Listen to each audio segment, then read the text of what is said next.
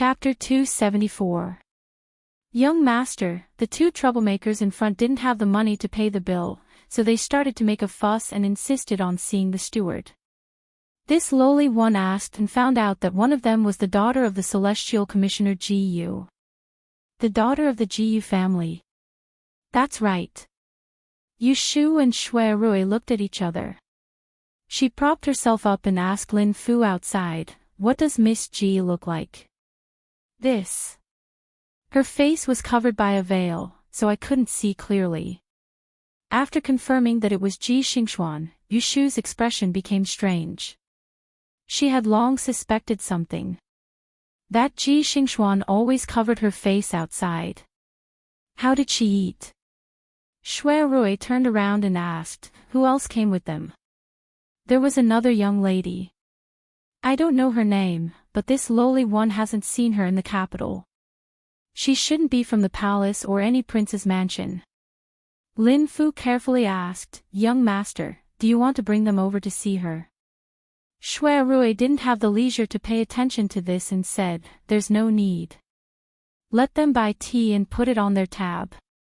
I'll send someone to their mansion to collect it tomorrow." "Yes." Lin Fu was about to leave when Yushu called out, "Wait. Miss, do you have any other instructions? How much did they owe for the meal?" Lin Fu replied, "A total of 150 taels." Yushu raised her eyebrows and smiled. If there was anything special about the Forgotten Machine building, it was that every word was expensive. Her monthly salary wasn't even enough to fill a table here. She had seen the restaurant's menu, and the most expensive dish was called Heavenly Fragrance of the Nation. It was made with 28 kinds of delicacies and 36 supplementary ingredients. Each dish cost an astronomical price of 100 taels.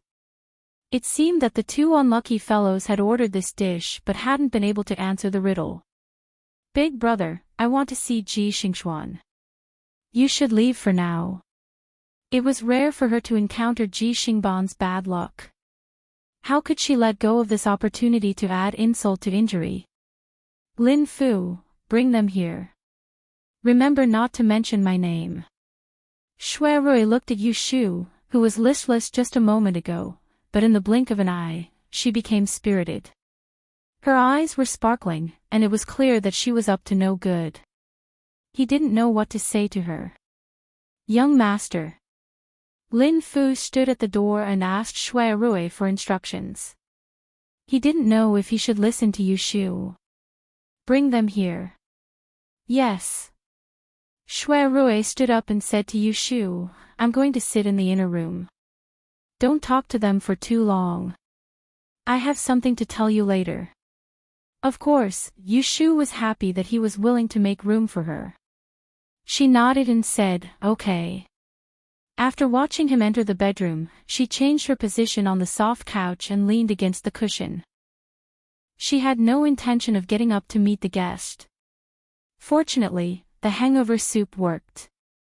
Other than a headache and drowsiness, her stomach was no longer uncomfortable and she still had some strength to bully others.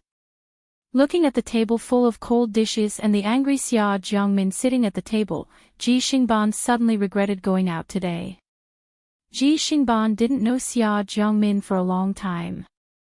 In the few times they met, she was well-behaved and sensible. Although she was a little lively and willful, it was not a big deal. Who knew that she would be so unruly when she made a fuss? It was very inappropriate for them to order so many dishes in this restaurant in the afternoon. They just answered 3 riddles wrong, so it was reasonable for the owner to pay the bill. However, the dishes were expensive and she didn't bring enough money. Xia Jiangmin even lost her purse on the way, so she couldn't pay for the meal and lost face. Ji Xingban knew that the owner of such a large restaurant in the south of the city must be rich and powerful. She did not want to report her family name for fear of offending the owner, so she planned to send a maid home to get the money. Unexpectedly, Xia Jiangmin quarreled with the owner of the restaurant and demanded to see the steward. She even revealed her identity in a moment of carelessness. Ji Xingban couldn't leave even if she wanted to. She could only wait patiently for the shopkeeper to report to the steward and apologize verbally. It was better than being a sinner. After waiting for a long time, the shopkeeper appeared again. "Mrs., our steward invites you to come with me." Xia Jiangmin immediately stood up and said to Ji Xingxuan, "Let's go, sister. Let's go see the steward and see if he dares to detain us." Ji Xingban pulled her back with a headache. Glancing at the shopkeeper who was pretending to be deaf and dumb outside the door, he whispered in her ear, "Minmin, don't make a sound later. Let me do the talking. Otherwise, if they deliberately make things difficult for us, we will be the ones to suffer." Xia Jiangmin nodded reluctantly. Leaving the two maids behind, the two followed Lin Fu downstairs, walked through the hall, and arrived at the backyard. "Ah, there is such a place behind this restaurant." Xia Jiangmin looked at the small clear pond in the courtyard, then raised her head to look around. Upstairs, full of lanterns lit up as if they didn't cost money. The lights flickered, and the vibrant colors were mesmerizing. She was momentarily amazed. Ji Xingban was also dazzled by the colorful scenery behind the building. When he came back to his senses, he saw Lin Fu standing under the smooth marble corridor and looking at them from outside a room. Realizing that he had lost his composure, he quickly pulled Xia Jiangmin forward to the door. Looking inside, they saw a small hall opposite the door. On the left and right were glass screens, and on the right were tortoise and crane lanterns. Looking inside, there was a soft red sandalwood couch with a pair of boots neatly placed on the feet. A person was lying on the couch with his back facing them. His head was in a high bun without a pink hairpin, and his lower body was covered by a yellow brocade quilt. It was hard to tell whether it was a man or a woman. "Miss, he's here. Come in." Ji Xingban heard Lin Fu's report and heard a hoarse voice from behind the door. Knowing that it was a woman, he pulled Xia Jiangmin in and greeted, "Greetings, Mississippi. My stomach is stuffed today. My younger sister and I were guests at your restaurant, and because it was fun, we answered a few lantern riddles. I didn't want to leave with enough money, and I've made things difficult for you. Please allow me to leave behind a token, and I'll send someone to settle the bill tomorrow morning." Yushu was lying on the bed when she heard the voice behind her. It really was that last Ji Xingxuan. Yushu snorted coldly and deliberately lowered her voice as she said, "You still have the nerve to say that?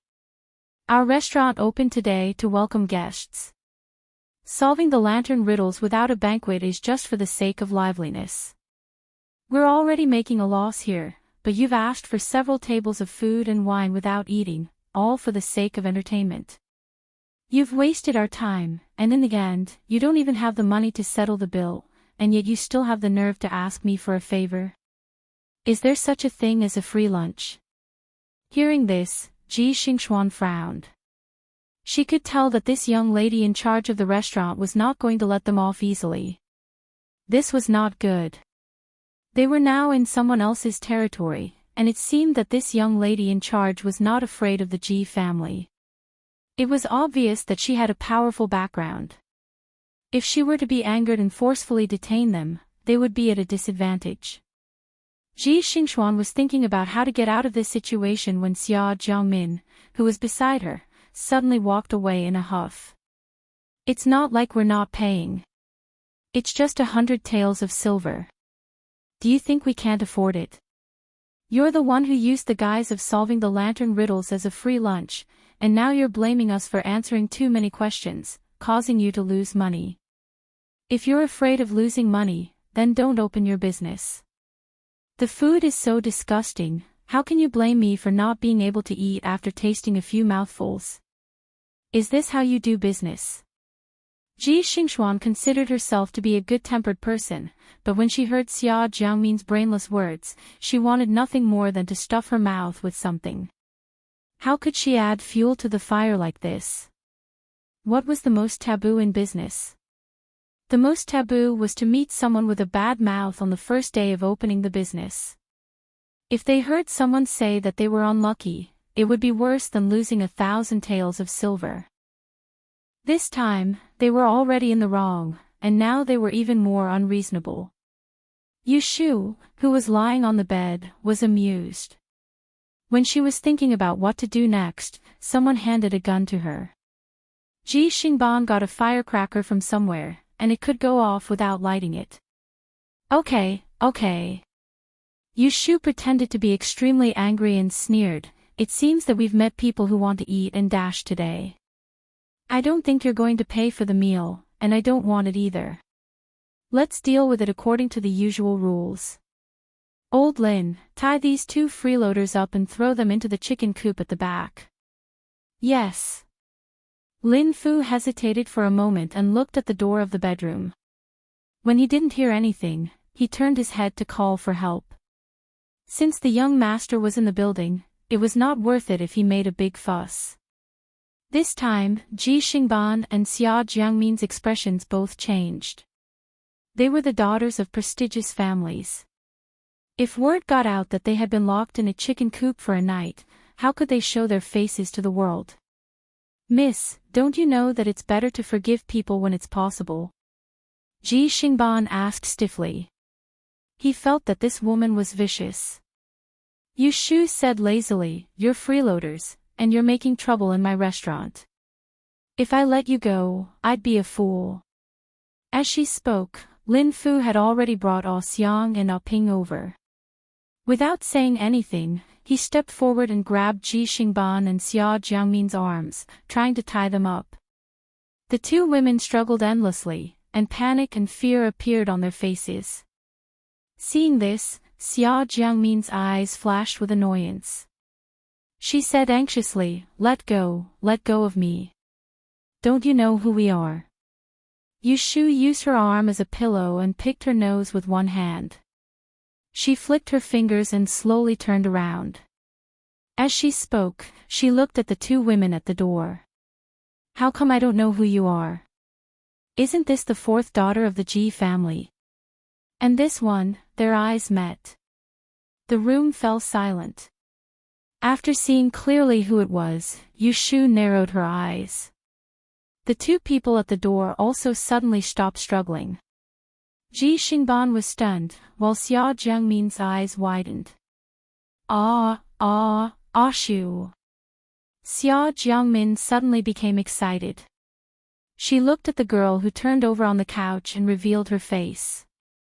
She was as delicate and dignified as a young man. When she saw this unforgettable face, her eyes instantly turned red. Many words were hidden in her eyes, but they were stuck in her throat. Ji Xingban suddenly realized and said in a low voice, "So it's you." Yushu glanced at Ji Xingban and then moved her eyes to the girl beside her. She swept her eyes back and forth between the 2 of them. Her eyes flashed, but her expression did not change. She said, "Oh, I was wondering who it was. Isn't this Ya Jiangshao?" "Sister." Xia Jiangmin felt a stab in her heart when she heard Yushu call her in such a distant manner. She had no time to think about it. She pursed her lips and felt extremely wronged. Tears fell from her eyes as she cried, "Zai, Ashu." Yushu's eyebrows twitched imperceptibly. Her mouth opened and closed. Looking at the girl who cried at the drop of a hat, she could not bring herself to frighten her as well. She could only curse her bad luck. Her head ached again, and she waved her hand in annoyance. "All right, let them go." Chapter 275. Yushu ordered the servants to untie Ji Xingxuan and Xia Jiangmin. She sat up from the couch and put on her socks. She sat up with her hands on her knees. She looked at Ji Xingxuan, who was tidying up her clothes, and Xia Jiangmin, who was staring at her in a daze. Her gaze shifted and she made a tisked sound. She said, "I was just wondering who had the guts to impersonate the young miss of Right Magistrate Ji's residence and come to our restaurant to behave atrociously. After all this commotion, it turns out to be the real owner. That's strange. Both young misses come from a well-educated and well-mannered family, yet your actions are so inappropriate. You've caused me to misunderstand and think that you're a fake. I hope you won't take offense. Ji Xingxuan had tidied up her hair. When she heard Yu Shu's words, a flash of anger flashed across her face. How could she not know that Yu Shu was deliberately making things difficult for them? She knew her identity but still made things difficult for them. First, she wanted to throw them into the chicken coop, then she ordered 2 vulgar servants to grope them. She had gone too far. However, Yu Shu's words made up for her mistake. She had turned her back to them earlier, saying that she thought someone was impersonating her. Her words were true and false, making it impossible for anyone to find fault with her. Instead, she blamed them for their indecent behavior, causing others to think that she was the good and bad guy. Ji Xingxuan's mind was full of thoughts, but Xia Jiangmin didn't think too much. She didn't think too much about why Yu Shu became the manager of this restaurant because she didn't understand the relationship between Yu Shu and the Ji family. At this moment, she saw Yu Shu's displeased expression and the way she looked at her, so she assumed that Yu Shu was angry at her for speaking indiscreetly and causing trouble in her restaurant. Xia Jiangmin was anxious and wanted to explain, but when she turned her head and saw Ji Xingxuan's wandering eyes, she bit her lips and swallowed her words. 2 young misses, don't just stand there. Write an IOU and quickly go home. Tomorrow, send someone to deliver the money to the restaurant. Look at this matter. Yu Shu saw that she couldn't continue and didn't want to waste her breath. She waved for Lin Fu to fetch a pen and paper, acting like a magnanimous adult. Lin Fu was a shrewd man. He could see that Yu Shu and these 2 young misses did not get along, so he deliberately asked, "Miss, how much should I write on this note?" Yu Shu impatiently glared at him and said, "Why are you asking me this? How much did they eat today? Don't you know how to calculate the bill?" Lin Fu let out a sigh and turned around to ask Guo Lu to get the abacus. He made a series of calculations on the spot and smiled at Ji Xingxuan and Xia Jiangmin. "Ladies, you've eaten a total of 62 dishes and 3 jars of wine today. That's a total of 2,136 taels of silver taels. Do you want to split the bill or who's going to pay?" Ji Xingxuan's expression changed. She frowned and said, "Did the shopkeeper miscalculate? We did order a lot of dishes today, but we answered all the riddles correctly. There are only 3 left unsolved. Didn't you say 150 taels? For a meal to cost 2,000 taels, even a young miss like Ji Xingxuan could not help but be shocked. This was not an IOU, it was clearly extortion. Lin Fu turned his head to look at Yu Shu. Yu Shu sneered and said, "There's something you don't know. Today, we're opening our business to solve the lantern riddles. It's true that the dishes are free, but in order to guard against those freeloaders, there's another rule. If you don't pay after a meal, don't even think about getting a single dish, let alone a table of food. Seeing that we're all acquaintances, I'll let it go if I don't treat you as hooligans who dine and dash. But you don't even want to pay for your meal. Tell me about it." Hearing this, Ji Xingxuan knew that tonight was not going to be a good night. She had some understanding of Yu Shu and knew that she was not a kind person. If she did not sign the IOU tonight, she did not know what would happen. If things got out, they would be the ones who lost face. After all, people would only say that it was the young miss of the Ji family who did not pay for the meal. They would not be able to find fault with this restaurant. At this time, someone tugged on her sleeve. Turning her head, she saw Xia Jiangmin looking at her apologetically. Xia Jiangmin blushed and said, "Elder sister Xingxuan, let's split the bill." What else can Ji Xingxuan say? She knew that it would not be good for her to be entangled with Yu Shu tonight. So, she nodded and swallowed her anger before signing the IOU. Xia Jiangmin rushed to sign the IOU and turned her head to look at Yu Shu. She was trying to convey something to her. Unfortunately, Yu Shu did not even look at her. She took the IOU from Lin Fu and confirmed that the amount was 1,068 taels.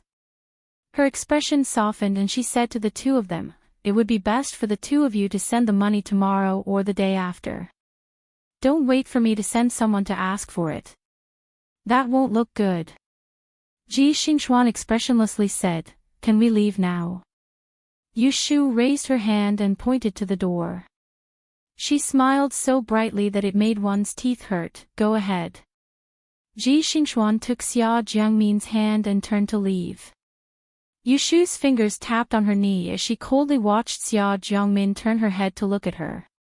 She seemed to want to say something but hesitated before disappearing.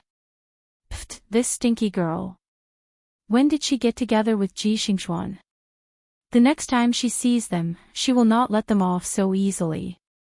Yu Shu didn't want to admit that she was feeling unhappy at this moment. When she heard the sound of the curtain moving, she turned around and saw Shui Rui walking out from inside. She passed the 2 promissory notes to him and said casually, "Here, I've recovered all the losses you suffered today."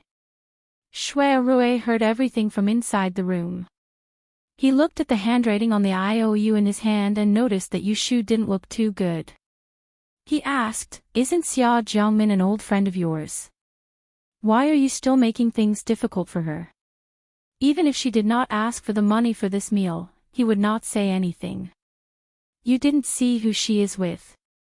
You don't know the grudge between me and the Ji family." Yu Shu's drunkenness suddenly kicked in again.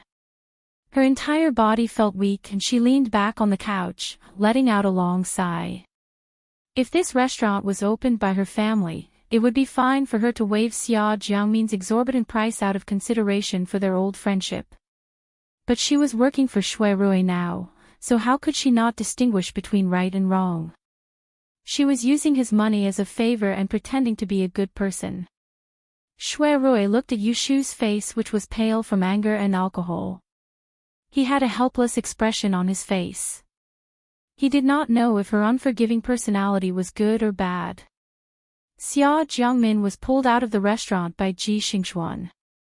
The 2 servant girls followed closely behind. They could see that their mistress was angry and did not dare to ask more. Ji Xingxuan turned back to look at the big plaque in Wang Jilu. Her eyes darkened. She turned back and saw that Xia Jiangmin was in a daze. Her face was green and red. She thought that she was frightened and had not regained her senses. She pinched the back of Xia Jiangmin's cold hand and said warmly, "Min Min, don't be afraid. It's all right now. That Yu Shu was just scaring us. She did not dare to capture us and lock us up in the chicken coop." Xia Jiangmin nodded hastily. She did not listen carefully to what she said.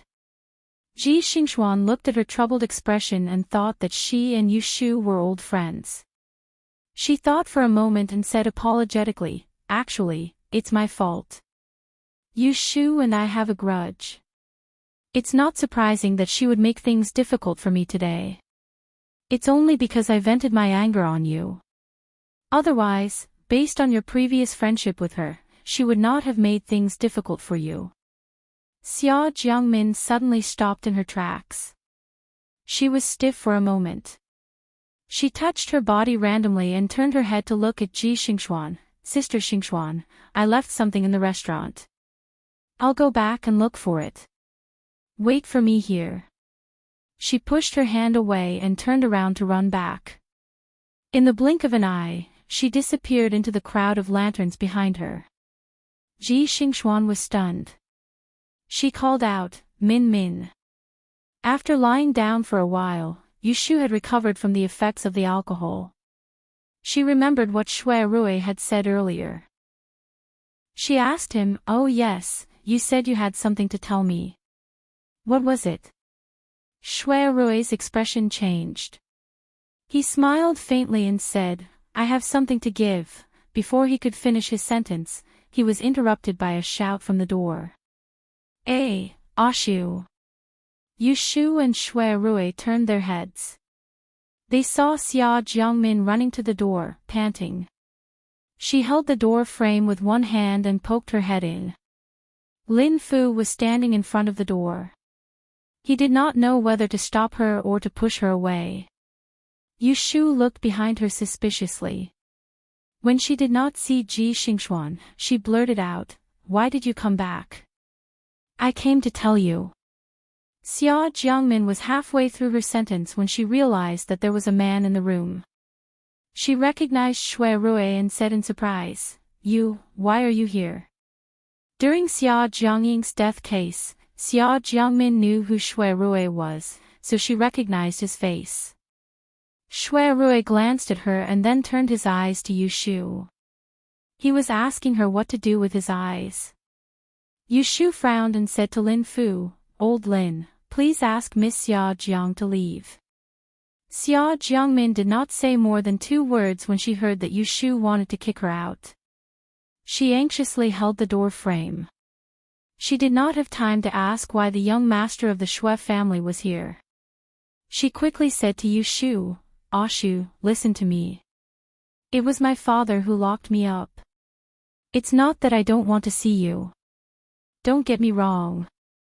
I asked someone to send you a letter when I went out a few days ago. I heard that you moved. Also, I didn't come to this restaurant to cause trouble. I came here because, she clenched her fists and looked embarrassed. She was so anxious that she stamped her feet, alas. I can't say it. Ashu, I have to go back as soon as possible.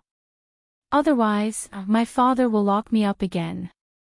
Please don't be angry with me. I will send someone to send you a letter later. I have a lot of things to tell you. I have to go first." Yu Shu was confused after listening to her words. When she was about to ask for details, Xia Jiangmin said goodbye and ran away without looking back. "Hey! Don't go, Mingming!" Yu Shu shouted and was about to sit up from the bed. But because she got up too fast, she felt dizzy and her stomach turned. She opened her mouth, bent down and vomited on the ground. A strong smell of alcohol filled the air. Chapter 276. It was midnight, and the people in Anling City were still awake during the Lantern Festival. Tens of thousands of houses were lit to celebrate the festival. Even the dark alleys in the city were brighter than usual. Jing Chen entered the city at night and avoided the crowd. He walked into an alley near the street. The lanterns under the eaves elongated his shadow until he stopped in front of a door. He raised his hand and touched the lock of the door. When he heard the sound of the door opening behind him, he took 2 steps back and jumped onto the wall. He jumped into the courtyard and disappeared before his neighbors went out. It was dark in the small courtyard. He turned around and walked into the big house. He pushed the door open and lit the candle on the table with the faint moonlight behind him. The central room was instantly lit up. Although the candlelight was dim, it was enough to illuminate the situation in the room. On the 4-corner wooden table that they often used to eat, there were several bowls and plates. They were all upside down. When he opened them, he saw porridge and vegetables, all vegetarian dishes. Chopsticks and spoons were wrapped in a handkerchief and placed aside. There was a pot of tea and a piece of paper under a plate. He opened it and saw a row of charcoal black handwriting, "Jing Chen, I don't know when you will come back. I have prepared food on the table in advance. Try it and see if it is not spoiled. There is firewood and water in the kitchen. You can wash it with hot water. There are clean clothes on the bed in your room and the bedding has been changed. Have a good rest and wait for me to come back." At the end of the letter was the 14th of the 12th lunar month. There was no signature, but a small fish was drawn on it. Jing Chen read the letter a few times, closed his eyes, and recited a few words to calm his heart. Only then did he carefully fold the letter and keep it in his arms. He sat down at the table to eat. He did not eat much, but he almost finished all the dishes. Then, according to the instructions in the letter, he boiled water to wash and returned to his room to change his clothes. Then, he lay on the bed, covered with a slightly damp quilt. For a whole 24 nights, this was the first night he was able to sleep peacefully. Yushu woke up from her dream. She opened her eyes and saw the moon-white bed curtain. She groaned and sat up slowly. She rubbed her forehead and recalled last night. She vaguely remembered that after she vomited, Shui Rue asked Shuqing to take care of her. They helped her upstairs to change her dirty clothes and drank some hangover tea. Then she fell asleep. During this period, she seemed to wake up a few times to relieve herself. She didn't know if it was Xiao Qing or Xiao Dai who served her. Ouch! Yushu held her dizzy head and wanted to get out of bed. As soon as she moved, the curtain was lifted and Xiao Dai walked in with a tray. Seeing that she was barefoot on the bed, she hurriedly put down the tray and went forward to help her up. She said, "Don't move, Mississippi. Go back to bed and lie down. You are sick." Yushu was pushed back and covered with the quilt. She opened her mouth in confusion and her throat hurt. "I am sick." "Yes, Mississippi. You had a fever last night when you were drunk. Elder sister Xiao diagnosed that you had a cold, so she asked this servant to boil the medicine. Drink it while it is hot." Xiao Dai put a pillow behind her back and brought the bowl of medicine to her. Yushu raised her hand and touched her forehead. It was a little hot. She frowned and drank the bowl of bitter soup. She leaned against the headboard weakly and watched Xiao Qing bring in hot water to wipe her hands and face. She thought of Jing Chen's previous warning and felt depressed. She tried to defend herself but still couldn't escape this illness. Fine, Jing Chen said that she had to be slightly sick in order to survive this disaster. Xiao Dai, there is a small white medicine bottle in the clothes I wore yesterday. Bring it to me. Yushu ordered a maid to bring the medicine bottle. She poured out a millennium pill and drank it with warm water. Then she asked them, "Where is your young master? Did he go back last night?" Xiao Qing said, "Young master left in the morning. He left a message for Miss to rest in Wangji building for 2 days. He will send someone to the mansion to explain." As for where the residence was, it could only be the Ji residence. Yushu had a clear idea in her heart. Shui Rui had always been thorough in his work. Even if she didn't say anything, he would have arranged everything properly. Thus, she laid back down in relief. Leaning against the pillow, she fell asleep again. In her hazy state, she wondered if Jing Chen had returned home and eaten yet. Xiao Qing and Xiao Dai saw that she fell asleep, so they left one of them in the room to take care of her. The other left quietly and went to the room downstairs to report, "Young master, Miss has woken up." She drank the medicine and fell asleep again. When she asked about you, this servant said that you had left. Shui Rui leaned on the short couch and put down the scroll in his hand. He pressed his fingers between his eyebrows and got up from the couch. He whispered, "Ask old Chui to prepare the carriage." Yes. The carriage drove to the corner of the street and suddenly stopped. Shui Rui, who was resting with his eyes closed, was woken up. He frowned and asked, "What's wrong?" Old Chui said, "Young master, there are a lot of people at the intersection in front. They seem to be reading the announcement. There are too many people and we can't pass. Take a detour." Lao Chui responded, turned the car around, and drove to the side of the street. Who knew that he would be blocked again after driving for 2 streets? Similarly, a group of people gathered at the intersection to look at the announcement. Fortunately, there weren't many people this time. He was afraid that he would make Shui Rui unhappy if he stopped again, so he slowed down the car and tried to squeeze through the roadside. The buzzing sounds of discussion from the roadside inevitably drifted into the car, intermittently. Hey, brother, did you see what's written on the announcement? I heard that Princess Yizitong, who was born 20 years ago, still has a son. Is it true? Isn't it written in black and white? Don't you know how to squeeze in to see it yourself? Go away, don't block the way. I want to look for him on the street. Maybe if I meet this noble, I can go to the yamen to get a reward. Where are you going to look for him? Do you know anyone? Hey, you are so annoying. Didn't I tell you to see it yourself? There is a portrait on the announcement. Are you blind? Shui Rui suddenly opened his eyes and ordered outside the carriage, Old Shui, stop. Young master, what's wrong? What's going on outside? It's so noisy.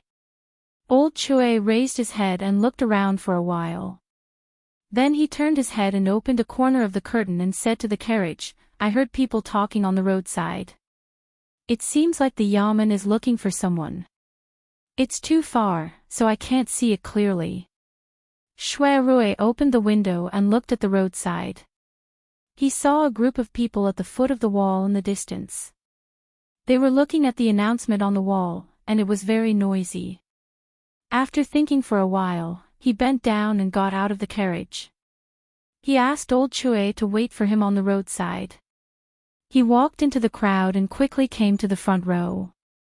He looked up and saw the announcement on the wall. The first thing he saw was the portrait of a half-body man. The man's facial features were very similar to each other. His eyebrows were like swords, his eyes were like stars, and his face was handsome. He moved his eyes to the announcement on the side and saw the words, Celestial Commissioner's Edict. In the past, there was Yunhua who changed his son to cleanse the world. He was betrothed to Princess Liue. They were a match made in heaven. Unfortunately, he died young. One of them went to the Dao sect. In order to fulfill his parents' wish, he represented the Dan royal family and worshipped the three pure ones.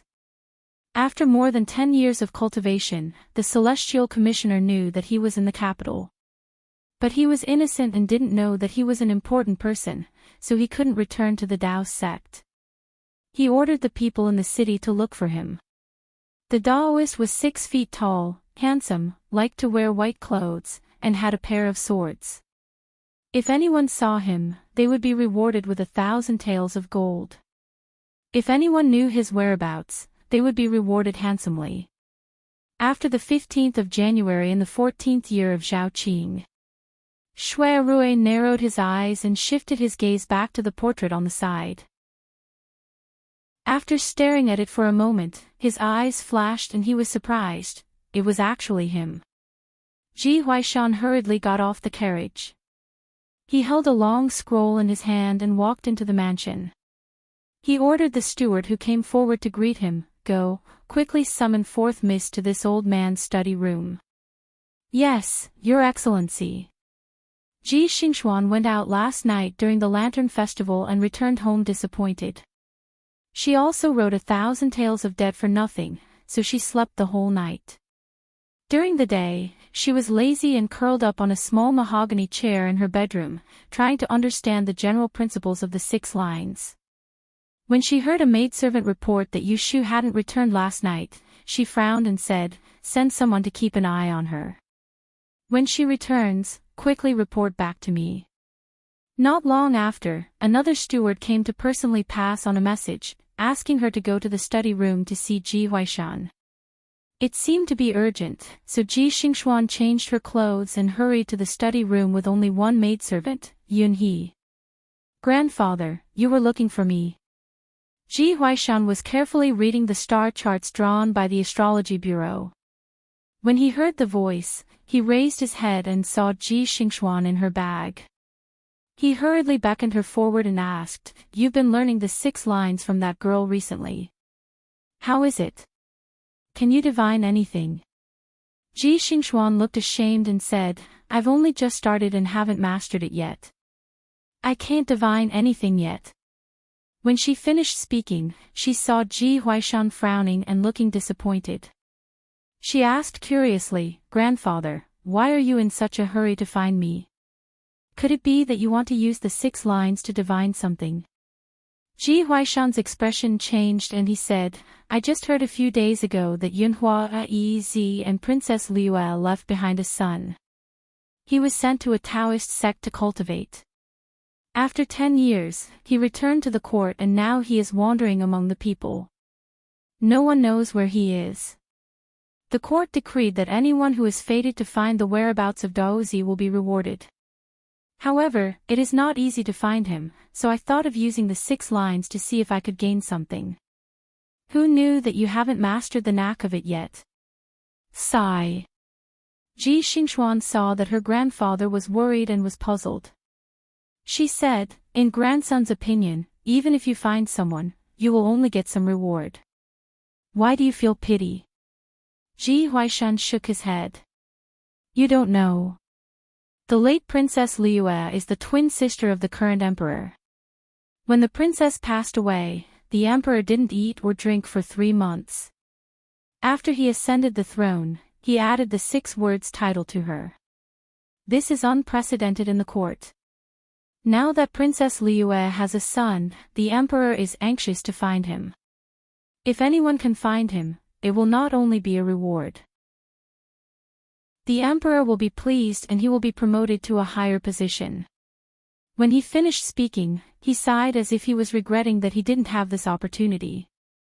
He picked up the long scroll on the table and handed it to Ji Xingxuan. He said, "This is the announcement that was issued by the Celestial Commissioner this morning. You should take a look." Ji Xingxuan took it and opened it to read. Unsurprisingly, her attention was attracted by the man in the painting. At first glance, she felt that he looked familiar. She was suspicious and read the announcement again. Then she stared at the handsome man in the painting and thought about it. She was good at reading people's physiognomy, and she had learned the art of physiognomy. As long as she had seen someone before, she would have a photographic memory. Although the person in the painting was only 70% similar, she was almost certain that she had seen this person before. Chapter 277. Shui Rui alighted from the carriage in front of the residence. Just as a silver sedan with a dazzling silver cover left the door, the second in command of the Shui family, Su Li, stood on the stone steps and watched respectfully as it left. When he turned his head and saw Shui Rui, he came down the steps to welcome him. Eldest young master has returned. Shui Rui looked at the sedan that was moving further away and turned his head. Whose sedan is that? For a sedan to have a dazzling silver cover, it must be an official of the 3rd rank and above. There were only a few of them in the imperial court. Su Li answered, "It is the junior supervisor of the Celestial Commissioner, Sir Ren." Oh. Shui Rui was slightly surprised. The Celestial Commissioner, Ren Qishu, was the first person appointed by the Grand Advisor. He held a high position but was eccentric. He did not have much contact with the Shui family. He did not know why he had come today. Where is grandfather now? Sir is meditating in the South Pavilion. Shui Rui turned to enter the residence and went to the South Pavilion to see Shui Lingnan. Minister Shui had just received a guest and there was still tea left on the stone table. A gold-plated lion head cauldron had been lit not long ago. He was burning incense. When he saw Shui Rui enter the pavilion, he asked, "You did not return last night?" He drank a few cups with the 9th Highness and the others, so he had a hangover in the restaurant. Shui Rui looked at the extra teacups on the table and asked, "I saw the junior supervisor's sedan leaving just now. May I know why he came today?" Shui Lingnan shook his head. "Just talking about an old matter." Shui Rui saw that he did not want to talk about it in detail, so he did not pursue the matter. He talked about the announcement he saw on the way back. After Shui Lingnan heard this, he said, "I already know about this matter. This is an errand that the Emperor assigned to the Celestial Commissioner. There is no need to care about it. Leave it to others to worry about." With the status of the Shui family in the imperial court, they did not need to do these extra things to please the emperor. However, Shui Rui deliberately mentioned it in front of Shui Lingnan. He had other thoughts. "I have never heard that the son of Yunhua had a descendant. Have you heard about it long ago?" Shui Lingnan recalled, this matter was spoken of a long time ago. No one has mentioned it in recent years. Back then, Yunhua and Princess Liyue did indeed have a son.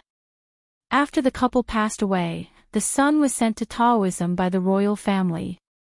It was said that he was carrying out the wishes of his parents. This matter gradually faded from people's minds. Shui Rui asked suspiciously, then why did you not send someone to receive him? Instead, you allowed him to go back and forth alone. He disappeared without a trace and then came back to look for him so openly. Shui Lingnan pinched the tip of his beard and looked at him. After a moment of silence, he slowly told him the hidden story. Why did you not send someone to receive him? What do you think Prince Xiang did when he left the capital last year? He used the excuse of sightseeing to go to Mount Longhu to receive the Daozi. Who knew that he would come back empty-handed? Prince Xiang returned to the capital alone. He had brought the portrait of the Daozi with him. On the way, he searched for him but he returned empty-handed. Even the portrait was lost on the way. Because of this, His Majesty flew into a rage. Prince Xiang admitted that he did not do his job well and closed his doors. When Shui Rui finished listening to the whole story, he was very shocked. After thinking for a moment, he came to a sudden realization. In that case, the lost item that I asked someone to help Your Highness find during the grand examination this year was that Daozi's portrait. Shui Lingnan nodded. Shui Rui was bewildered in his heart. Since the portrait was lost, then where did the portrait on today's announcement come from? Could it be that the portrait was found? That's not right. It hasn't been long since the scroll of the grand examination was sealed, so how could it be that fast? He pondered in his heart and felt that there was another possibility, so he probed, all these years, could it be that the ninth prince has been cultivating together with the descendants of Yunhua? A few days after the ninth prince returned to the capital, the Celestial Commissioner posted a notice to look for the descendants of Yunhua and Princess Liyue. There was even a portrait. This made it hard for Shui Rui not to link these two matters together. Yes, they are cultivating with the same sect. Not only did Shui Lingnan's words affirm Shui Rui's guess, it also made Shui Rui think even more in his heart. The ninth prince, Lu Tan, was younger than Shui Lingnan and was the only son of his aunt, imperial consort Shui. Due to his frail body, Lu Tan left the capital to learn the Tao at a young age and returned to the capital once every 3 years. Since childhood, Lu Tan and Shui Lingnan were cousins, so they could be considered to be close. It wasn't that Shui Lingnan hadn't heard Lu Tan talk about the matters of the Tao all these years, but he had never heard Lu Tan mention the descendant of Yunhua Yi and Princess Lu Yu. Now it seemed like Lu Tan had intentionally concealed it. Looking at his grandfather's attitude, it did not seem like it was the first day he found out about this, yet he did not mention a word about it, and only told the Daoist today when he returned to the capital. Shui Rui pondered over it, and suddenly, he understood. He understood why his grandfather asked him to befriend the seventh prince, Lu Hao, and why he asked him to find an excuse to turn against the seventh prince. It was inevitable to talk about the situation in the imperial harem. The current emperor had 1 empress and 3 concubines. The eldest son was the empress, but he died young. The empress was sick and weak. There was only 1 daughter left, and there was no hope for her to continue. Then, there was his aunt, imperial concubine Shui. More than 10 years ago, she gave birth to a son, Lu Tan. She lived in the mountains all year round. Because she was far away from the court, the important officials didn't pay attention to her. There was also concubine Lv Xian, who gave birth to 3 sons. Unfortunately, the 3rd prince died of an illness at the age of 6, the 5th prince drowned at the age of 4, leaving behind the 11th prince, who was young and immoral, who followed behind Lu Hao all day without any limelight. Finally, there was the 7th prince, Lu Hao's birth mother, concubine Yin Shu. Concubine Shu came from a military family. Her father was the first assistant of the late emperor's cabinet. He was bestowed the title of Tiger General who protected the country. He was good at fighting and had outstanding military service. 6 years ago, when he died, the emperor personally sent him off with his coffin. After his death, he ordered his son, Peng, to inherit the title of duke. The Yin family was a noble family. They were only below the emperor's surname. They were the most prosperous family in the capital. Even the Shui family, who had served the emperor for 6 generations and 3 generations of elders, had to temporarily follow behind them. The crown prince had not been appointed, and the eastern palace had no ruler. However, everyone in the court knew this. Most of them privately saw Lu Hao as the future emperor. There were countless people who wanted to flatter him. Because Lu Hao was talented in both literature and martial arts, no prince could compare to him. When Shui Rui and Lu Hao were friends, he was still young and full of vigor. He once thought that Lu Hao was courting the emperor and showing weakness to the Yin family. He had no intention of taking the position. Now, it seemed that Lu Hao's actions that day were just to deceive people and confuse them. It was not that he did not want to, but it was just not the right time. 2 months ago, he and Lu Hao had a falling out, so the two families did not have any contact. Although there were discussions in the capital, they were only rumors and did not involve anything important. It was probably because Lu Tan was still in the mountains and no one knew about it. Shui Rui thought that his grandfather must have known that Lu Tan was going to return to the capital at that time. After he returned this time, there was no need for him to go back. Therefore, he let him and Lu Hao cut off contact in advance. It was better than having a falling out now and being criticized by others. It was so that outsiders could not understand the position and attitude of the Shui family. How could such a painstaking arrangement not have any ulterior motives? After thinking about this, Shui Rui looked at the old man in front of him again. He was in awe and a little heavy. Qing Bai, you were brought up by grandfather. Your father passed away early and your mother was weak. Grandfather knew that you were smart and sensible and you were more competitive than others since you were young. Therefore, he did not hide many things from you. We are the only branch of the Shui family, but we do not have many children. Your second uncle is like that, so we cannot count on him. Grandfather has always been strict with you because he has high hopes for you. In the future, the rise or fall of the Shui family, whether it is a blessing or a curse, depends on whether you live up to expectations. Shui Lingnan suddenly sighed with emotion, and then he stood up from the cushion before raising his hand to pat Shui Rui's broad shoulder.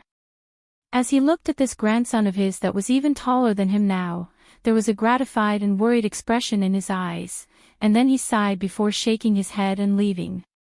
Leaving Shui Rui alone in the pavilion to think. After drinking the medicine soup, Yu Shu woke up in the afternoon. Her headache was much better, but her throat was dry and her nose was blocked. She still had cold symptoms. Seeing that she had woken up, Xiao Dai and Xiao Qing hurriedly poured tea for her and helped her up from her seat. After a while, Lin Fu heard the news and came in. He stood outside the door and reported that the Ji family and the Xia Jiang family had each sent a box of silver this morning. They took the IOUs and asked her how she was going to deal with the large sum of money. In fact, because the 2 boxes of silver were personally asked by Yu Shu last night, he didn't dare to make the decision to keep it in the account. Yu Shu felt uncomfortable, so she did not think about what Lin Fu was thinking. She said in a rough voice, "Just take it into the income of the restaurant." "How much did we lose yesterday? Let me have a look at the account book." Hearing this, Lin Fu beamed with joy. "Including this money, we actually made more than 400 taels yesterday. I will go and get the account book for you." Originally, when they opened the restaurant on the first day, they planned to lose money with the excuse of free food and wine. Unexpectedly, they made a profit after the 2 suckers paid the bill. After a while, the detailed account book of yesterday was sent to Yu Shu. She glanced through it and did not find anything wrong. Then she asked Lin Fu about the business today. Hearing that there were many customers, she was relieved. She was afraid that the customers yesterday would be scared by the price of the dishes in the forgotten airport and would not dare to come again. It seemed that there were still many rich people in the north of the city. After dealing with the business, Yushu asked Lin Fu, "Is the kitchen busy now?" "I'm not in a hurry. The excitement of lunch has passed." "Miss, you must be hungry. What would you like to eat?" "I'll ask the kitchen to make it." Lin Fu's attitude towards Yushu was obviously warmer and more attentive than yesterday. The first reason was that he had seen Yushu's temper at the banquet table with the nobles yesterday. He knew that she wasn't someone to be trifled with, so he was afraid of her. The second reason was that she had dealt with those two troublemakers with just a few words last night. He had seen Yushu's methods and knew how powerful she was, so he was convinced. "See if there is any light porridge soup. Bring me a bowl and make a few vegetarian dishes. Find a food box to put them in." Yushu paused and said, "No matter how much you spend, put it on my account. Don't confiscate it." Lin Fu hesitated for a moment. He remembered that Yushu asked him about the sea-based soup last time, so he did not say anything and left. Yushu put on her clothes and sat up from the bed. She asked the maidservant to fetch water for her to wash up, changed into a clean robe, and combed her hair. Xiao Qing saw that she was ready to leave after tidying up, so she persuaded, "Miss, are you going back? Young master ordered you to rest here for 2 days. It is more convenient with this maidservant serving you." At this time, Yushu was thinking about Jing Qin. Now that her body had recovered, she could get down from the bed. How could she be willing to stay any longer? She coaxed them a little and called Gue Lu over. She gave him some silver to hire a sedan chair. After eating the porridge, she carried the food box and left on the sedan chair. Chapter 278. Yushu drowsily sat on the sedan chair and took a nap. She didn't hear the occasional chatter on the road. When she arrived at the south of the city, the sedan chair stopped at Huixing Street. She yawned and got down with the food box. She looked left and right and used a round fan to cover half of her face. Then she turned into an alley. Thinking about it, there were not many people during the Lantern Festival last night, so she didn't see anyone on the road. She quickly walked to the door of the small courtyard, took out the key, and unlocked the lock. Then, she put the lock on the knocker and entered the courtyard in a flash. She gently closed the door and dropped the bolt. When she turned around, she saw a slender figure wearing a clean white robe in front of the door of the west room. Her eyes widened in surprise, and she quickly ran up to him, saying in a low voice, "Jingchen, you're back." Her joy could not be expressed in words. Looking at the girl in front of him, Jingchen smiled faintly and nodded. He then noticed that her voice was different. He looked at her face and noticed that there was a trace of illness. He did not think much and put his hand on her forehead. He felt that the back of his hand was slightly hot. He immediately frowned. "You're sick." Yushu made an "oh" sound. She felt that his hand on her forehead was cold. She shrunk her neck and pulled down his sleeve. She led him to the big room. She saw that the empty dishes on the table had been washed and muttered, "Why did you wash them?" She pointed to a stool and asked him to sit. She put down the food box and said, "I just got sick last night. I drank the medicine and the doctor looked at me. It's not a big deal. I'll be fine in 2 days." Jingchen saw that she did not care and was still worried. He asked, "The prescription I gave you, did you make the medicine? Did you take it on time?" "Yes, I take it every day." Yushu took out the white bottle of medicine and handed it to him. She placed the bowl and chopsticks. Jingchen unplugged the bottle stopper and took a whiff of the medicinal fragrance. He shook his head in pity and said, "This pill has been boiled, but its quality is lacking. It lacks 30% of its medicinal efficacy. After you finish eating these, I will make more for you." "Okay, you eat first." Yushu handed him the chopsticks and sat opposite him. She held her chin and looked at him with a smile. "When did you come back?" Jing Chen said, "Last night." He paused and asked her, "Did you bring the adversity blocking stone?" "Always." "Where's your sword?" "It's on the bedside." "Where did you stay last night?" Jing Chen leisurely ate his meal, and the two of them asked each other about each other. That night when they parted in the suburbs in a hurry, Yushu did not have the time to tell him in detail. She took the opportunity while he was eating to roughly tell him what happened after he left. She only omitted the part where she went out to look for him in the heavy snow that day, and the part where she almost missed the strange arts examination. "After you left, I passed the Dian exam and recognized Aunt Hui as my godmother. When Brother Shui came back from outside the capital, I asked him to find out about your whereabouts. When I found out that you left the city on the day you left, I thought of looking for you near the strange cloud temple." Jing Chen put down his chopsticks. When he thought of the situation when he saw her in the forest that night, he felt extremely guilty and said, "I'm sorry, I made you worry." Yushu touched her nose and whispered, "It's not your fault." Although that day in the forest, the two made it clear that they could no longer talk about love affairs and become old friends, but when she saw him today, she still felt close and there was no awkwardness. "That's right." Jing Chen asked, "When we parted that night, you said that you are now living in the Ji family, the family that your mother remarried. What happened? Didn't they kick you out in Yang?"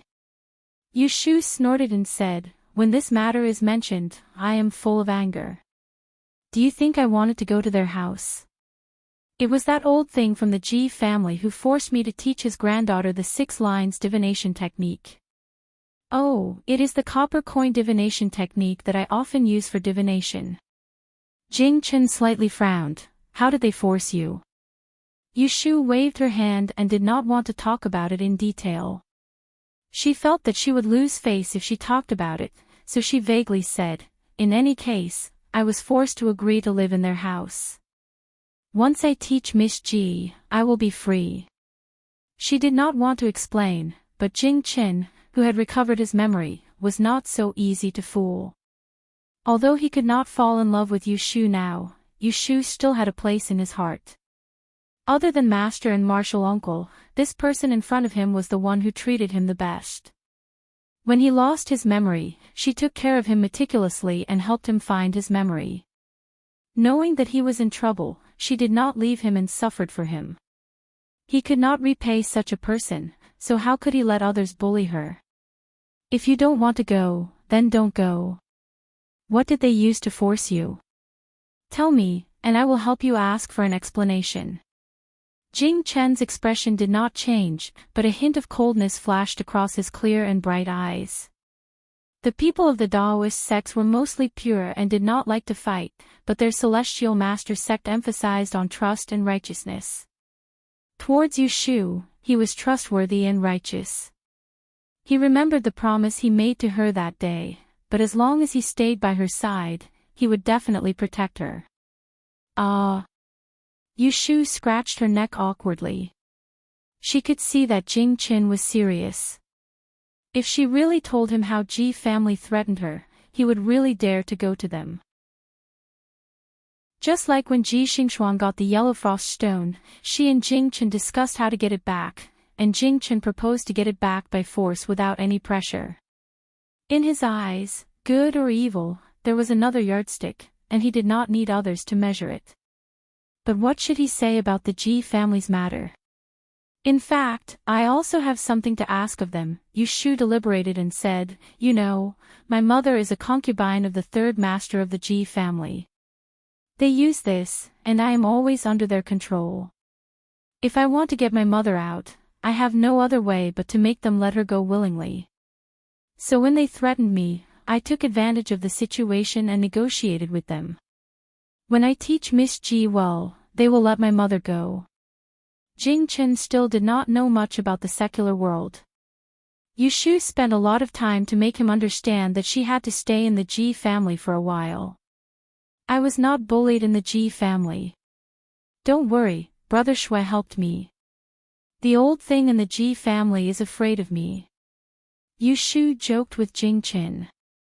She did not want him to pursue the matter further, so she quickly changed the topic. By the way, didn't you say that you were going to find out the whereabouts of the Lifebreaker after returning to the capital? Where do you plan to find out? Jing Chen's attention was indeed diverted by her. He answered truthfully, Master said that the great advice of the Celestial Commissioner in the capital knows my background.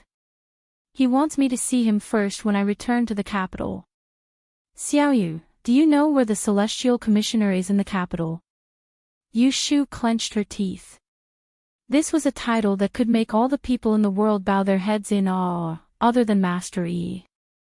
Just hearing it in one's ears was enough to make one feel intimidated. I know the way to the Celestial Commissioner. Yushu looked at Jing Chen worriedly and hesitated, but if you go there so rashly, will, seeing her stuttering, Jing Chen asked in confusion, could it be what? Yushu suddenly got up from the stool. She rubbed her fists and paced back and forth in front of him a few times. She turned around and stopped. Finally, she could not help but speak out her doubts these days. I want to talk about you being killed on the road. Didn't you say that the imperial family sent someone to pick you up? But you were seriously injured and abandoned in the river. Not only did you almost lose your life, but you were also buried with silver needles. You lost your memory and lost your voice. Until now, you still can't remember who did this to you. Jing Chen, have you ever thought that the person who ordered this to kill you is most likely in the capital? You suddenly showed up and didn't know the enemy's situation. It's hard to guard against them. What if they secretly killed you again? Hearing this, Jing Chen's expression changed. After a moment of silence, he said helplessly, it's not that I haven't considered what you've said. I also know that someone has intentionally harmed me, but I can't remember that part of it. I don't know who did it. Moreover, even if I remember, I might not know who ordered it. Xiaoyu, do you understand what I mean? Of course, Yushu understood. Jing Chen was the son of Yi Zihe and the princess. He was a relative of the imperial family. No matter who wanted to kill him, they would not easily reveal themselves. When he recovered his memory, he could at most remember a few faces. However, Jing Chen lived in the mountains all year round. This was the first time he left the mountains, so how could he recognize who was who? In my opinion, it's better if you don't show up rashly. The last time you left, you didn't even finish drinking the medicine. The reason why your memory is incomplete must be because of this. Why don't I go back and ask Godfather, and let you drink some medicine for a few days to see if it can help you recover? How much can you remember? If there are any clues, it will be easier to find the person who harmed you in the future. Otherwise, if the other party knows that you are safe and sound, they will definitely think of ways to harm you again. Yushu was no stranger to having her life on the line. When Bai Qing and Qiu Biao found her in the capital, they had been bent on killing her. During that time, she had been living in fear, as if there was a knife on her back. It was only when she saw the two people being beheaded in public that she was able to rest easy. Now that Jing Chen was in the same situation, she could empathize with him. She was afraid that he would be in danger again, so she had to consider everything carefully. That's good too. I'll stay for a few days and make plans later. Jing Chen accepted Yushu's suggestion. He left the sect and went to the capital to experience life and death alone. She was the only person he trusted. The two discussed for a while more.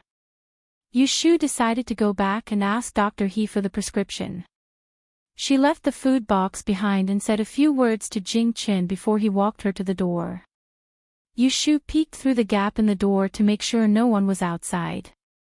She opened the door and went out. When she turned around to close the door, Jing Chen stopped her with one hand. Xiaoyu. Yu Shu raised her head and saw Jing Chen. His eyes were as clear as ever, and they were filled with trust. It was a purity that she had never seen in anyone else. Such a clean gaze calmed her heart. Thank you. Hearing these two words, Yu Shu's mouth twitched. She reached out and punched him in the chest. What are you thanking me for? I'm leaving. Chapter 279. Reporting to your lordship and young miss, this lowly one went to Wangji Tower in the morning to deliver the money. After that, I kept an eye on the area nearby and saw Miss Yu, who has been living in the estate recently, come out from the back door in a sedan chair. She went to the south of the city and entered a small courtyard on a street called Huixing Street. She stayed for a short while before leaving.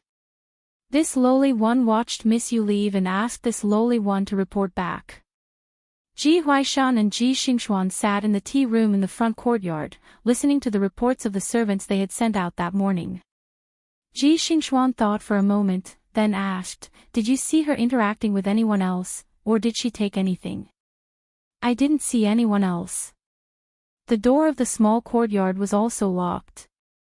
"Oh, that's right, she seemed to be carrying a food box. It was there when she went in, but it was gone when she came out." Ji Xingxuan's eyes flashed and she turned to Ji Huaishan and said, "Grandfather, this matter is strange.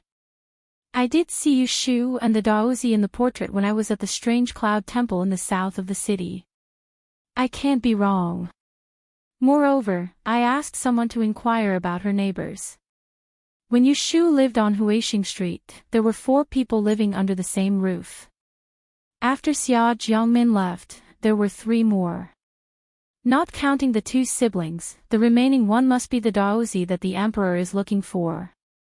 Waving his hand to dismiss the servant, Ji Huaishan frowned. "From the information I learned from the Celestial Commissioner, the Daozi doesn't seem to know his identity, so he entered the capital and didn't return. That last probably doesn't know who he is, so she hasn't returned until now. This is her good luck. She can always make friends with a few noble people." Ji Xingxuan lowered her eyelids and gently rubbed a copper coin with her fingers. She said, "She is indeed quite fated with noble people. First, it was Daozi Qingjing, then the eldest son of the Shui family, and now she is friends with the Daozi. Who would have thought that a concubine in the 3rd uncle's branch would have such good luck? She is malicious to our Ji family, so we can't recruit her. Instead, she becomes a thorn in our side." Ji Huaishan narrowed his eyes and a cold expression flashed across his face. His white beard trembled and he slowly said, "Today, the Celestial Commissioner just posted a notice, but it hasn't spread in a few places in the north of the city. Presumably, she still doesn't know. Finding the Daozi is a meritorious deed. If that girl takes advantage of him, then our Ji family won't have anything to do with it. Looking at the situation, this Daozi has a close friendship with her. If he really returns to the imperial court, she will have one more person to rely on. No matter what, this is not appropriate. Xingxuan, in your opinion, what should we do about this matter?" Ji Xingxuan pondered with rapt attention. A moment later, she raised her head and said, "We still can't determine where the Daozi is right now. If we rashly go looking for him, we may end up making a fool of ourselves by trying to be clever and end up becoming enemies with the Daozi. In grandson's opinion, rather than chasing after the merit, it is better to seize the first opportunity. Yu Shu doesn't know that I have seen the Daozi, so she is defenseless. Even if she sees the notice, she won't be able to report it. Grandfather will hurry over to the Celestial Commissioner and report to the junior supervisor. There is no need to mention the Daozi's whereabouts. As long as we mention Yu Shu's name and make people think that she is hiding the Daozi, the junior supervisor will naturally send people to arrest her. Regardless of whether she confesses the Daozi's whereabouts or not, she will be accused of having ulterior motives. Grandfather, you also said that the Daozi is a member of the imperial family. This time, he suddenly returned to the capital. There is no telling how many secrets are hidden. The imperial family is also very suspicious. Even if she has a mouth, she won't be able to explain herself. How can she find the Daozi's meritorious deed? On the contrary, grandfather will be in a good position in front of the junior supervisor. Ji Huaishan's face suddenly brightened. When he smiled, more than 10 wrinkles appeared on his eyes. Rather than chasing after the merit, it is better to seize the first opportunity. Xian Er's plan is very clever. Ji Xingxuan sighed softly and squeezed the copper coins in her sleeves. Her expression was indifferent. It is not that I have the intention to scheme against her. In reality, she and our Ji family are not on good terms. We cannot let her be. When Ji Huaishan heard her talking to herself, he only glanced at her for a moment before calling for the steward to prepare a carriage. He also ordered people to keep an eye on Yushu's movements and report to him at any time. He then hurried over to the Celestial Commissioner's residence. Zhao Hui's residence was in the east of the city. In order to save time, the two sedan bearers chose a small path along the way to Zhao Hui's house. Yushu's back was aching as she got off the sedan chair. She took out a piece of silver and asked someone to wait at the door. She then went forward to knock on the door.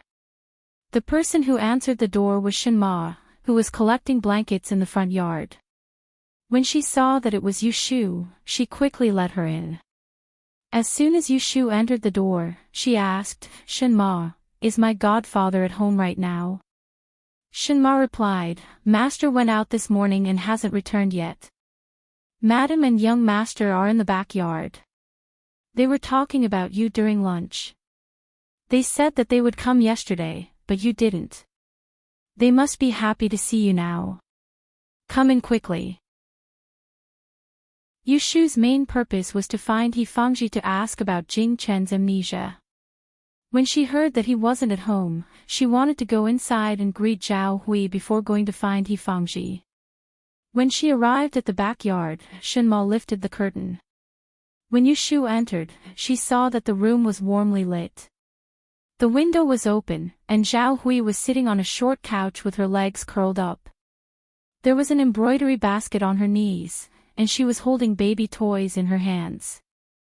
There was a smile at the corner of her mouth. Yu Xiaoxiu was lying on a short table by her feet, seriously writing.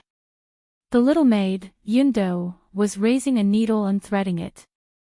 The scene was calm and peaceful, and it touched a corner of her heart called home. "Mother, Xiaoxiu." Yushu called out, her voice unconsciously becoming gentle. Zhao Hui raised her head and saw Yushu standing at the door. She hurriedly put down the little shoes and socks in her hands and waved at her with a smile. "Why are you back now? Come and sit." "Sister." Yu Xiaoxiu put down the brush and moved in front of Yushu. He reached out and pulled her. "Yesterday, I waited for you until evening, but you didn't come to pick me up. Later, someone came and said that you had something to do. What's the matter?" "Oh, Mother's body wasn't feeling well yesterday. I didn't come because I saw that she wasn't feeling well." Yushu casually found an excuse. She touched Yu Xiaoxiu's head and stood at the door without moving. She said to Zhao Hui, "Last night, I caught a cold and have some symptoms. I don't want my illness to spread to you, so I won't go in." "Where's father?" "I have some matters to discuss with him." "Your godfather didn't come back from the medical center." Zhao Hui frowned and said worriedly, "How did you catch a cold? You didn't take care of your body, and your voice is so hoarse. Where else is she feeling unwell?" "Yundo, take out a cloak and put it on for her." "It's not a big deal. My throat just hurts. I'll go find godfather later, and he can take a look at me." Yushu obediently took the cloak from the maid and put it on. She said that she was going to leave. Zhao Hui didn't stop her and asked Yu Xiaoxiu to send her to the door. The siblings stood under the eaves and talked. Xiaoxiu, you have to go to school at the academy tomorrow. I may not be able to leave these 2 days. If I'm free tomorrow, I'll pick you up in the morning and we'll meet Academician Song together. If not, you can go by yourself first, okay? Yu Xiaoxiu nodded sensibly and told her to take care of her body. He looked at her reluctantly as she got into the sedan chair and left. He went back to his room and wrote a few more words. Then he heard Mother Shen come in to report that young Master Chao had come to look for him. It was inconvenient for Zhao Hui to receive guests, so she asked Yu Xiaoxiu to go to the front to see what was going on. As soon as Yu Xiaoxiu arrived at the front yard, he saw Shui Rui standing in the living room with his hands behind his back, pacing back and forth. His embroidered clothes and jade crown were out of place in this simple room. Brother Shui, why are you here? Shui Rui turned around and looked at Yu Xiaoxiu, asking, did your sister come here just now?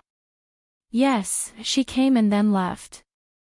Shui Rui asked, did she say where she went? Yu Xiaoxiu answered honestly, oh, she said she went to the medical center to see Uncle He. She's not feeling well. After finding out where Yu Shu went and the location of the medical center, Shui Rui said goodbye to Yu Xiaoxiu and left in a hurry. In the morning, he saw the notice in the north of the city and recognized that the person in the portrait was Jing Qin. He first went back to the mansion to see Shui Lingnan and asked about the situation. He didn't rest for long before he went back to Wang Jilu to find Yu Shu. He wanted to discuss Jing Qin with her, but he didn't expect to come back empty-handed. He thought she went back to the Ji family, so he went to the right magistrate's mansion and ordered the servants to ask around. Yu Shu didn't come back and finally found this place. Originally, Shui Rui wouldn't be in such a hurry to find her. However, before the new year, Jing Qin suddenly disappeared and Yu Shu went out to find him in the snow. When she was unconscious in bed, he heard from Zhao Hui that Jing Qin was murdered and lost his memory. In this way, the matter became serious. Jing Qin was the descendant of Yunhua Yi and the princess. He was a member of the imperial family and was the Daozi that the emperor ordered to find. If something happened to him, it would inevitably involve Yu Shu. Moreover, there were many people who had seen Jing Qin. It was hard to guarantee that no one in the know would see the Celestial Commissioner's notice and think of him. From there, they could trace it back to Yu Shu. It would be fine if she could find the Daozi, but if Yu Shu didn't know the whereabouts of Jing Qin, then she would be in trouble. Separated by Qianyuan Avenue, the news of the Daozi entering the world had not spread to the south of the city. When Yu Shu found He Fangji in Huiran Medical Hall, Dr. He was busy setting the bones of a patient who had broken his leg. The small consultation room was crowded with people who wanted to watch the show, and the sound of the family members crying could be heard. Huiran Medical Hall also opened yesterday. Because it happened to be the opening day of Wangji Building, Yu Shu couldn't be there. However, on the 14th day, she had already congratulated He Fangji and sent 2 pots of asparagus as a congratulatory gift. They were placed in the medical hall to match the feng shui. She saw them the moment she entered the door.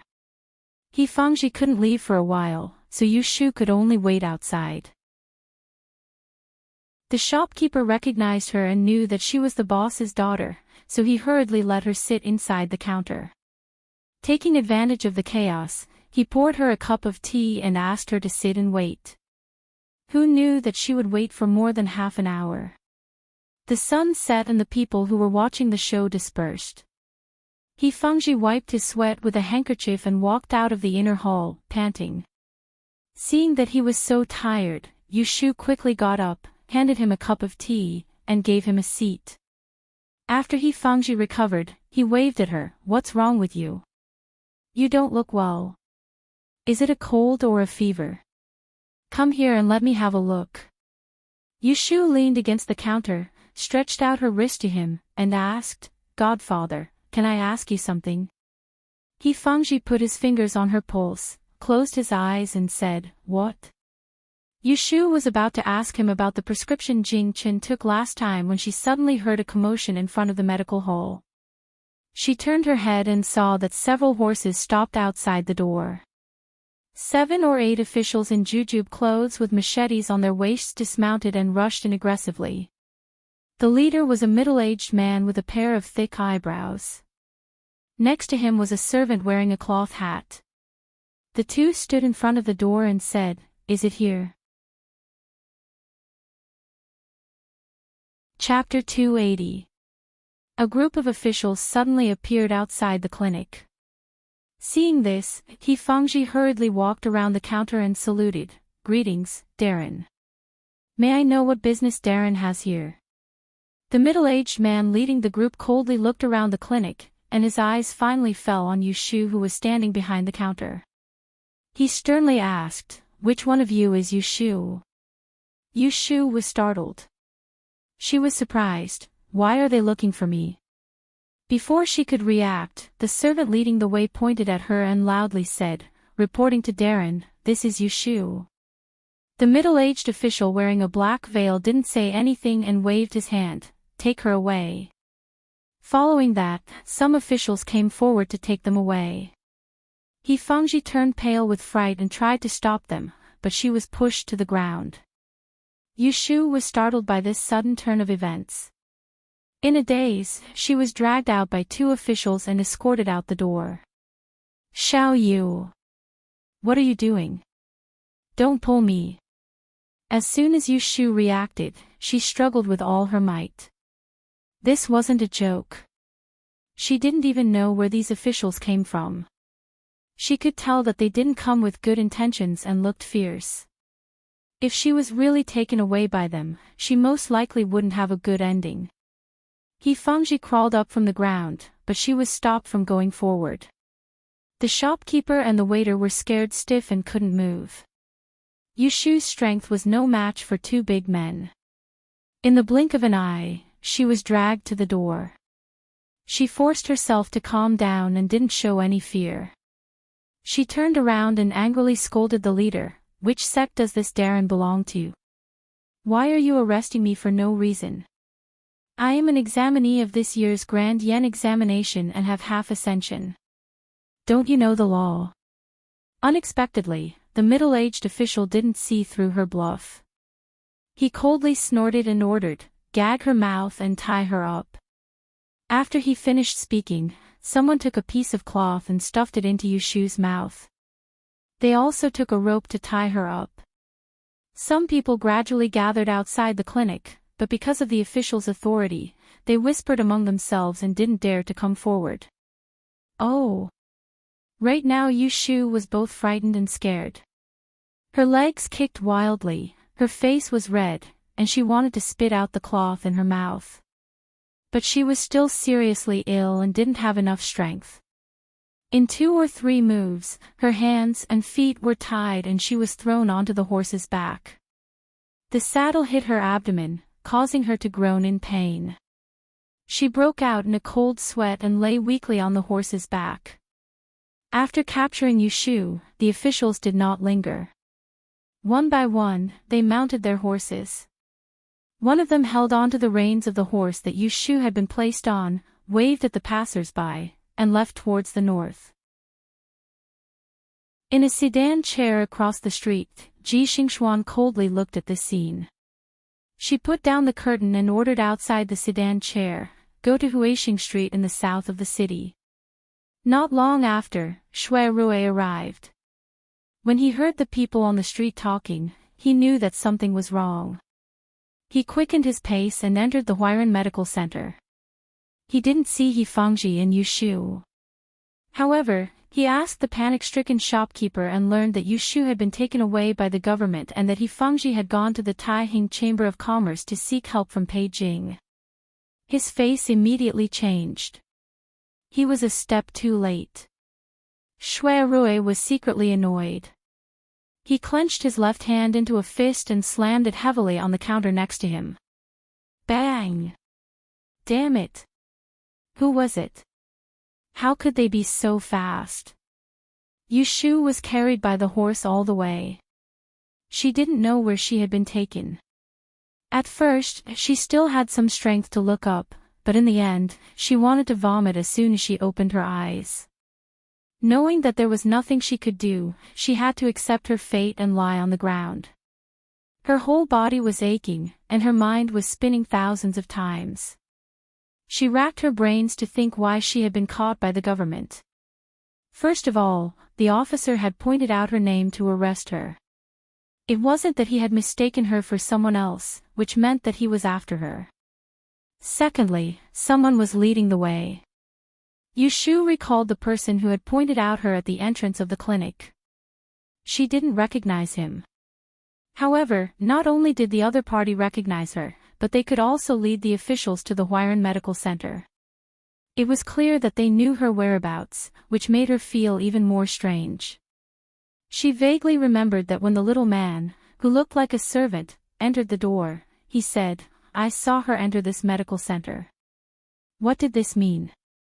It meant that the group of officials didn't go to Zhao Hui's house to ask about her whereabouts, but went straight to the medical center. Then, she had been targeted long ago. Yushu's heart sank. She was almost sure that someone was behind this matter. Who was it? Several people flashed through Yushu's mind. She had offended all of them. Last night, she had offended two of them. One was Commandery Princess Shiwen, and the other was Ji Xingxuan. Unfortunately, these two people were on the same side. Yushu had a feeling that no matter why she had been caught by the government, one of these two people must have something to do with her. It was just that in this short night, there had been trouble.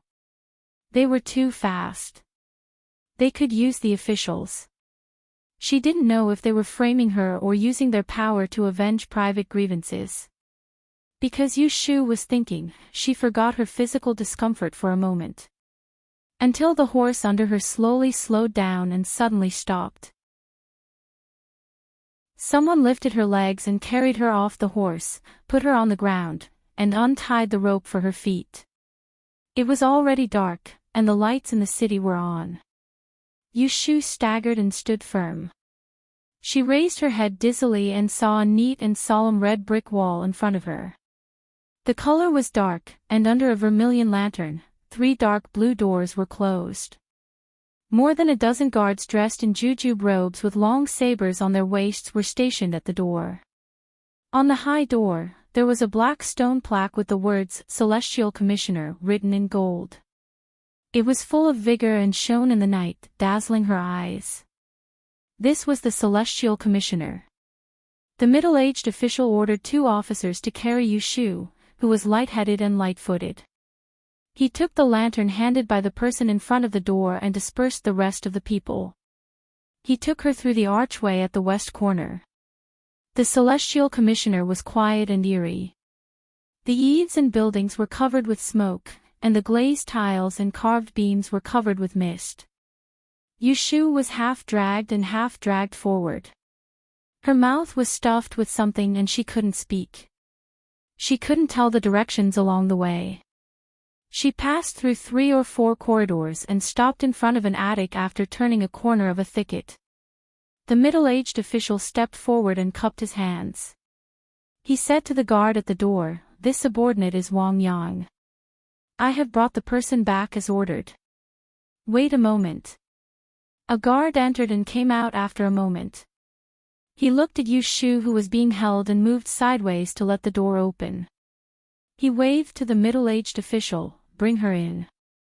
Yushu lowered her head and listened to the conversation between them.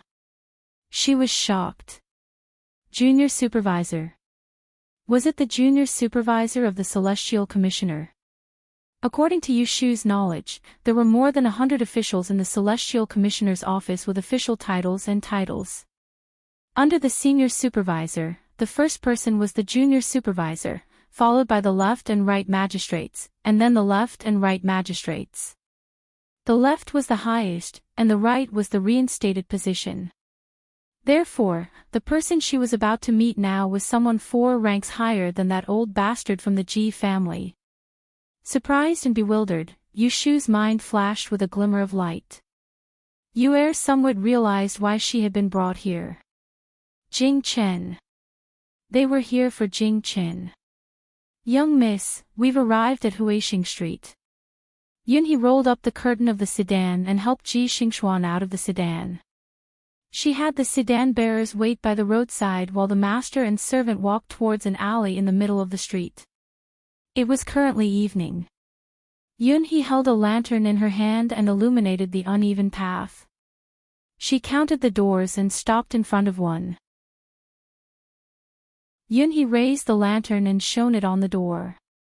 When she saw the lock, she turned to Ji Xingxuan and whispered, "Young miss, the door is locked." Ji Xingxuan closed her eyes and whispered, "Knock on the door and call Miss Yu." Yes. Although Yunhee didn't understand her intentions, she still obediently knocked on the door. Knock knock. Miss Yu, are you there? Miss Yu. Yunhee knocked for a while, but there was no response. She turned her head and whispered, "Young miss, there's no one." Ji Xingxuan whispered, "Continue knocking and shout louder." "Is Miss Yu there?" Miss Yu. Yunhee knocked on the door a few more times but didn't call out the person inside.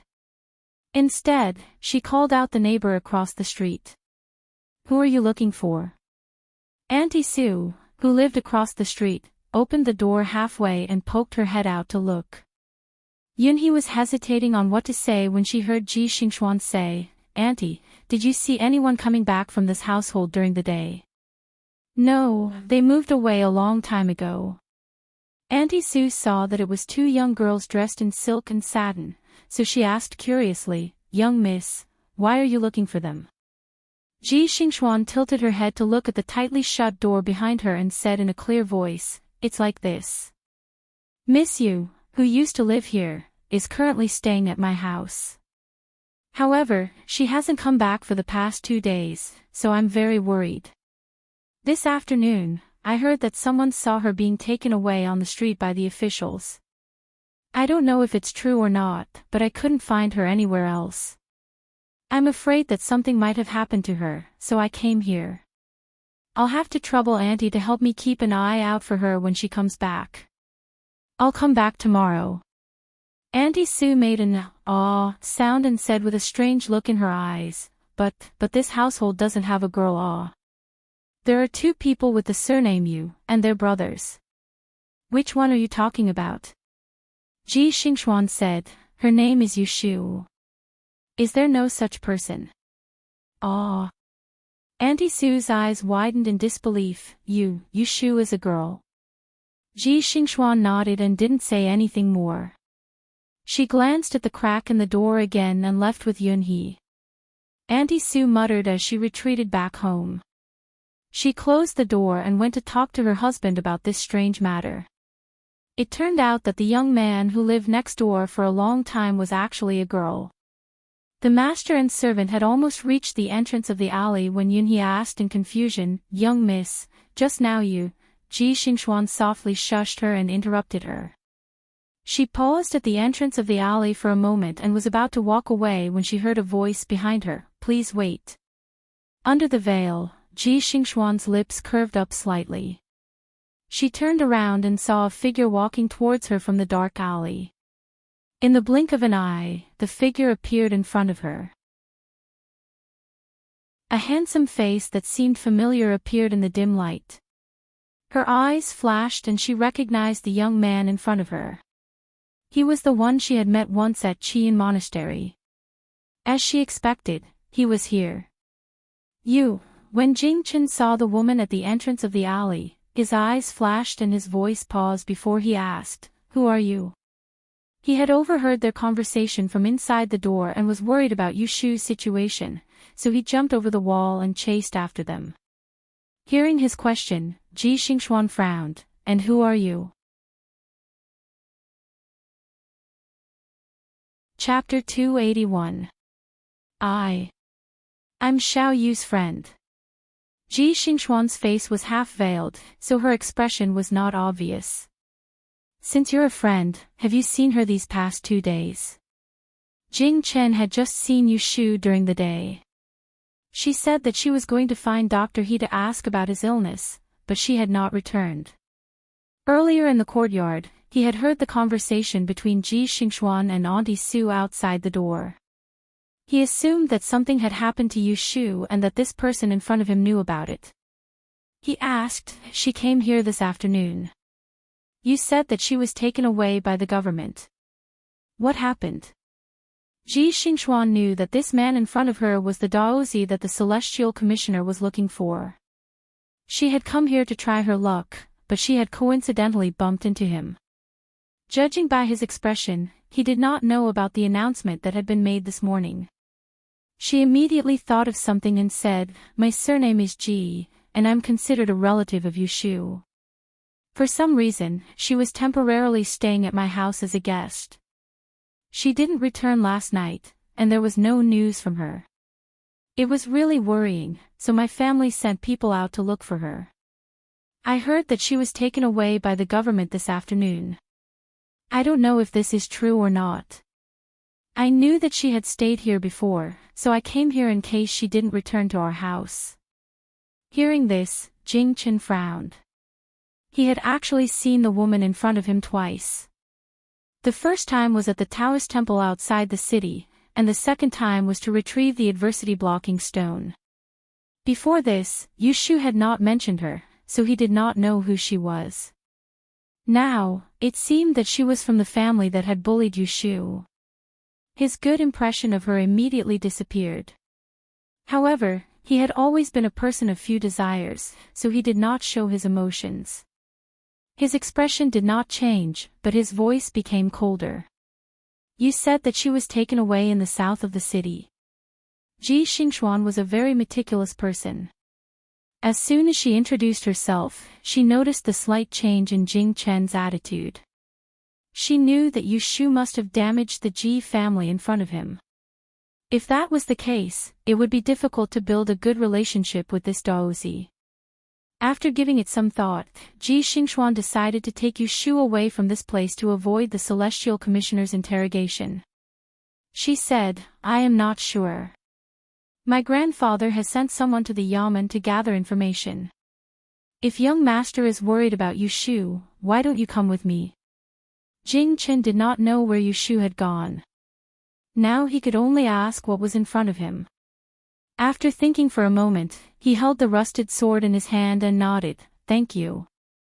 Seeing that things were going smoothly, Ji Xingxuan asked Yunhe to send away the sedan bearers. She walked leisurely with Jing Chen back to the right magistrate's residence. Along the way, she tried to sound him out with words. However, Jing Chen did not know the ways of the world. He was not happy and did not even respond. Ji Xingxuan realized that Yu Shu was trying to slander him. What she did not know was that Yu Shu had not even mentioned her name in front of Jing Chen. Yu Shu was brought to the imperial astronomer and sent into a loft with her hands tied behind her back. There was a brightly lit hall in front of her. Without going into the details of the furnishings, she saw a long 8 trigrams evil suppression desk on the east side. Behind the desk sat a man in his 30s. He was dressed in black silk and had silvery white hair.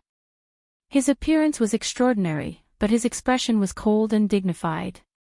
At first, he was still writing with meticulous brushwork, but when Yu Shu arrived in front of him, he put down his brush and looked up.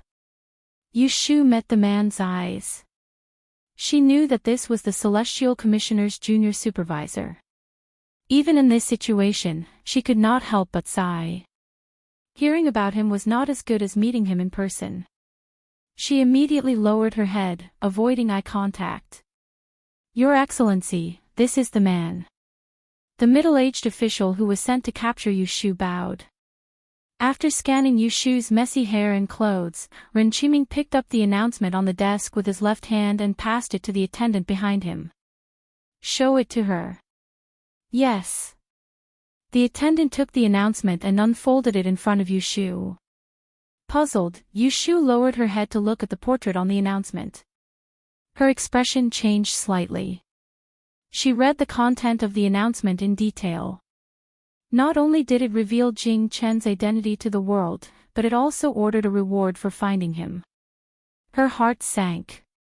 She immediately confirmed her guess when she entered the room. The Celestial Commissioner was here for Jing Qin. Confused, she looked down and saw the date at the end of the announcement, after the 15th of the first month. According to this announcement was only posted today. This detail made Yu Shu suspicious.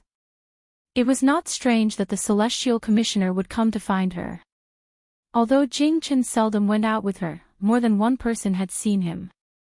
It was normal for someone to see this announcement and report it to the government for the reward. However, it had only been a day since the announcement. It seemed that the news had not spread in the city yet. Otherwise, she would have heard about it after running around the city for half a day.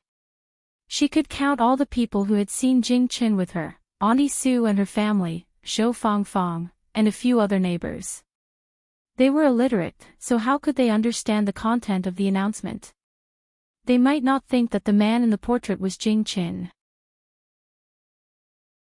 If they really reported it to the government, it would take at least 3 to 5 days for it to happen. Then there were Zhao Hui and her husband, Pei Jing, and several servants. If she thought about it with her toes, it was impossible for them to inform the government behind her back. The last one was Shui Rui, and Yu Shu directly eliminated him. With her understanding of the eldest young master Shui's character, if he saw this notice, he would surely look for her first and tell her about it. Why would he covet any rewards from this notice, let alone betray her? Then who could it be? Who else would be with Jing Qin and keep an eye on her? Who could take the Celestial Commissioner's men to the clinic to get her if something happened? Yu Shu thought about it quietly and thought of a person, or rather, a family. Ji Xingxuan, the Ji family. Thinking of this, it made sense. As the right judge of the Celestial Commissioner, Ji Huaishan must have got the news of looking for the so-called Daoist. Ji Xingxuan knew her residence on Huixing Street and went to find her in person. Maybe Ji Xingxuan had seen her and Jing Qin together when she didn't know. This woman was good at physiognomy, and Jing Qin was easy to recognize. Therefore, when she saw the announcement, she thought of her. Ji Xingxuan had seen her last night and knew that she went in and out of Wangji building. She knew her whereabouts like the back of her hand, so it was not a problem to send someone to follow her. The servant who identified her in Huiran Medical Center must have been sent by the Ji family to follow her. Yu Shu looked at the announcement. There was no mention of the evil Qi of Kadish Star. Instead, she addressed Jing Qin as Daoist. She also said that Jing Qin joined Taoism when he was young and inherited his parents' will.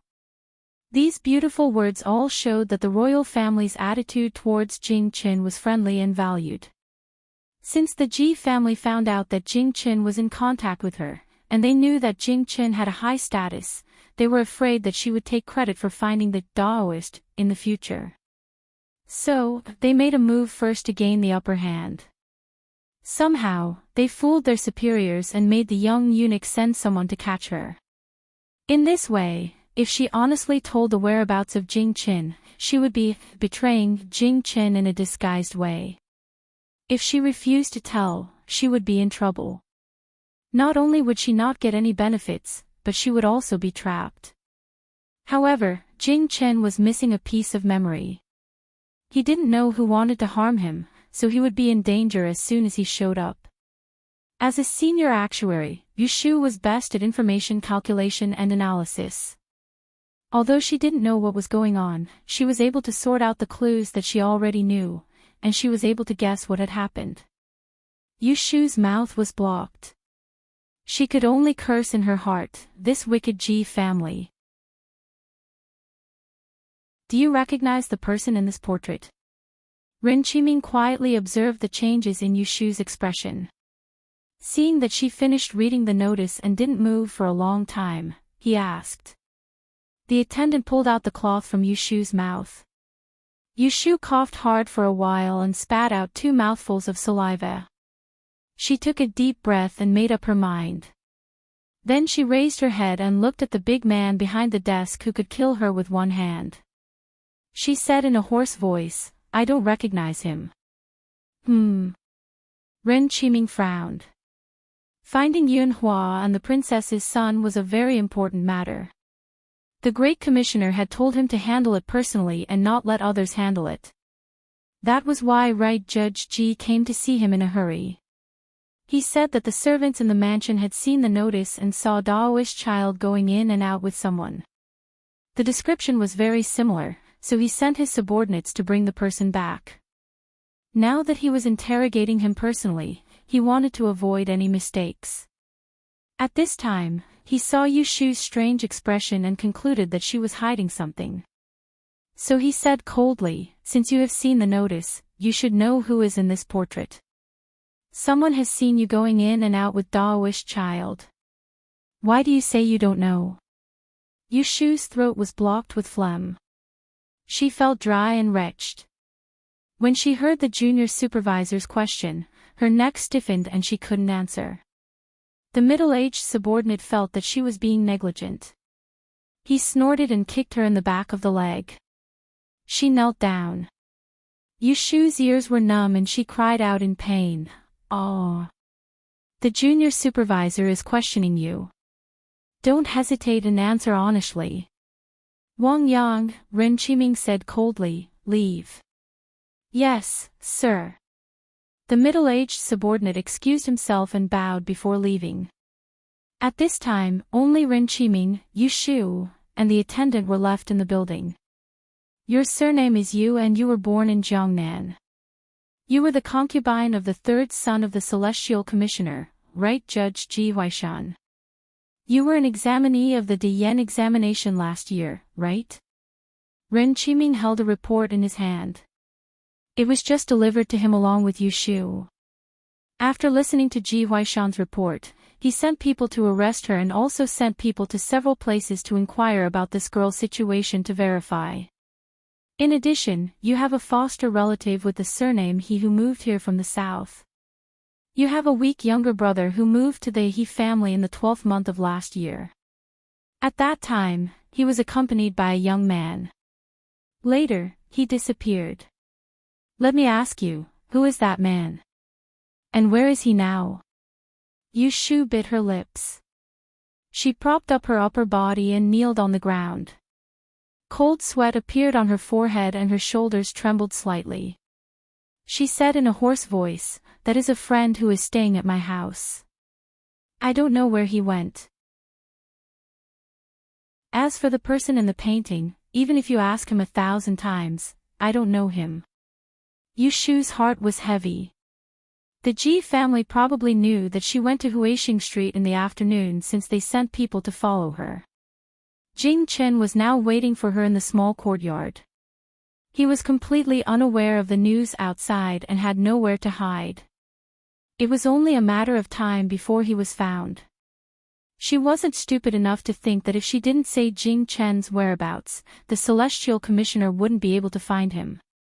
But she couldn't say it. At least, she couldn't say it now. Once she said it, she would fall into the Ji family's trap and wouldn't be able to get out. Now that she had one foot in the swamp, she had to find a way to pull herself out. In front of me, you dare to lie. Ren Qiming was a strict man. He had always been cold and serious. He was sure that Yu Shu was hiding the whereabouts of the Daozi. He asked her again and again. Seeing that she was unwilling to say it, he lost his patience. He put down the report in his hand and put his hands on the table.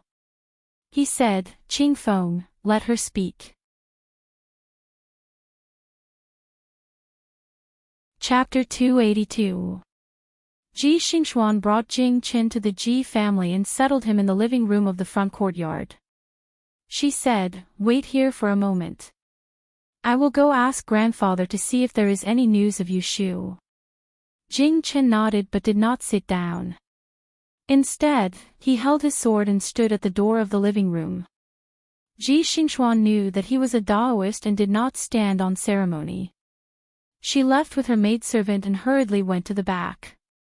She called for a servant to go to the rear courtyard and invite Ji Huaishan over. Not long after, Ji Huaishan rushed to the front courtyard and met up with Ji Xingxuan in the corridor. As soon as he saw her, he anxiously asked, "I heard the servant say that you brought someone back." Ji Xingxuan replied, "It is the Daoist that His Majesty is looking for." Ji Huaishan was pleasantly surprised and waved his hand to dismiss the people around him. He asked in a low voice, "You went out this afternoon to look for someone. Why didn't you discuss this with me? Didn't you say that you would wait for Junior Supervisor Ren to send someone to look for him? Why did you bring him back?"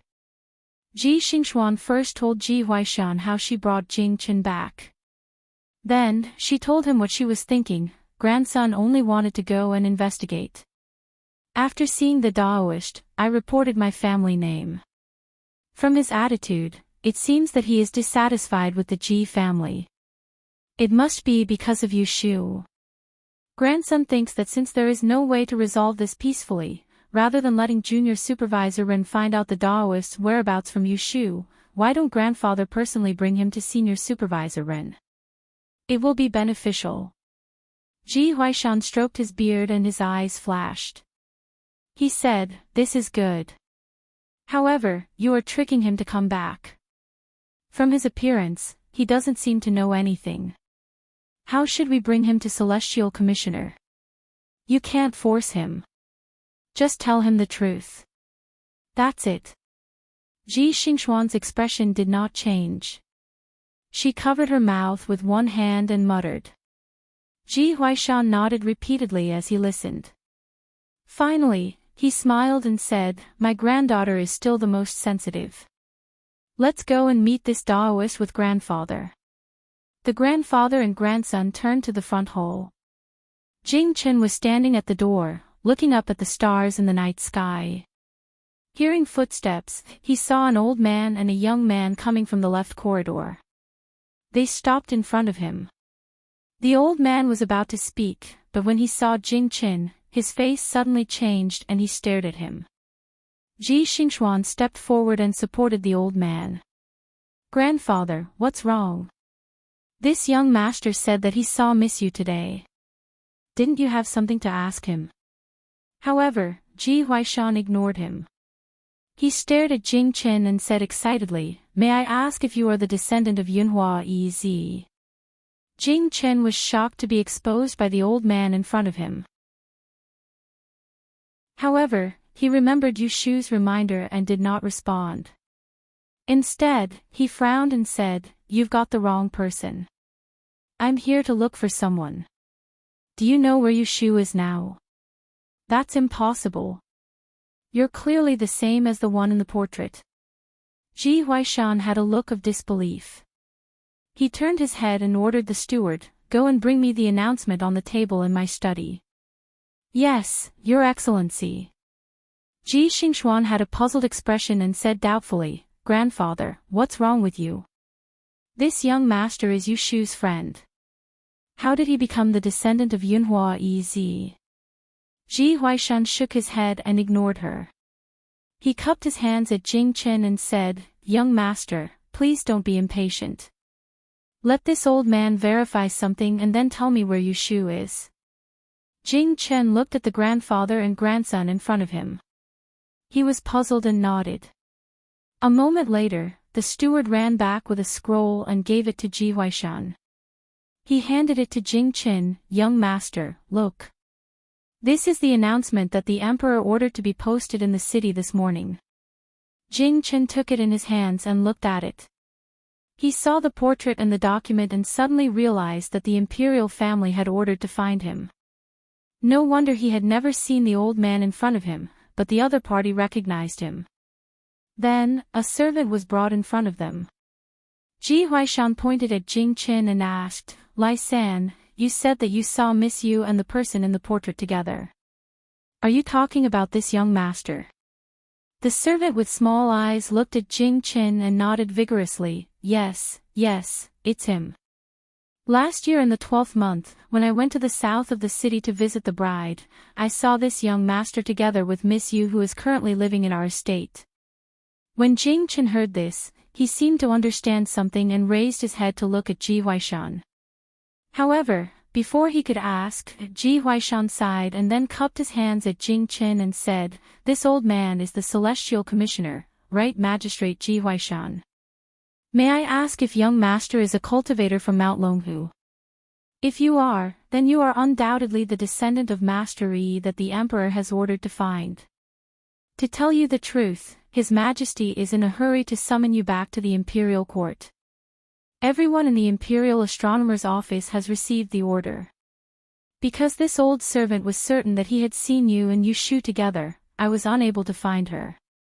In a moment of desperation, I went to the Imperial Astronomer's office during the day and reported to my superior. Presumably, that child Yu Shu has already been brought to the Imperial Astronomer's office for interrogation." Jing Qin was shocked, but then he heard Ji Xingxuan say in surprise, "Grandfather, why is it like this? Didn't you say that you sent someone to find Miss Yu, but there was no news?" Ji Huaishan sighed. How can this old man tell a child about such an important matter? Then he said to Jing Qin with a complicated expression, "If Daozi is worried about Miss Yu, then come with this old man to the Celestial Commissioner's residence. There's no time to lose. I'm afraid that if we're late, Miss Yu will suffer." Since Jing Qin knew where Yu Shu had gone, he didn't have the heart to think about other things. He was only worried about her safety. He was afraid that she would refuse to tell if someone asked about his whereabouts. He made a prompt decision and decided to go with Ji Huaishan to the Celestial Commissioner's residence. He didn't care about exposing his whereabouts at this time and what danger it would bring. "I came from Mount Longhu. Quickly lead the way and take me to the Celestial Commissioner's residence." Hearing this, the grandfather and grandson duo's hearts sank. This was exactly what they had discussed in the back garden. Since they couldn't win Daozi's favor, they also couldn't let him blame their family later. At the very least, they had to get rid of one person, and that person was Ji Xingxuan. The inner room of the Celestial Commissioner's residence was lit by candles. Yu Shu was lying on the ground, gasping for air. Her forehead was pressed against the cold floor, and cold sweat had soaked the back of her clothes. All of her senses were focused on the broken little finger on her left hand. Her mind was blank and her ears were ringing. Then, she heard an ice-cold voice, "I'll ask you again. Do you recognize the person in this portrait?" "I do." She almost subconsciously wanted to answer, but then she came back to her senses and abruptly changed her words. She gritted her teeth and replied in a trembling voice, "No, I don't." "Recognize your uncle?" Ren Qiming's eyes narrowed. He didn't have the heart to praise this woman's backbone. He was about to let the attendant break another bone in her hand to see how stubborn she was, when he heard a report from outside the door. "Darren, the 9th prince, young Master Rui, and the young master of the Shui family ask for an audience. They say they have the whereabouts of Daozi." Hearing this, Ren Qiming turned his head to look outside the door. He had a surprised expression on his face. He then glanced at Yu Shu, who was kneeling on the ground, and said, "Invite them in." Yu Shu was suffering from the pain of her broken fingers. Her ears were ringing and she didn't hear the announcement. She didn't know that the people who came at this time were just in time, so she was lucky enough not to have another broken finger. Shui Rui, Lu Tan, and Rui Lin were invited in. At first glance, the first thing Shui Rui saw was a figure kneeling on the ground. Her clothes were messy and her upper body was drenched. His body stiffened and he tried to resist the urge to go forward to check on her condition. He secretly clenched his fist and shifted his gaze to the man behind the evil warding case. Rui Lin raised his hand to salute and said in a low voice, "This lowly official greets the junior supervisor." This was the Celestial Commissioner's Ren Qiming. Even his grandfather had to give him some face in front of him. As a junior, he couldn't be disrespectful. When Ren Qiming saw Lu Tan, he stood up and raised his hand to salute. "Greetings, Your Highness." "Sir Ren, you may rise." Lu Tan and Rui Lin were both temporarily pulled here by Shui Rui as reinforcements. On the way, they had heard Shui Rui's explanation. When they saw the scene in front of them, they knew who the person kneeling on the ground was. They weren't confused. Rui Lin immediately smiled and said, "Brother-in-law, why has your place become a yamen? Do you still need to interrogate criminals?" From the way he addressed him, it was obvious that young Lord Rui was Ren Qiming's brother-in-law.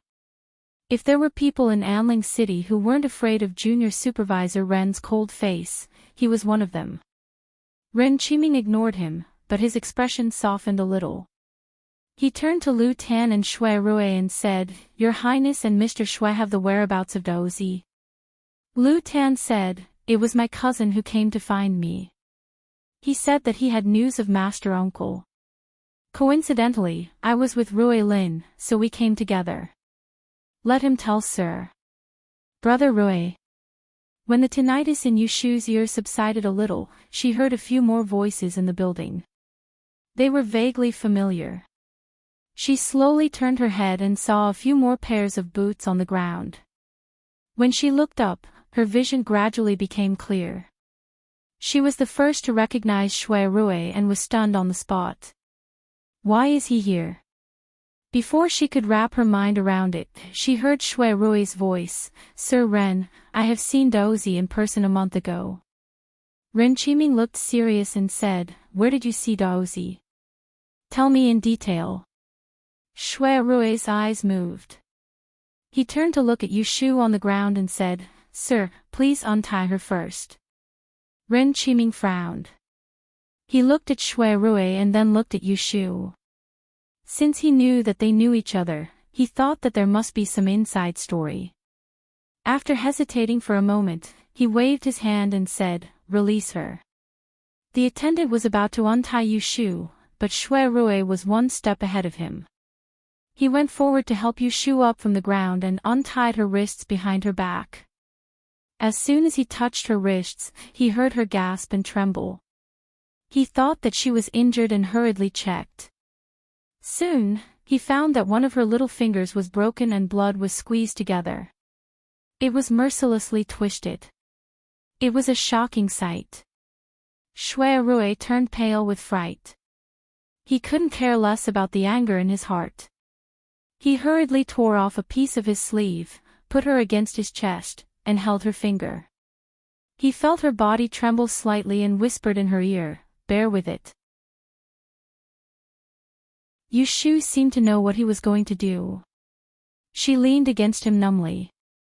When she heard his voice, she felt a little relieved. The next moment, she felt a stinging pain in her brain. She clenched her teeth, trembled violently, and collapsed in his arms. Her eyes were wet with sweat. Shui Rui pulled a long face as he straightened Yushu's broken little finger. He removed the hairpin from his head and stuck it on her wrist bone before he quickly wrapped it with a piece of cloth. He lowered his head to look at her ghastly pale complexion, her purple lips, and her sweaty face. He felt as if his chest had been hammered, and he also felt a little bitter.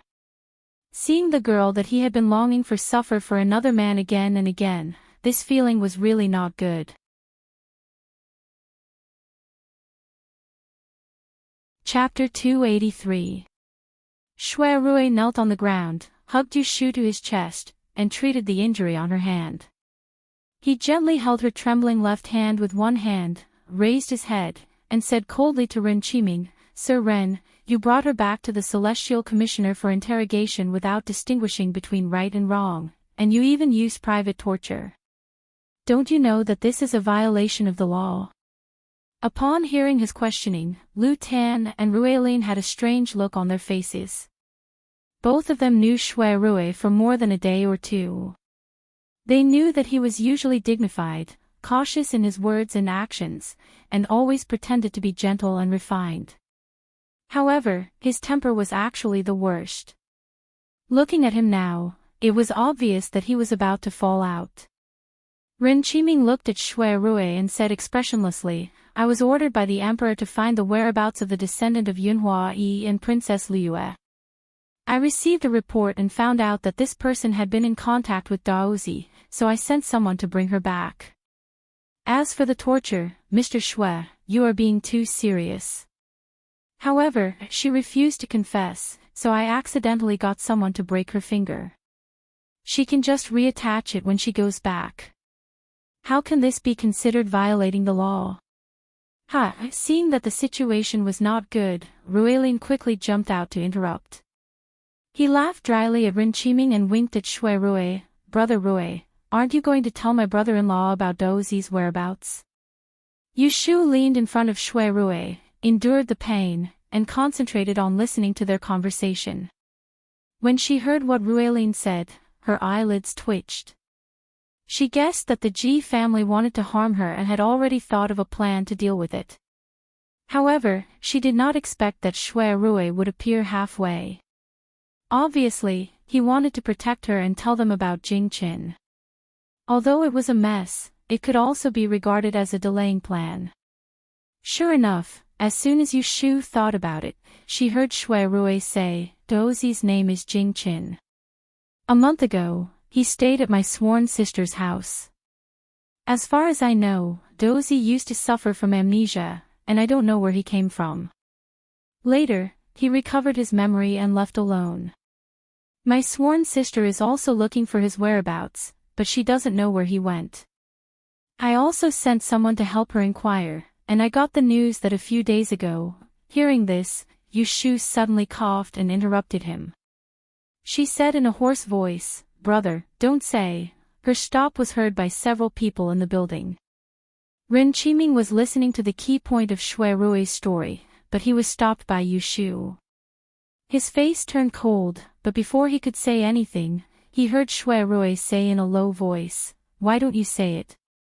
You saved Daozi's life, took care of him all the way, and worked hard for him without complaint.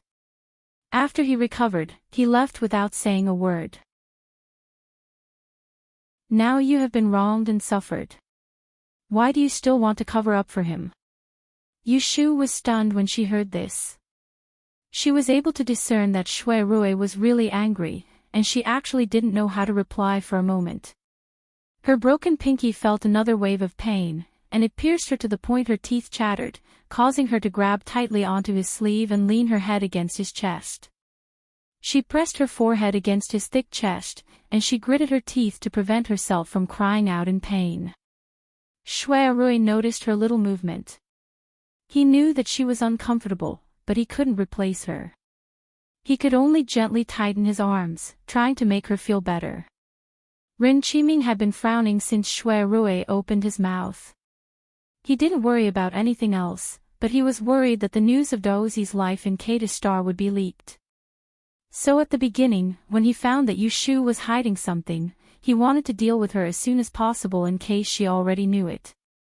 But looking at the current situation, the young master of the Shui family seemed to know something, which made it difficult for him to deal with. Looking at Lu Tan and Rui Lin on the side, Ren Qiming thought for a moment and suddenly said, Rui Lin, there's nothing for you to do here. You go back first. The ninth prince knew some inside information. It didn't matter if he stayed here, but his brother-in-law didn't know, so he couldn't let him get involved. Rui Lin had some insight. Hearing his brother-in-law driving him away, he hesitated for a moment and said to Shui Rui, Brother Rui, I'll wait for you outside the prison. Then he winked at Lu Tan and turned his head to go out. As soon as he left, Ren Qiming said to Shui Rui with a serious face, Sir Shui, do you know that His Majesty is worried about Daozi's whereabouts and can't eat or drink? As an official, we must share the burden of the Emperor. If you know anything, please tell us the truth so that we can find Daozi as soon as possible, so that His Majesty won't be overworked. If the dragon body is delayed, you and I can't afford it. These words of persuasion were actually a warning. If Shui Rui hid anything, it would be deceiving the Emperor. Cousin. Lu Tan called softly, reminding him. Shui Rui's eyes flickered and he said in a low voice, Daozi seems to have been assassinated on the way. Someone used a poisonous trick in Jianghu. Silver needles were buried in his acupuncture points and he lost his memory. My sworn sister didn't know Daozi's identity. She only took care of him because of her chivalrous heart. My sworn sister has an elder who is proficient in the art of qi huang. He diagnosed Daozi's illness and treated him with the needles. However, a few days later, Daozi disappeared in the morning. He must have recovered his memory and left. Yushu listened to Shui Rui's narration. Her eyelids moved, she pursed her lips and didn't make a sound. She had never told him about these things, but he knew. When Rin Qiming heard this, he was inwardly shocked. Daozi had been assassinated. Sworn sister was worried that his body hadn't recovered and that he was penniless, so she begged me to send people to search for him. Not long ago, I received a clue that someone in the southern garrison saw Daozi leave the city on the morning of the 22nd day of the 12th month. Sworn sister and I thought that he had left and didn't continue to search. This is all we know. There is absolutely not half a word of falsehood. Darren can send people to investigate. Rin Qiming's complexion was heavy and his hands were clasped tightly together. Looking at Shui Rui's expression, it didn't seem like he was lying. If that was the case, then it was very bad. Therefore, he asked in a deep voice, since this is the case, she should tell the truth in full detail. Why is it that when I asked her just now, she refused to admit that she had seen Daozi and said that she didn't recognize the person in the portrait? Upon hearing this, Shui Rui lowered his head to look at Yushu.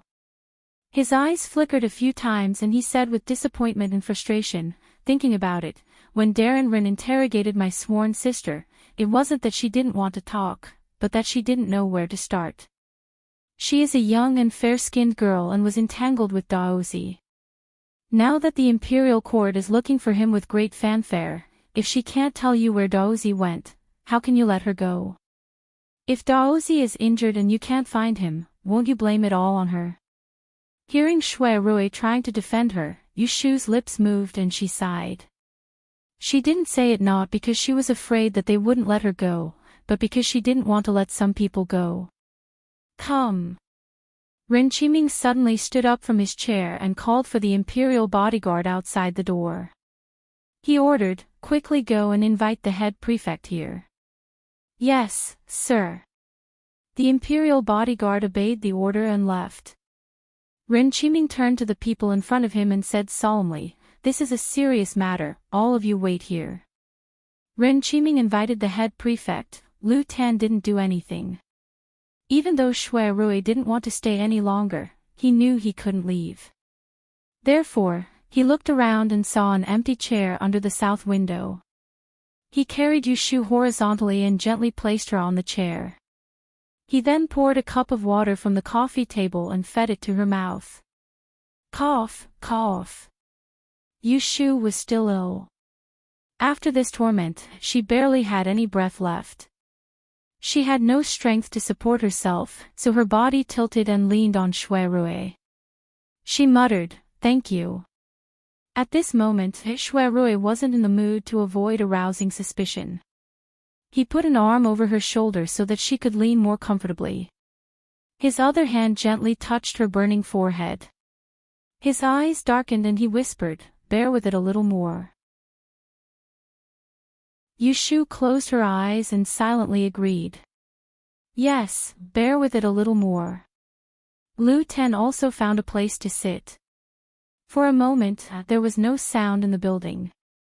Just like this, the time to drink a cup of tea passed. Suddenly, there was a voice at the door. Shui Rui and Lu Tan thought that the head prefect had arrived. Unexpectedly, the imperial bodyguard hurriedly entered and reported, "Junior Supervisor Darren, Right Judge G. Darren requests an audience." He also brought a man with him, claiming that he is the Daozi that the emperor ordered to find. It was like a stone that gave rise to 1,000 ripples, and the expressions of the three men in the building went pale. Only Shu, who was leaning on Shui Rui, suddenly opened his bloodshot eyes, and a fierce light flashed within them. It really was this pair of bastards.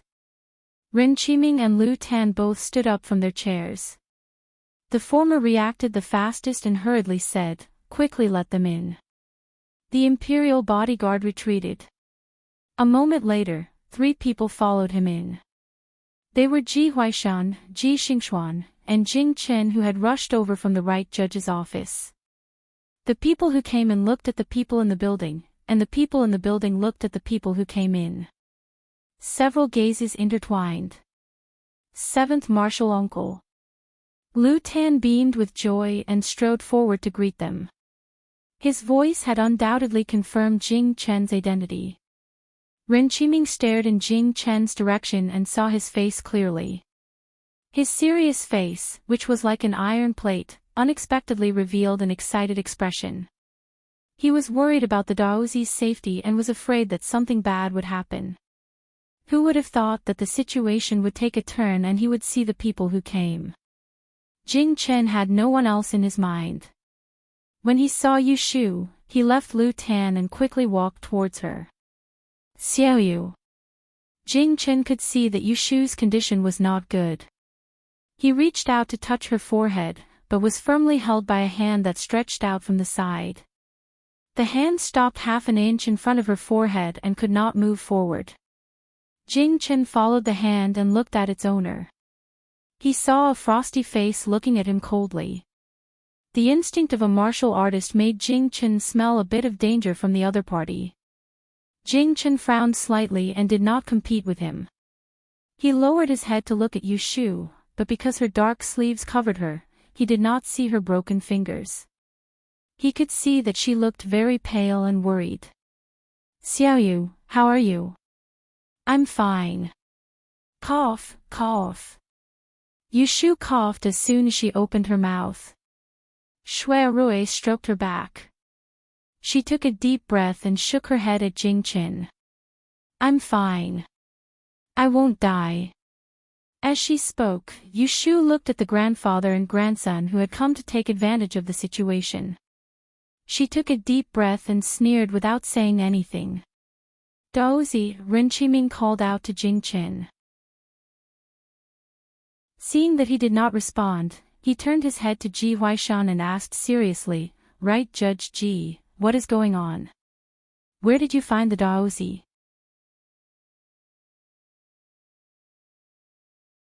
Chapter 284. Ji Huaishan recounted what had happened. In Yu Shu's ears, there was only one meaning: they were the ones who found Jing Chen. Seeing that Jing Chen was safe and sound, Ren Qiming was overjoyed. He couldn't help but treat Ji Huaishan in an amiable manner. His Majesty was anxious because of this matter. Fortunately, the right judicial judge found Daozi. I will report this to His Excellency Ming and ask for a reward for you. Ji Huaishan smiled. This subordinate is an internal official of the Supreme Court. I am only doing my duty and dare not claim credit. I am ashamed to say this. If it weren't for my granddaughter being nosy and running off to find him, we wouldn't have coincidentally found Daozi. Hearing this, Ren Qiming looked at Ji Xingxuan. His gaze didn't conceal his admiration. Xingxuan, I have been busy all year and didn't have the time to ask you. How did you do in the Dian examination this time? Because Ji Huaishan was the celestial commissioner, he would occasionally bring Ji Xingxuan to the prison. Ren Qiming ran into her a few times. Seeing that this woman was talented and intelligent, he occasionally gave her pointers. He often went to the right judicial judge's residence to drink tea. Every time, Ji Huaishan would call Ji Xingxuan over to greet him. Thus, they weren't strangers to each other. Ji Xingxuan stepped forward and bowed. She answered politely, replying to Your Excellency's question. I took all 6 subjects. Apart from the mathematics subject, I didn't miss any of the other 5 subjects. Among them, I was more confident in Yili, physiognomy, and astrology. If there are no accidents, I should be able to pass too. When Ren Qiming heard astrology, he secretly frowned. His expression didn't change. Yes, there are more questions in mathematics this year. It stumped many people. Pausing, he looked at her and continued, You have been studying in the LoveLore Library for 3 years. If you are able to become a grade E master this year, this Fu will recommend you to the higher authorities. Next year, you can take up a position in the Imperial Censorate. The Imperial Censorate is currently lacking a scribe.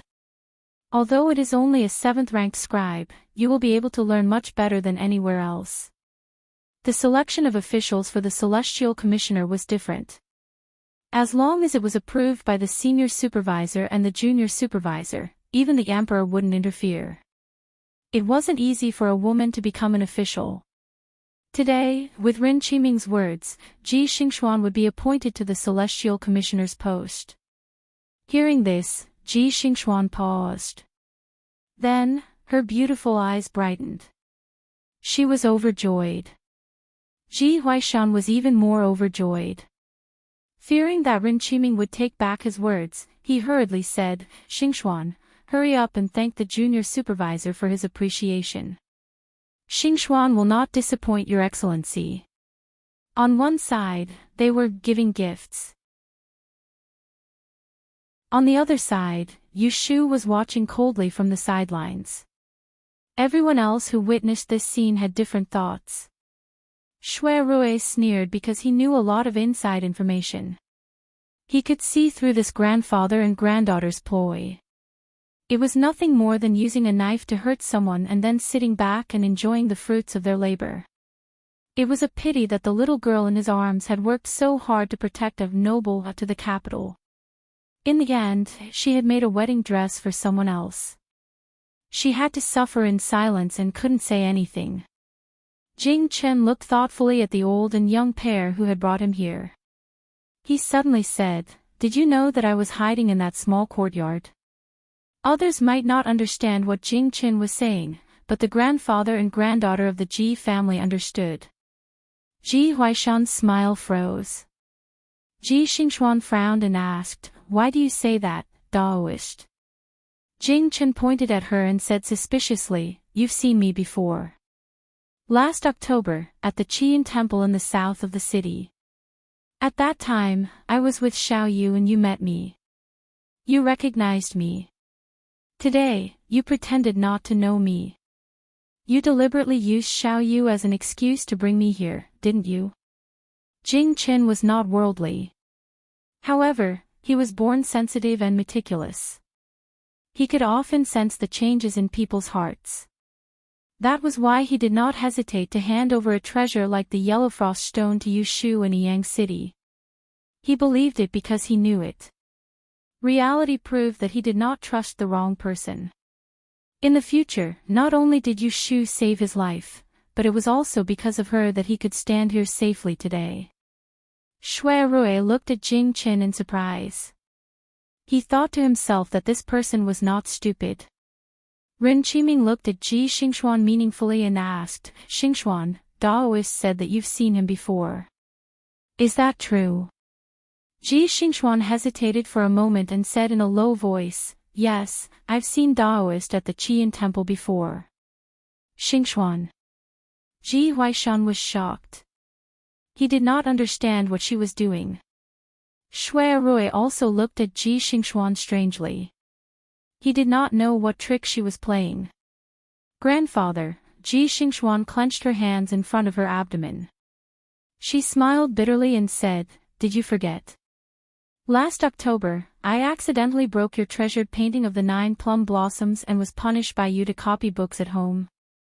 Coincidentally, you were not in the Fu, so I sneaked out with Yunhe. I wanted to admire the plum blossom forest near the Qian temple. When I came back, I drew a plum blossom painting to make you happy.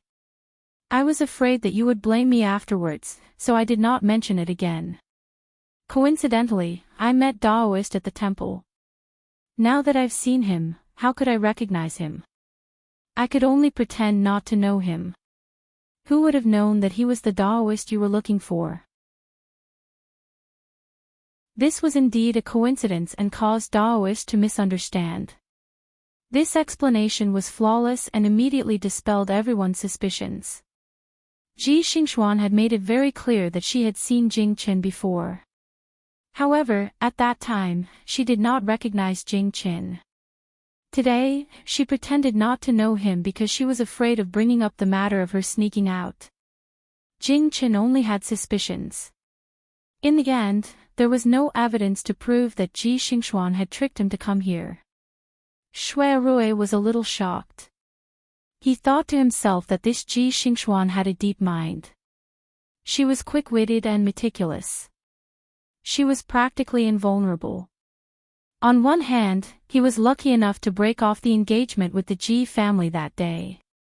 On the other hand, he was worried for Yu Shu. Now that she had provoked such a difficult character, her days in the future would not be stable. "Are you done?" Yu Shu, who had been resting on Shui Rui's body, suddenly spoke up. Her hissing voice was very attention-grabbing. Ji Xingxuan shifted her gaze and saw a weak-looking Yu Shu holding onto the armrest of the chair. She barely managed to sit up straight. Her pair of reddened eyes stared straight at Ji Xingxuan, making Ji Xingxuan feel a sense of foreboding. "If you're done, it's my turn." Yu Shu didn't care what they thought of her. She retracted her gaze from Ji Xingxuan and shifted it to Junior Eunuch Ren. She held back her cough and slowly said, "Jing Chen and I, the Daozi that you guys call him, met him a year ago in Jiangnan's Yang City. I was indebted to him, so I felt grateful and befriended him. Last April, he suddenly bade farewell to me and left Yang City. I thought that we wouldn't be able to meet again, but who knew that 2 months later, when I took a boat north to the capital, I actually met him again. However, at that time, he was severely injured and was abandoned in the river. He was fished out of the water as he was on his last breath. He almost lost his life. I recognized him and in order to repay his kindness, I naturally took good care of him. Who knew that after he woke up, not only did he lose his voice, he also lost his memory. Jing Chen, you never lie. Tell them, is there a single lie in what I've said?" Most of the people present were flabbergasted when they heard about Jing Chen's thrilling experience. Ren Qiming's expression was the worst, while Lu Tan's expression was one of shock and anger. Ji Huaishan and Ji Xingxuan, on the other hand, didn't expect this. They looked at each other and felt that something was wrong. They had originally thought that Yu Shu and the Daozi were good friends at most. They didn't expect her to be his savior. Jing Chen looked at Yu Shu and said, "It's true. What Xiao Yu said is absolutely true. If she hadn't saved me on the river, I would have become a pile of bones in the river. Later, when we were hijacked, she was the one who helped me escape and saved my life." Ji Huaishan was a sly old fox. Seeing that the situation had changed, he sighed and said, "I didn't expect that the Daozi would have such an experience. You're really lucky. In this way, you can be considered to be affectionate and righteous. You know how to repay kindness." He came to play the good guy. With one sentence, he minimized Yu Shu's life-saving grace into repaying kindness. Yu Shu knew it in her heart. She secretly sneered. This old thing, did he think that she said all this for this little credit? At this time, Ren Qiming already knew that he had wronged Yu Shu and had her finger broken. There was a little embarrassment on his dark face. He felt guilty in his heart, but he couldn't bring himself to apologize. He said in a stiff tone, "If you had told me the truth from the beginning, I wouldn't have misunderstood. I wouldn't have thought that you had ulterior motives and deliberately concealed the whereabouts of the Daozi." Darren didn't misunderstand. "I did deliberately conceal his whereabouts." Yu Shu's words shocked everyone. She noticed that Shui Rui had fallen on her shoulder. Her arm moved. She raised her head and shamefully faced the man who wholeheartedly protected her. "Big brother, I'm sorry. I hid it from you these days. In fact, on the 9th day of the new year, I went out of the city to find Jing Chen and saw him in the woods." In the face of her apology, Shui Rui smiled bitterly. Could he say that he had already guessed it? Yu Shu ignored the other people's attitude. She lowered her head and coughed twice. She continued to say to Rin Qiming, "What happened after we entered the capital is what Big Brother said to you just now. There's nothing wrong. It's just that these 2 days, I let Jing Chen hide in the small courtyard in the south of the city. I always knew where he was. When you interrogated me, I deliberately concealed it." Rin Qiming furrowed his eyebrows. "Woman, you didn't report what you knew and hid a Daoist. What is your intention?" "Alas," Yu Shu let out a long sigh. "Darren, didn't you understand? Jing Chen is a member of the royal family and a noble Daoist. He is the descendant of Yun Hua Yi and Princess Lu Yu. It was the first time he left the mountain. Firstly, he didn't have anything valuable on him. Secondly, he didn't have any enemies in Jianghu. Thirdly, he was highly skilled in martial arts and couldn't be plotted against by small fries. However, he was killed on the way. They used silver needles to make him lose his voice and memory. Before this, I didn't know his identity. I just couldn't figure out who would want to kill him." Yu Shu stopped to catch her breath. Everyone held their breaths in rapt attention. They were afraid that they had misheard the main point. Later on, Jing Chen regained his memory and told me that when he left the mountain this time, someone from the capital came to pick him up. He was framed when he went to the welcoming party. When I heard this, I suddenly realized that the person who wanted to harm him had obviously planned this and was probably hiding in the capital. Unfortunately, he lost his memory and couldn't remember who the killer was. In this kind of situation, with so many dangers, how could Jing Chen show himself? Looking at Rin Qiming's changing expression, Yu Shu took a deep breath. She used all her strength and stood up shakily from her chair. She resisted the dizziness and with red eyes, she angrily accused, "Let me ask you, Darren, you captured me to interrogate me and used torture to threaten me. If I wanted to protect myself, I would betray Jing Chen's whereabouts. Isn't this selling a friend for glory? Shameless and cheap. Although I, Yu Shu, am a woman and don't have the backbone of a man, I still know how to write the word righteousness." The sound of chong chong made everyone's ears ring. Her words made people's hearts beat fast. In front of everyone, Yu Shu changed from hiding Daozi's whereabouts with ulterior motives to protecting Daozi's safety in the blink of an eye. No one would doubt her intentions. A strange expression flashed in Shui Rui's eyes, and as he looked at Yu Shu's pale and cold face, he suddenly came to a slight understanding in his heart. Why did she endure patiently and tightly clench her teeth even after her fingers were twisted off? Ji Xingxuan frowned. Unexpectedly, she had set up a series of obstacles, but she still managed to turn the tables. In the end, she still looked down on her. Paw, paw, paw.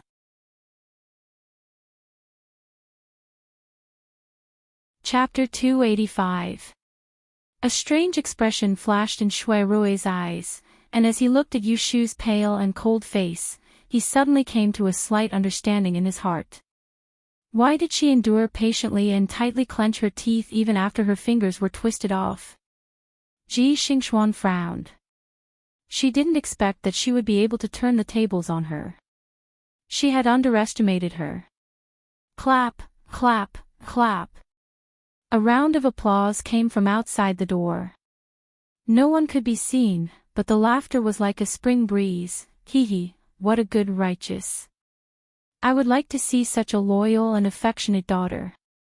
Yu Shu turned her head, her eyes flashing as she squinted slightly. She saw a figure walking in from outside the door.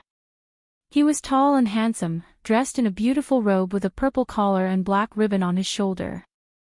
A silver-red dragon belt hung around his neck, and his crown was a crane's wing. His appearance was hard to describe. At first glance, he seemed to be standing tall, but at second glance, he seemed to be in his 20s. Looking back, he seemed to be in his 40s. If there was a kind-looking person who saw this person, he would be shocked. Alas, a celestial being was alive, and no one dared to look at his face. Yu Shu thought, is this the Celestial Commissioner's great advice? He looks like a deity. Everyone present stood up.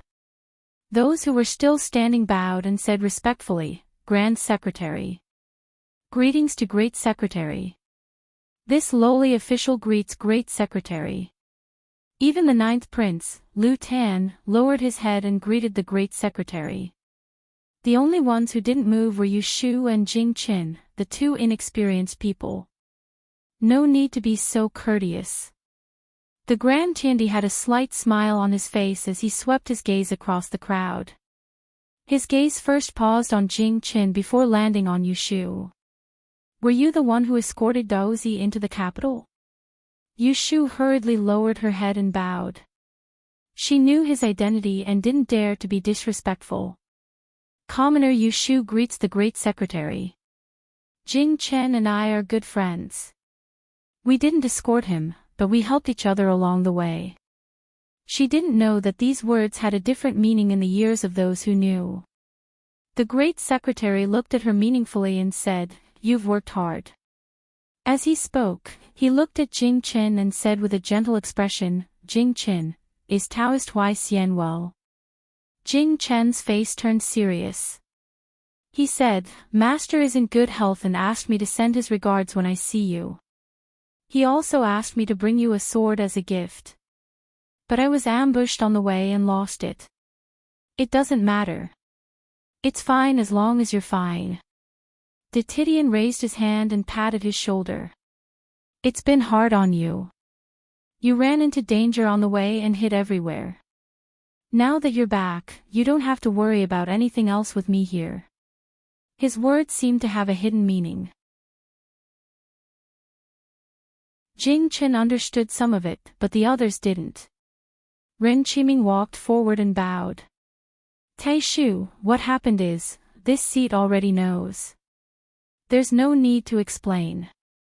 The Great Secretary waved his sleeve at Ren Qiming and said to the crowd, It's late. Now that the Taoist has been found, this seat wants to bring him to the palace to see the Emperor so that the Emperor can be at ease. You can all disperse. Go back and do what you need to do. We'll talk about the rest tomorrow. Yes, Tai Shu. Ji Huaishan was the first to bow and leave. He had benefited from today and heard a lot of inside information. He had really gained a lot. Ji Xingxuan turned around to look at Yu Shu. She was a little unwilling, but there was nothing she could do. She thought to herself that it was fine. After all, she had made Yu Shu suffer this time.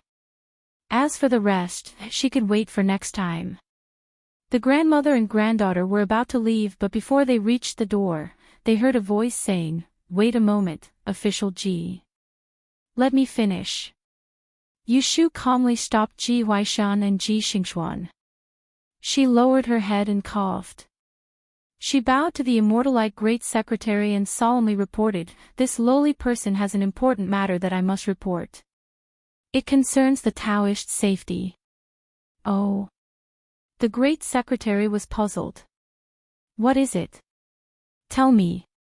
Although Jing Chen lost a part of his memory and doesn't remember who killed him, the person who murdered the Taoist is not without clues. Yu Shu's words were shocking. Ren Qiming anxiously asked, What clues? Tell me in detail. Ahem, ahem. Yu Shu stood for a while and closed her eyes, feeling a little dizzy. She pulled herself together and raised her head to look at the unfathomable expression of the Grand Suggestion Point. She said in a hoarse voice, Before Jing Chen lost his memory, he had befriended me. At that time, he had a treasure on him and showed it to me. Later, he bid farewell to me and was killed on the way. I saved him, but that treasure is no longer on him. Even his sword must have been plundered by the person who murdered him. But later, when I arrived at the capital, I saw that treasure in someone else's hands. After she finished speaking, the building was silent. Everyone knew that the situation was serious. The Great Secretary looked at Yu Shu and said seriously, Do you know who that is? Yu Shu took a deep breath and swallowed. She slowly turned her head and raised her hand to point at a person not far away. Her lips curled into a cold smile. It's her. The person she was pointing at was Ji Xingxuan, who was wearing a long blue dress. Ji Huaishan flew into a rage. Don't spout nonsense. When did we ever take anything from the Daoist? Ji Xingxuan looked at Yu Shu coldly. She was fearless. She wanted to see what trick she was playing. You never took it. Yu Shu put down her hand and lowered her head to touch her neck. She hooked a thread with her finger and pulled it off forcefully, revealing a small amulet. Under everyone's puzzled gaze, she brought it to her mouth and used her teeth to tear open the thread. She then dug out something from within and held it in her palm. She opened her palm and looked up at Ji Xingxuan. Her eyes were brimming with a smile. She asked softly, "Do you recognize this?" Everyone's gaze landed on her sweaty palms. Surprisingly, she was holding that sparkling yellow jade-like pearl, the adversity-blocking stone. Ji Huaishan sucked in a breath of cold air. Ji Xingxuan's expression changed drastically. She raised her head to look at Yu Shu. For a moment, it was as if she had seen a ghost. As the saying goes, if you don't do anything wrong, you won't be afraid of ghosts knocking on your door. When they saw the adversity-blocking stone, the first thing they thought of was nothing else but the Yunhua Ez's exam paper that was exchanged with this small bead. Yu Shu looked at their faces. Although she was in pain, she wanted to laugh 3 times in her heart. This pair of bastards. Did they think that she had endured until now just to be greedy for that bullshit credit? They plotted against each other this time. She only needed one move to kill them. Seeing Yu Shu coming out with the yellow frost stone, Jing Chen's expression changed. He looked at her pale face and didn't say anything. Shui Rui was also looking at Yu Shu's face. From the faint ruthlessness in the corner of her eyes, a few scenes suddenly appeared in his mind. Her messy hair and dirty face in Yang County government office, her ruthlessly kicking people when Chiu Bai bent over the table, her hidden needles when she toasted him last night. He suddenly realized that he shouldn't be worried about who she had offended, but who had offended her. Hey, isn't this? Ren Qiming noticed something. He walked forward and took the yellow frost stone from Yu Shu's palm. He weighed it in his hand and looked at it against the light. Suddenly, he turned his head and asked sternly, "Lord Ji, this adversity-blocking stone, isn't it the one you showed me before? Isn't it worn on Xingxuan's hand? How did it end up in her hands? She even said it belonged to Daozi. What the hell is going on?" Even though Ji Huaishan was used to seeing storms, he couldn't help but panic at this moment. He knew that if something went wrong, it would be a small matter if he was exposed for stealing the topic, but if he was accused of murdering the imperial family, that would be terrible. Cold sweat dripped down his back. Without thinking too much, he hurriedly explained, reporting to Lord, Xingxuan originally had the same one, but she lost it 2 months ago. This old man doesn't know how it ended up in her hands or how it became Daozi's. Ren Qiming was very suspicious. After listening to him, he went to ask Ji Xingxuan, "Tell me the truth, where did you get this adversity-blocking stone?" Under the veil, Ji Xingxuan bit her lip and looked deeply at Yu Shu. While thinking, she answered, "Xingxuan doesn't dare to hide it. I picked this bead up." Yu Shu glanced at her, then asked Jing Qin, "Jing Qin, do you think this yellow frost stone is a treasure of your sect?" "Yes." "Did you lose it before you lost your memory?" Yu Shu knew that Jing Qin wouldn't lie, so she deliberately gave a vague answer. This yellow frost stone was indeed lost, but it was lost in her hands. Under everyone's gaze, Jing Qin nodded. His expression was cold, so no one could tell that he was lying. Yu Shu then went to ask Ji Xingxuan, "You said you picked it up. Where did you pick it up?" "Yang City." Ji Xingxuan clenched her fists tightly inside her sleeves. "When?" In April, when I returned to Yiyang from the capital to visit my relatives, I found it in the gap between the horse carriages. Ji Xingxuan still remembered that day. When she met a thief on the road, she saw this stone in the window. She didn't know how it got there. You're lying. Ji Xingxuan showed a rare look of anger. I didn't. Yu Shu sneered. In April, when Jing Chen was still in Yiyang, his brain was fine. This yellow frost stone is a rare treasure in the world. How could he easily throw it away for you to pick up? Even if you're that lucky, how could there be such a coincidence in this world? Let me ask you again, where did you get this yellow frost stone? Ji Xingxuan was angered by Yu Shu's provocation, but she was still calm. She said in a low voice, I said I picked it up. It's up to you whether you believe me or not. Of course I don't believe you. Yu Shu glanced at her and said expressionlessly, last April, when Jing Chen left Yiyang, he was ambushed on the way. His sword and this yellow frost stone were taken away. When he returned to the capital to report, your Ji family was related to that group of people, so this treasure ended up in Lord Ji's hands.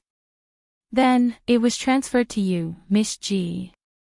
You didn't know its origin, so you boldly wore it. You didn't expect me to see it, recognize it, and then find a way to get it back with Jing Chen.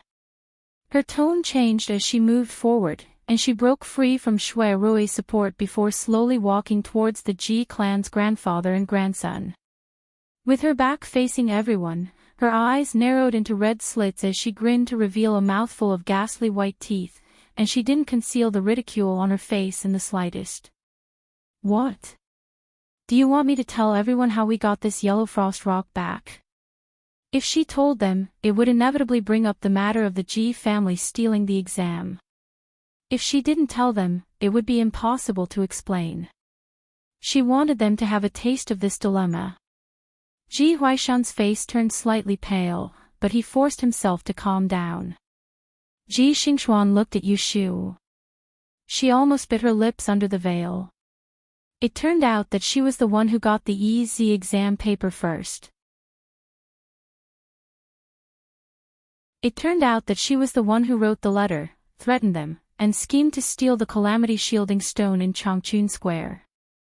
Thinking back, Ji Xingxuan seemed to have thought of something. She slowly turned her head to look at the young man in white who was not far away. Her clear eyes slowly widened, and her heart seemed to be filled with mixed feelings. So, the person who held the umbrella for her in the rain that day was him. Ren Qiming's face had already turned cold. He was already very suspicious. Seeing Ji Huaishan and Ji Xingxuan's strange expressions, he simply couldn't answer under Yu Shu's interrogation. He became suspicious. Moreover, this matter was of great importance. Even if he had a good relationship with the Ji family, he couldn't be biased. He snorted coldly and said sternly, Right, Judge Ji, what explanation do you want? It's this woman who is slandering me. Ji Huaishan was trembling with anger. He was afraid that others would believe Yu Shu's nonsense. He raised his face and said with grief and indignation, This old man has been an official for 20 years. I've always done my duty. I've never heard of this Daozi before. How could he be involved with the person who murdered Daozi? Imperial Secretary, Junior Supervisor, please understand, this old man is innocent. Shui Rui stretched out his hand and lightly touched Lu Tan, who was standing beside him without anyone noticing. His finger moved as he swiftly wrote the number 7 on Lu Tan's arm. Lu Tan, who had been silent for a long time, suddenly opened his mouth coldly. The witness and the material evidence are all here. You've obviously colluded with the person who murdered my Shishu. How dare you assassinate a member of the imperial family? Do you know that this is a capital crime? Yu Shu looked at Lu Tan in surprise. She then looked at Shui Rui and understood. Lu Tan's angry rebuke completely shocked Ji Huaishan. He had been an official for many years. How could he not know that there were some crimes that he couldn't even touch? This old man, who was over 50 years old, felt his legs go soft. He actually knelt on the spot. 2 streams of tears flowed down at the same time. He cried, "Your Highness, please investigate clearly. This lowly official is innocent." "Grandfather." Ji Xingxuan hurriedly squatted down in shock. She wanted to help Ji Huaishan up, but he pulled her with one hand and she knelt down with him. Ji Xingxuan was at a loss for a moment. She had never seen Ji Huaishan lose his composure like this. She looked around and saw pairs of cold and suspicious eyes. She finally realized the seriousness of the situation. The hair on her body stood on end. Her face gradually turned pale. She also knelt down with Ji Huaishan and said in a trembling voice, "Imperial Secretary, please investigate clearly. Grandfather and I have been wronged." Yushu admired the panicked look of the grandfather and granddaughter from a close distance. She unceremoniously moved to the center and accepted the 2 people's kowtow. The pain in her left little finger pierced her brain. It was not as good as the feeling in her heart. Ren Qiming looked at the chaotic scene. He frowned and turned to look at the person who had been quietly watching. "Imperial Secretary, what do you think?" Yushu's ears were sharp and she heard it. She turned to look at the immortal and met his gaze. His eyes were as light as the moon. Her heart skipped a beat. She pretended to be calm and lowered her head. She heard a light sigh. "Guards, send them to the Supreme Court and wait for their decision." "Mr. Shui, thank you for making this trip.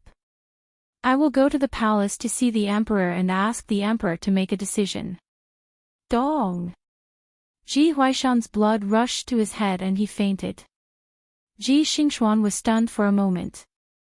Then she rushed forward and helped the old man up with red eyes. She cried, "Grandfather, grandfather." Seeing this scene, Lu Tan and Shui Rui looked at each other. Ren Qiming shook his head. Jing Qin turned his head away. Yushu, from the beginning to the end, had a pair of cold eyes.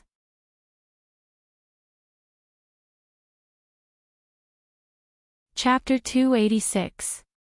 Ji Huaishan fainted and was carried out by the guards. Ji Xingxuan did not resist and staggered out of the room.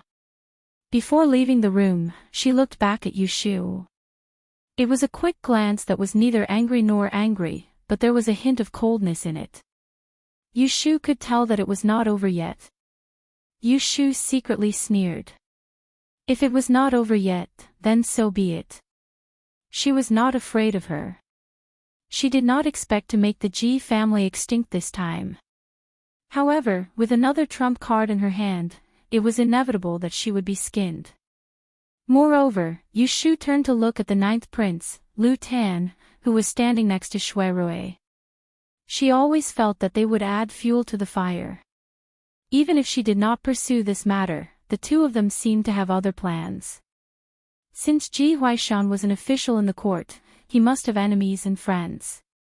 She did not know if there would be more people who would help in the hour of need or more people who would hit him when he was down. Oh! Yushu suddenly felt a sharp pain in her head. She gasped and felt dizzy again. Her body swayed and she fell down.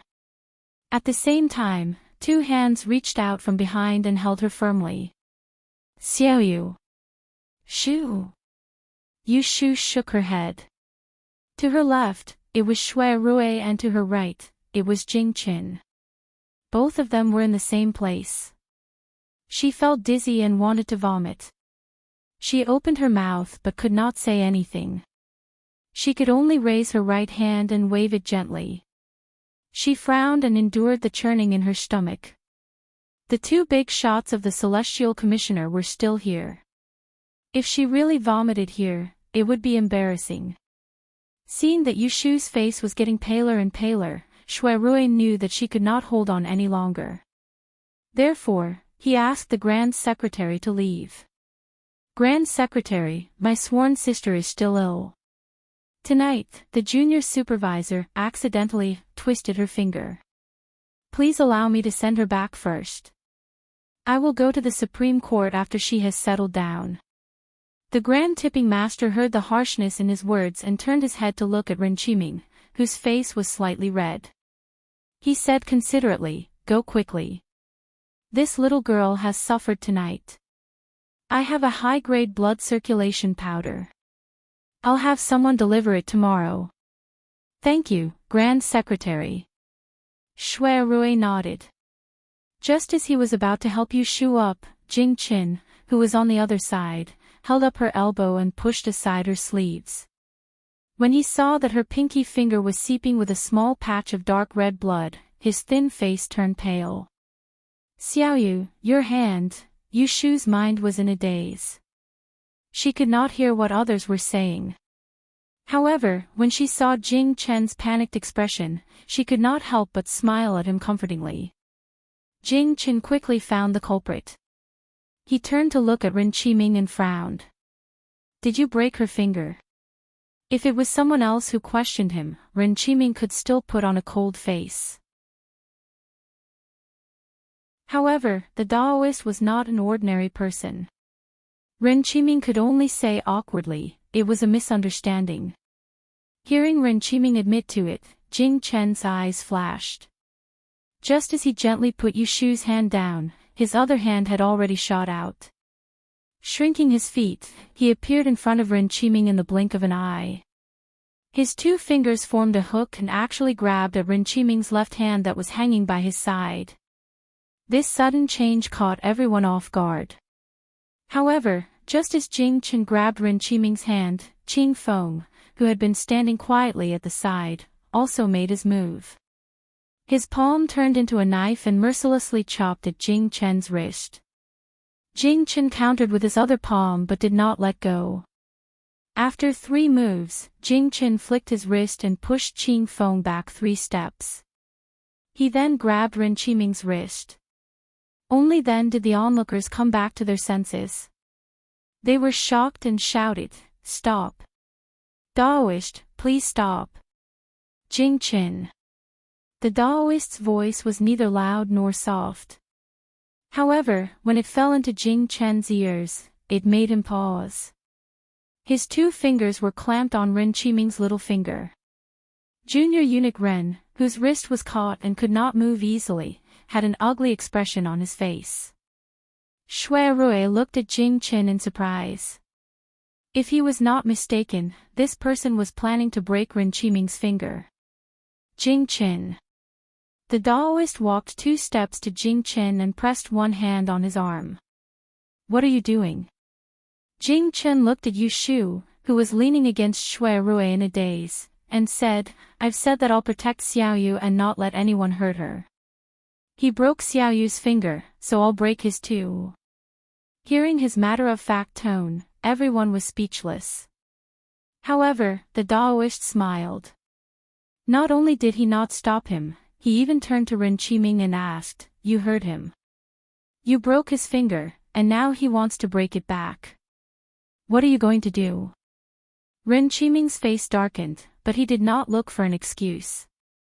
He said, "Daoist, just do it. Daoist." The attendant, Qing Feng, covered his injured chest and stepped forward. He reached out a hand to Jing Chen and said, "Daoist, if you want to break it, then break it. It's me who broke this young lady's finger. It has nothing to do with you, Your Excellency." Qing Feng, step back. Renchiming frowned and reprimanded. He had to bear the consequences of his own actions. With his current status, how could he act like a rogue? "Your Excellency." Jing Chen looked at them, and for a moment, he did not know whose finger he should break. The Daoist looked at this scene with a faint smile and did not try to dissuade them. Lu Tan wanted to say something, but he hesitated and did not say anything. At this moment, there was a light cough, and a weak voice sounded, "Jing Chen, you don't have to do this." Cough, cough. Sir Ren was anxious for your safety, so he hurt me by mistake. I don't blame him. Actually, Yu Shu was not unconscious. Her mind was still clear at this moment. She had seen Jing Chen make a move just now, so she pretended to be ignorant and waited for the crucial moment to speak. It was pure nonsense to say that she did not blame Junior Supervisor Ren. The 10 fingers were connected to the heart, so how could the pain of having one's finger broken be resolved with just a few words? However, compared to venting her anger and making enemies in the future, she was more willing to let this high-ranking junior supervisor recognize her as a good son. Moreover, she could see that Ren Qiming was a person who liked to be just and could not tolerate any wrongdoings. This kind of person had always been strict with himself. Making him feel guilty was more painful than having his finger broken. Shui Rui lowered his head to look at Yu Shu, who looked dispirited after seeing the doctor. He could clearly guess what was on her mind. Seeing that she was still able to play tricks in this state, he really did not know what to say. Martial uncle, Lu Tan spoke at the right time. I think Miss Yu's condition is not good. It's better to send her back as soon as possible. Don't delay anymore. Jing Chen looked at Yu Shu and saw her nod lightly. He hesitated for a moment, then let go of Ren Qiming and walked back to Yu Shu's side. Just as he was about to help Yu Shu, he heard Senior Supervisor Ren say, "Dozy, you should go to the palace with me first to report to the Emperor. Let Mr. Shui send Miss Yu back first." Yu Shu's eyelids twitched, and she quietly raised her hand. Using her body as cover, she grabbed Jing Chen's sleeve. What a joke. She hadn't even gotten a good explanation from Jing Chen, so how could she let him go like this? However, it was also strange. This senior supervisor Ren should know the secret of Jing Chen's K star. Why wasn't he afraid of the emperor being killed? Even if the power of Jing Chen's K star was greatly reduced after the full moon, was it appropriate to take him into the palace so rashly? Jing Chen didn't know what Yu Shu was planning, but he wouldn't leave her side at this time even if she didn't say anything. So he shook his head at Senior Supervisor Ren and said, "I want to send her back." "I can't go with you." Senior Supervisor Ren looked at them and didn't stop them. Instead, he ordered the guards to send them away and sent Qing Feng to follow them, so as to not lose track of Jing Chen again. The young people left, and soon only Senior Supervisor Ren and Ren Qiming were left in the building. Imperial Secretary, in your opinion, is Ji Huaishan really involved with the thief who murdered Daozi? Whether he is or not, that's the matter of the Supreme Court. It's not the duty of the Celestial Commissioner to investigate the case. Don't you think it's strange that the little girl named Yu Shu is safe and sound after being with Daozi for so long? There are a lot of people in this world who are lucky, hee. Senior Supervisor Ren turned his head and patted Ren Qiming's shoulder. He left with an ambiguous smile and left with his hands behind his back. Daozi had returned to the capital, and he had to send the news to the palace as soon as possible. Young Lord Rui waited outside the Celestial Commissioner's door for a long time. Finally, he saw Shui Rui and Lu Tan coming out. He quickly jumped off the carriage to greet them and asked curiously, "What happened?" "I just saw Judge Ji and Miss Ji family being escorted away." It was late at night, and the Celestial Commissioner's door was so quiet that there wasn't even a passerby. The longevity lamp illuminated the slender shadows of people. Gusts of night wind rolled up the cold air. Yu Shu couldn't help coughing twice. Shui Rui frowned and said, "Let's get in the carriage first." Rui Lin was not blind. Seeing Shui Rui and a strange man supporting Yu Shu on one side, he quickly ran to the carriage and opened the curtain. Fortunately, the carriage was spacious and could easily accommodate the 5 of them. Yu Shu was the first to sit in the carriage with Shui Rui's help. As soon as she touched the cushion, she became weak. She felt so uncomfortable that she wanted someone to knock her out with a hammer. It turned out that when they came out of the carriage, Shui Rui intended to carry her, but as soon as her feet left the ground, she wanted to vomit, so she forced herself to walk out of the Celestial Commissioner's door. In the carriage, Lu Tan and Rui Lin sat on one side, Yu Shu sat in the corner, and Jing Chen and Shui Rui sat on each side. "Brother Rui, where are we going now? Shui Rui poured a cup of tea to feed Yu Shu while telling him the address of Zhao Hui's house. Dr. He's medical skills were still trustworthy. At this time, it was better to find their own people than to find an internal physician elsewhere. Moreover, that family must be worried about Yu Shu. It was a good time to go back and report that she was safe. Jing Chen put his hand on Yu Shu's wrist and gently frowned. He put her wrist on his knee and touched the side of her waist. Just as he touched the corner of her clothes, he was stopped by Shui Rui. Looking up at Shui Rui's guarded gaze, Jing Chen did not know why he felt a little uncomfortable, but he still explained to him, I asked Xiaoyu to prepare a pill to carry with her. You will feel better after taking one. Let go. Shui Rui didn't loosen his grip when he heard this. Even though Jing Chen's actions of attacking Ren Qiming without the slightest hesitation in the Directorate of Astronomy had caused him to view Jing Chen in a new light, it didn't mean that he could watch as Jing Chen made a move against Yu Shu.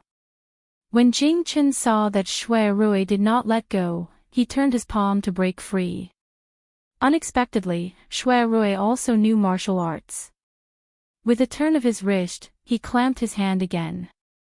Jing Chen turned his finger to flick his wrist, and Shui Rui clenched his fist to meet it. The two did not give way to each other, and in this narrow space, they began to fight with small tricks. Yu Shu was half dead, and she did not even have the strength to open her eyes, let alone stop them. Ruilin looked at this and that. Because before Jing Chen appeared, he was kicked out by Ren Qiming, so he did not recognize him. He whispered to Lu Tan, who is this? Lu Tan looked at the two men in front of him strangely. They were usually steady, but now they were fighting like children. His lips moved, my youngest martial uncle.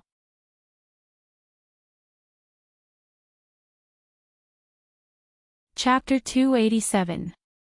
It was night, but no one was sleeping in the courtyard. The front hall was bright. Zhao Hui was sitting on a cushioned chair with her belly out. From time to time, she would look outside the door. Her face was full of anxiety. He Fengji was walking back and forth in front of her. Pei Jing was holding a cup of tea in his hand. He let it cool down but did not take a sip. In the afternoon, Yu Shu was taken away from Huiran Medical Center. He Fengji first went to find Pei Jing. Because he did not even know where the official came from, Pei Jing took him to several government offices in the east of the city to inquire. Finally, he described the style of the official's uniform and learned that it was the official of the Celestial Commissioner. The two returned home to discuss countermeasures. When they were at their wits' end, Shui Rui sent Lao Chui to inform them that he would go to find Yu Shu. He told them to be patient and wait for news at home. Who knew that they would wait until midnight? The more they waited, the more anxious they became.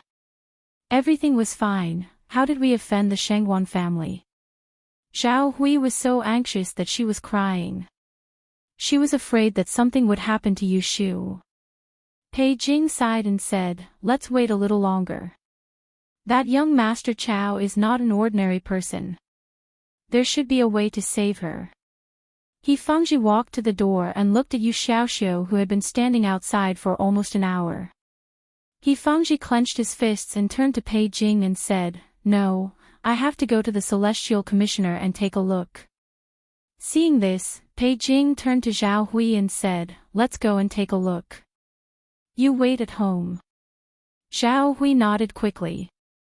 When the two men walked to the door, they saw a carriage coming from not far away. It stopped in front of the door. The curtain of the carriage was lifted, and a round-faced man jumped out. After lifting the curtain, a noble young master came down. He Fengji and Pei Jing were shocked when they saw Yu Shu coming down with the help of two people. They hurried to greet her. However, Yu Xiaoxiu was faster than them. He jumped up and held Yu Shu. He immediately recognized Jing Qin. Sister, what's wrong with you? Brother Jing. Not to mention how surprised Yu Xiaoxiu and others were when they saw Jing Chen. A group of people helped Yu Shu into the courtyard and into the bedroom. Jing Chen and Shui Rui followed them, leaving Lu Tan and Ruilin outside the door. They were polite and did not break into a woman's boudoir. Yu Shu finally leaned against the bed. She moaned and opened her swollen eyes. She saw Yu Xiaoxiu and Zhao Hui, one big and one small, snuggling on the edge of the bed. Their eyes were red and they were crying. She coughed and said weakly, "Stop. My body hurts more when I see you crying." However, no one was in the mood to joke with her. Shui Rui pulled the quilt over her and turned sideways to make room for He Fangji. He told him, "My left hand's finger was broken.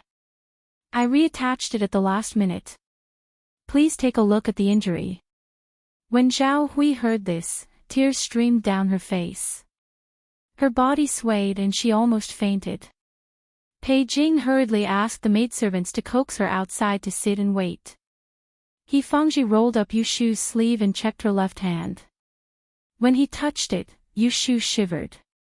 She gritted her teeth and endured the pain. The blood vessels on her neck were so tight that they turned blue. The few people present couldn't bear to see her like this. He Fangji couldn't help but say angrily, "Who is so vicious? To make people feel pain, they actually picked the tendons and bones and twisted them. They deserve to die." These words echoed the thoughts of the few people beside the bed.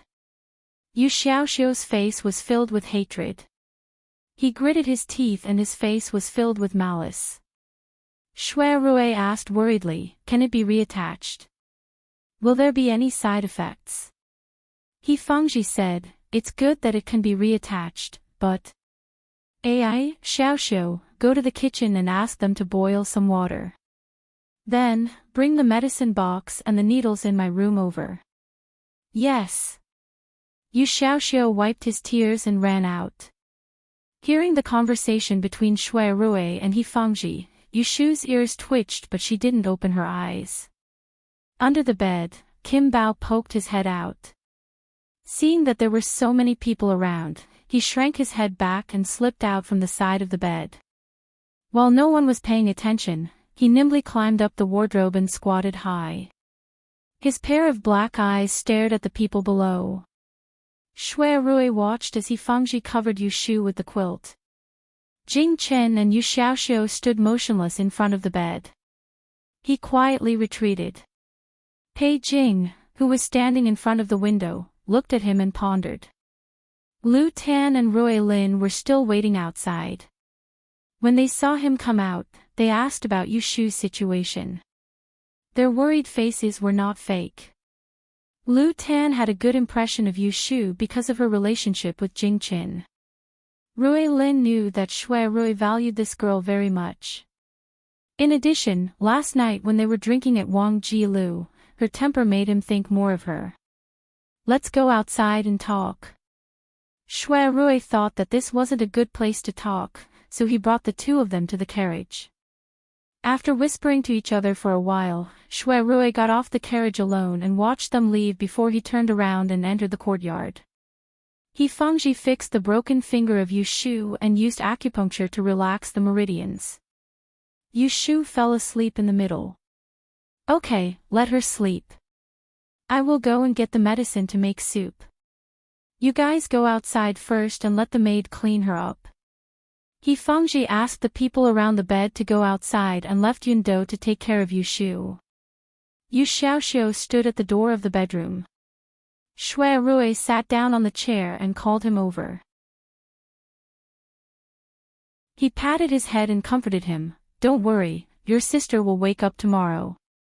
Yu Xiaoxiu turned his head with red eyes and asked, "Brother Shui, who took my sister?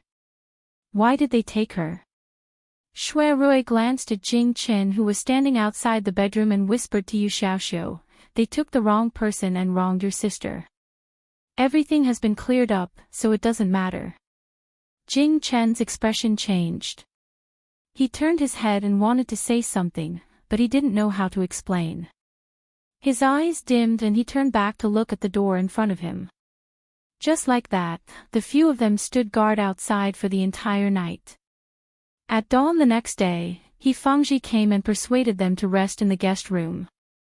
Only Pei Jing, who was slightly older, could not bear it and went to sleep.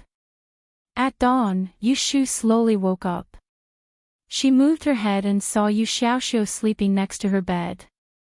Her eyes softened and she coughed twice to wake him up. Yu Xiaoxiu rubbed his eyes and sat up. Once he was awake, he asked Yu Shu if it hurt here and there. Yu Shu wouldn't tell him that it hurt like hell. She could only let him help her up and fool him to call Dr. He. As soon as Yu Xiaoxiu went out, Jing Chen and Shui Rui came in one after the other. Because Yu Shu slept with her clothes on last night and was among the patients, she didn't break the rules.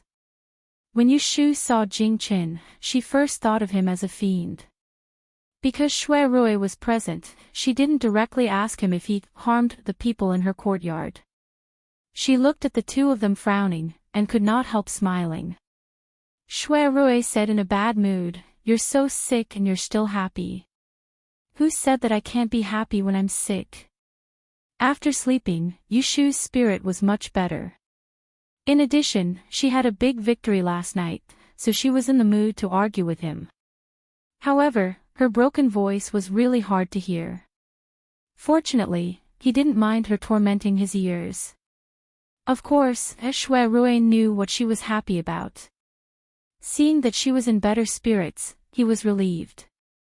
He asked curiously, "The stone that you took last night, was it really lost when Jing Chen was killed?" Shui Rui's question hit the nail on the head.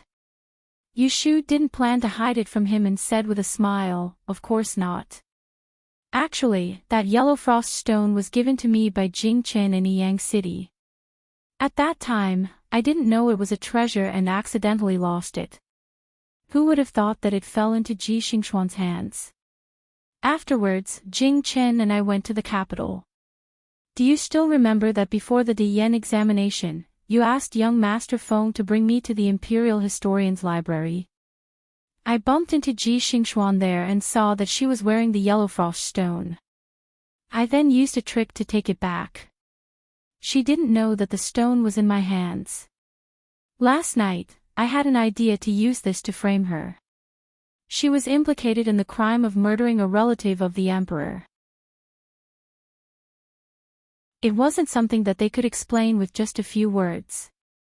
Listening to her unscrupulous narration of how she framed others, Shui Rui was secretly happy that she was being honest with him. On the other hand, he had a headache because of her audacity. After Yu Shu finished speaking, she looked at Jing Chen's expression. Seeing that he was silent, she asked, "Jing Chen, what's wrong?"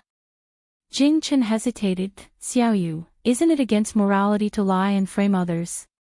Hearing this, the smile on Yu Shu's face faded. She whispered, "Morality. I only know that they tried to harm me first. Therefore, I have to fight evil with evil. Last night, you said that Ji Xingxuan already knew you.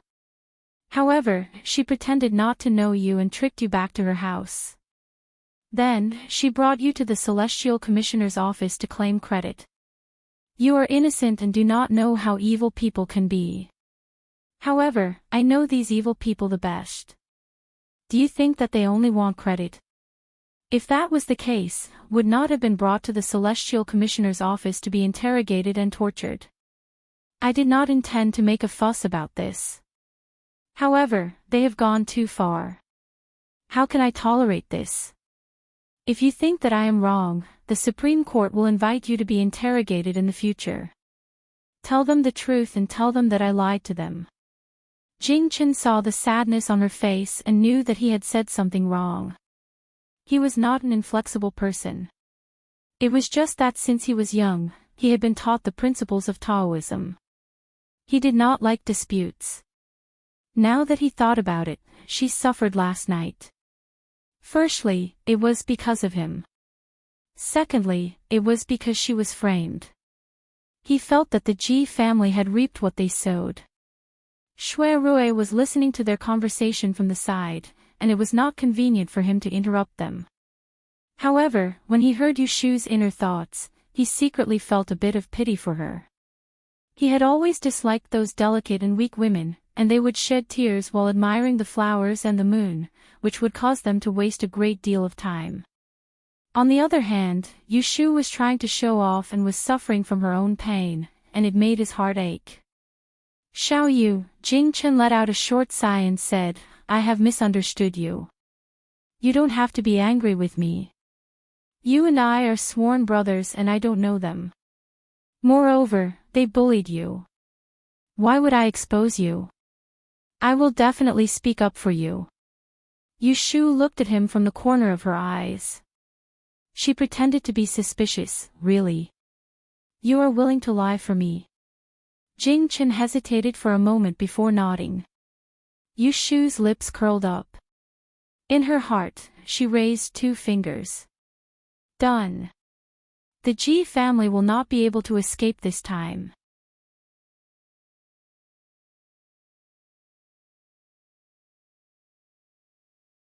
Chapter 288. Yushu and Shui Rui and Jing-chen were talking in the room when Fangji hurriedly walked in and said that there were a lot of carriages and horses outside the gate, as well as several officials who wanted to see some daozi. It turned out that when the emperor went to the palace last night, he already knew that Jing-chen had been found and urgently wanted to see him. As soon as the sun rose, he sent people out of the palace to receive him. Yushu repeatedly said, Jing-chen, go with them. Remember what I told you just now, it is inconvenient for me to get up, let Shuedage escort you out. Jing-chen nodded and said, after I see His Majesty, I will come back to see you. Jing-chen was not only the descendant of Yunhua Ez, he was also the late Princess Chang's only son. Now that his identity was revealed, he had become His Majesty's nephew, his status was indescribably noble. Although the matter was rushed, the palace still sent a proper guard of honor to receive him. Fangji and Pei Jing watched from the door as Jing-chen was respectfully escorted to the brocade-covered carriage and escorted away by a group of imperial bodyguards. They were bewildered and hurriedly went back to their room to ask Yushu. Yushu told them Jing-chen's identity, causing the 2 of them to exclaim in surprise again and again. Shui Rui on the side said with a smile, Dr. He, you have rendered meritorious service in treating Daozi's illness, and Shu has saved his life. When Daozi enters the palace to report to His Majesty, he will definitely reward you. I congratulate you in advance. Fangji smiled bitterly and said, treating an illness and saving a person is a doctor's duty. On the contrary, Xiao Yu has suffered so much, in the end, good will have its reward. They talked for a while more before Shui Rui excused himself and left, but in fact he was going to the Supreme Court to report. The Ji family's grandfather and grandson were escorted to the Supreme Court last night, so they did not know what happened. After Shui Rui left, Yushu drank the medicine and ate some breakfast before going back to sleep. She had exhausted herself yesterday, and in addition to her internal and external injuries, she had to rest well. She slept until the evening. Yu Xiaoxiu shook her awake. Yushu woke up in a daze and heard that Shui Rui was here again. In the bedroom, Yushu sat leaning against the headboard of the bed. Her body was covered with a quilt, and her upper body was draped in a cotton-padded jacket. Her hair was neatly draped behind her head as she listened to Shui Rui's account of his visit to the Supreme Court during the day. At noon, a eunuch came to the Supreme Court to announce an imperial edict, suspending Ji Huaishan's position as the right judicial judge and ordering the Supreme Court to investigate the Daozi's murder. An official was appointed to take over the case. Because I was present last night, I was also appointed to assist in the investigation. In the afternoon, a court was set up to interrogate Ji Huaishan and Ji Xingxuan. These 2 grandfather and grandson insisted that the blocking disaster stone was picked up in Yang. They also summoned 2 servants from the Ji family to interrogate them. They both said that when they were in Yang, they had seen Ji Xingxuan in possession of the stone. Because there was insufficient evidence, it was difficult to distinguish the truth from the falsehood, so they were temporarily detained in prison to await a retrial. After listening to this, Yushu asked with a smile, since it was an interrogation, was there any torture? Thinking back to last night, she had merely refused to confess Jing Chen's whereabouts and her fingers had been broken. Now that Ji Huaishan and Ji Xingxuan were stained with the capital crime of murdering the imperial family, they should at least suffer some physical pain first. Each of them received 15 lashes. Yushu curled her lips, only a few lashes. That day when she went to beat the drum and climb the court for Zhao Hui, she received more than this number of lashes. Shui Rui knew what she was dissatisfied about, so he explained, the lashes of the Supreme Court are half a foot wide. After 15 lashes, Ji Huaishan fainted again. Ji Xingxuan, on the other hand, was strong-willed and didn't make a sound. But in the end, she was also carried away. Only then did Yushu feel slightly better. She asked him again, how are you going to investigate next? Will you summon me for questioning? Shui Rui said, not only you, but also Jing Qin, Junior Supervisor Ren, and everyone else involved in this matter will be invited by the Supreme Court for tea. He paused, crossed his arms, and leaned against the study table. He looked at her and continued, even though the Ji family's grandfather and grandson are in prison, but with just a small stone, there is no concrete evidence. Even if I interfere, they will only suffer some more physical pain. Sooner or later, they will be released. Ji Huaishan has been an official for many years. Moreover, as the Celestial Commissioner's right magistrate, he has many connections in the court. If there is someone to protect him, after he is released, I am afraid it will not be difficult for him to be reinstated. Moreover, that Ji Xingxuan participated in this year's Diyan examination. It is very likely that she will pass. When the results are released, her reputation will spread everywhere. The Ji family will regain their fortune and will definitely not let you off easily. What Shui Rui said, Yushu knew in her heart. However, there was no worry on her face. She smiled and said, this crime of murdering the imperial family was originally fabricated by me. It is not surprising that they will be exonerated. However, there is another crime that they cannot escape from. Not only will Ji Huaishan lose his position, but that Ji Xingxuan's future will also be ruined. Oh. Shui Rui's eyes flashed. He straightened his body and asked doubtfully, what other crimes do you think they have committed? Yushu sneered. She enunciated each word clearly, the Diyan examination. Shui Rui was startled. He blurted out, really? Yushu gently touched her tightly wrapped little finger that was faintly aching. She said, didn't I tell you? This yellow frost stone was originally in Ji Xingxuan's hands. I accidentally discovered it and plotted to ask for it. Yushu told Shui Rui about her encounter with Ji Xingxuan in the Imperial Historian's Library. She eavesdropped on Ji Xingxuan's conversation with another woman. She accidentally obtained Yunhua Yi's examination paper. She guessed that the Ji family had stolen the examination paper. She wrote a letter to Ji Xingxuan in secret. She proposed to use the yellow frost stone to exchange for it.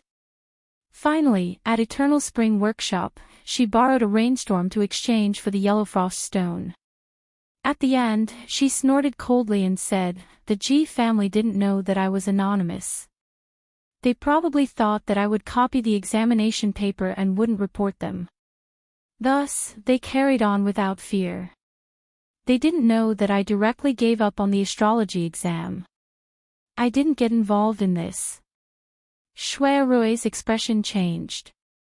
He really didn't expect Yushu to have such a trick up her sleeve. Stealing the examination paper was no small matter.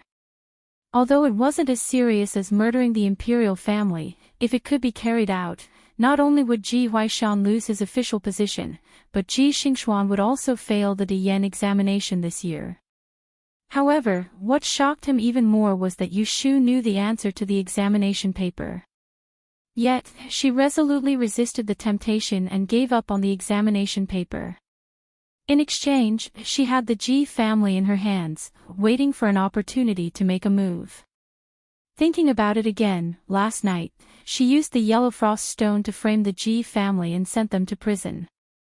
It wasn't for a moment of anger, but to use the G family as a cover for the Yen examination paper. It was a series of schemes.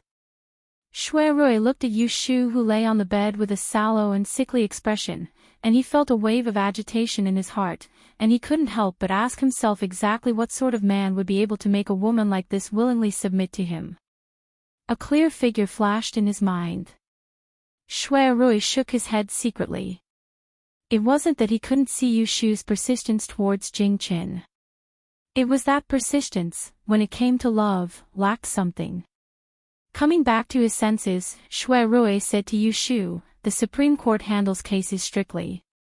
With Jing Chen and you as witnesses, we can certainly file the case of Ji Huaishan stealing the examination paper as a case. But if we want to convict them, we still lack some evidence. You just said that they took Yunhua Yizi's examination paper. They must have destroyed it a long time ago. Since we don't have any physical evidence, we can't prove that the examination paper was leaked. Ji Xingxuan wouldn't be so stupid as to copy the original question. With just a few testimonies, it won't be easy to prove that they stole the examination paper. You don't have to worry about that. Ji Xingxuan won't copy the original question, but someone else will." Yu Shu smiled evilly. Looking at Shuai's confusion, she explained, "After I exchanged Yunhua Yizi's examination paper for the yellow frost stone, a few days later, before the astrology examination began, I visited the human training hall with Jing Chen at night. I copied the answer paper into many copies and put them in the examinee's room, indicating that it was this year's examination paper. In this way, you can go to the Celestial Commissioner to investigate the examinee's answer paper, and you can prove that this year's astrology examination paper was leaked. With my and Jing Chen's testimonies, do you think they can run away?" The Ji family never expected that not only did she not copy the answer paper, but she also gave the answer paper to someone else, leaving behind evidence of their crime. Yu Shu originally had no intention of accusing Ji Huaishan of stealing the exam paper. At first, she only dug a trap for them. If they were lucky, they could jump over it. But now, she wanted to push them into a trap. Shuai's eyes brightened. He clapped his hands and said, "That's it. In the next 2 days, I'll send someone to bring you to court for interrogation. At that time, you can tell me about the Ji family stealing the exam paper. I'll push the boat with the current and hold them accountable." Yu Shu smiled and said, "Thank you, big brother." The two of them talked in the room. Because they were discussing confidential matters, there was no one else present. However, they were a man and a woman alone, and it was not good for them to stay in the same room for too long. Yu Xiaoxiu squatted at the door and waited for a long time. When he did not see Shuai coming out, he raised his voice and asked, "Brother Chao, are you done talking? It's time for my sister to take her medicine." Shuai did not have anything else to discuss with Yu Shu, so he let Yu Xiaoxiu come in. "Ah, Shu, I still have something to do, so I'll leave first. Take care of the injury on your hand. Don't move it before your bones are healed." Shuai reminded Yu Shu. Yu Shu saw that he was about to leave and quickly called out, "Big brother, I still have something to ask you." Shuai turned his head and said, "What is it?" Yu Shu said, "Where is Ji Xingxuan? I want to go to the prison tomorrow to see her." Shuai asked, "Why do you want to see her?" Yu Shu shrugged her shoulders and said, "Nothing, I just want to see her. Why can't I visit her?" Shuai looked at her and knew what she was planning. He frowned and said, "You haven't recovered yet, can't you behave yourself?" Hearing his words, Yu Shu pursed her lips and said, "There is another reason. That day in Yang City, I accidentally dropped one of her jade pendants and was locked in the ancestral hall by the old lady of the G family. I didn't eat or drink for a few days and almost lost my life. Now it is her turn to be locked up. Can't I go and take pleasure in her misfortune? This was the first time Shui Rui had heard her talk about this matter. He couldn't help but recall the time when he and Yushu had just met. There was a time when he picked her up under the bridge in the heavy rain when she was being beaten up by the G family. He knew what the G family had done to her, so he knew why she hated him. Tomorrow, wait for me at home after you wash up. I will come to pick you up. As soon as Shui Rui said this, he saw a smile on Yushu's face. She nodded and said, okay.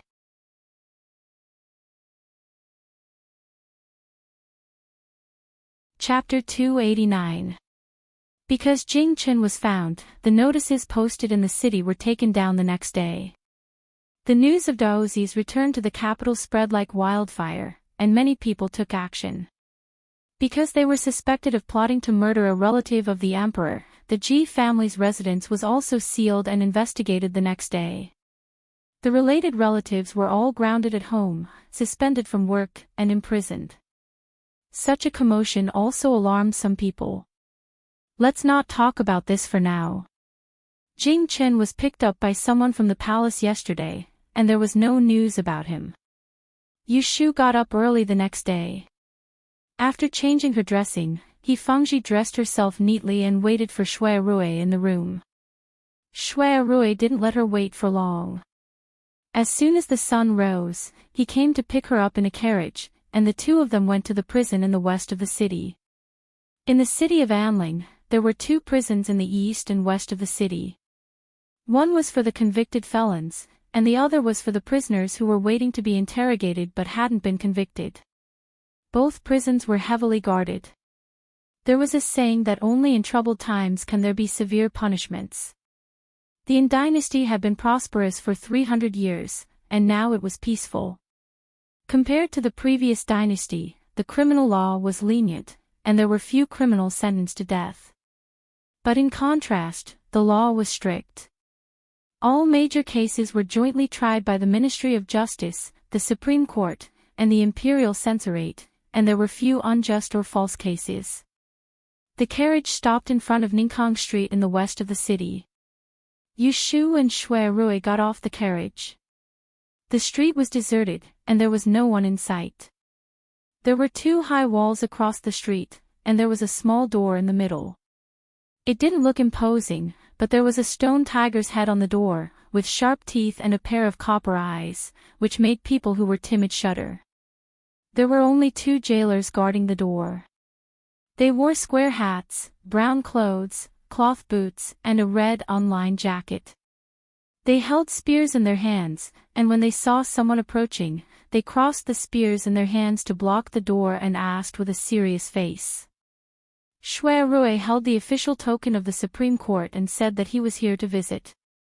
The jailer recognized his position, so he respectfully invited him in, asked who he was looking for, and led the way. After entering the door, there was a narrow alley, which could only allow 4 people to walk side by side. There were 2 jailers guarding at a certain distance. It wasn't the first time that Yushu was in prison. Last year, when she helped Xia Mingming raise money for the entrance examination, she participated in gambling and was arrested. But that was a small prison, not a big one. After passing the alley, they suddenly saw a wide space. There were cells on all sides, and a road led to more than a dozen aisles. There were hundreds of large and small cells. The walls and eaves were raised high to block, and the eaves blocked the wind and rain, as well as the light. Everything was cold. The layout of this prison also had the signs. It was like a water, and the water was dry and swamp. The people day and night, and day, year. You prison day. Shui Darren, this way. The jailer led Shui Rui and Yushu to the front of a cell. He untied a string of keys from his trousers and stepped forward to open the door. Clatter. Clatter. The lock was pulled out, and the jailer pushed open the iron door. He looked inside first, and then he turned his head to Shui Rue and said, "Darren, they are inside." Shui Rue took a piece of silver from his sleeve and handed it to the jailer. "Wait on the side," he said. The jailer bowed his head and accepted the silver. He then walked away with a discerning eye. Shui Rue stood outside the door, and Yu Shu went in alone. This cell was very different from the one she was locked in the last time. There were no bars on the outside, and it was just a stone house. There was a lot of hay on the floor, and a damp and moldy smell filled the air. There was a window at the top, and only a beam of light shone on the wall. However, the light was enough for Yu Shu to see the situation inside clearly. With one glance, she saw Xingxuan with disheveled hair, dressed in a yellowish prison uniform, hugging her knees and leaning against the wall. Without her veil, Yu Shu would not be able to recognize her. It seems that even a beauty needs to be groomed. No matter how beautiful a bird is, it will still look the same when it falls into the mud. Yu Shu smiled and walked forward. She stopped a few steps away from Ji Xingxuan and didn't make a sound. She crossed her arms and looked down at Ji Xingxuan from head to toe.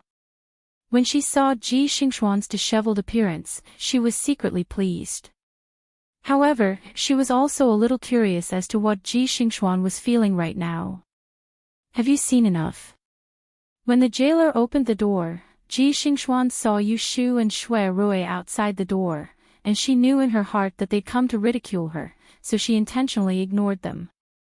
But she'd underestimated their patience, and she'd overestimated her own endurance. She had spent a night in this horrible place, plus the injury on her back yesterday. The pain she had suffered since she was a child was not as much as what she had suffered in the past 2 days. At this moment, seeing the culprit appear in front of her, how could she turn a blind eye? Hearing Ji Xingxuan's cold voice, Yu Shu calmly asked, "How does it feel in this cell? Did you sleep well last night?" Ji Xingxuan heard the ridicule in her words, so she closed her eyes and did not answer. "It seems that I did not sleep well." Yu Shu answered her own question, "I am guessing that you do not like it here." "But there is no other way. You will have to stay here for a long time. Murdering a relative of the emperor is a serious crime. Before the case is fully investigated, you and Lord Ji will have to be wronged as prisoners. Alas, you're young and full of vigor.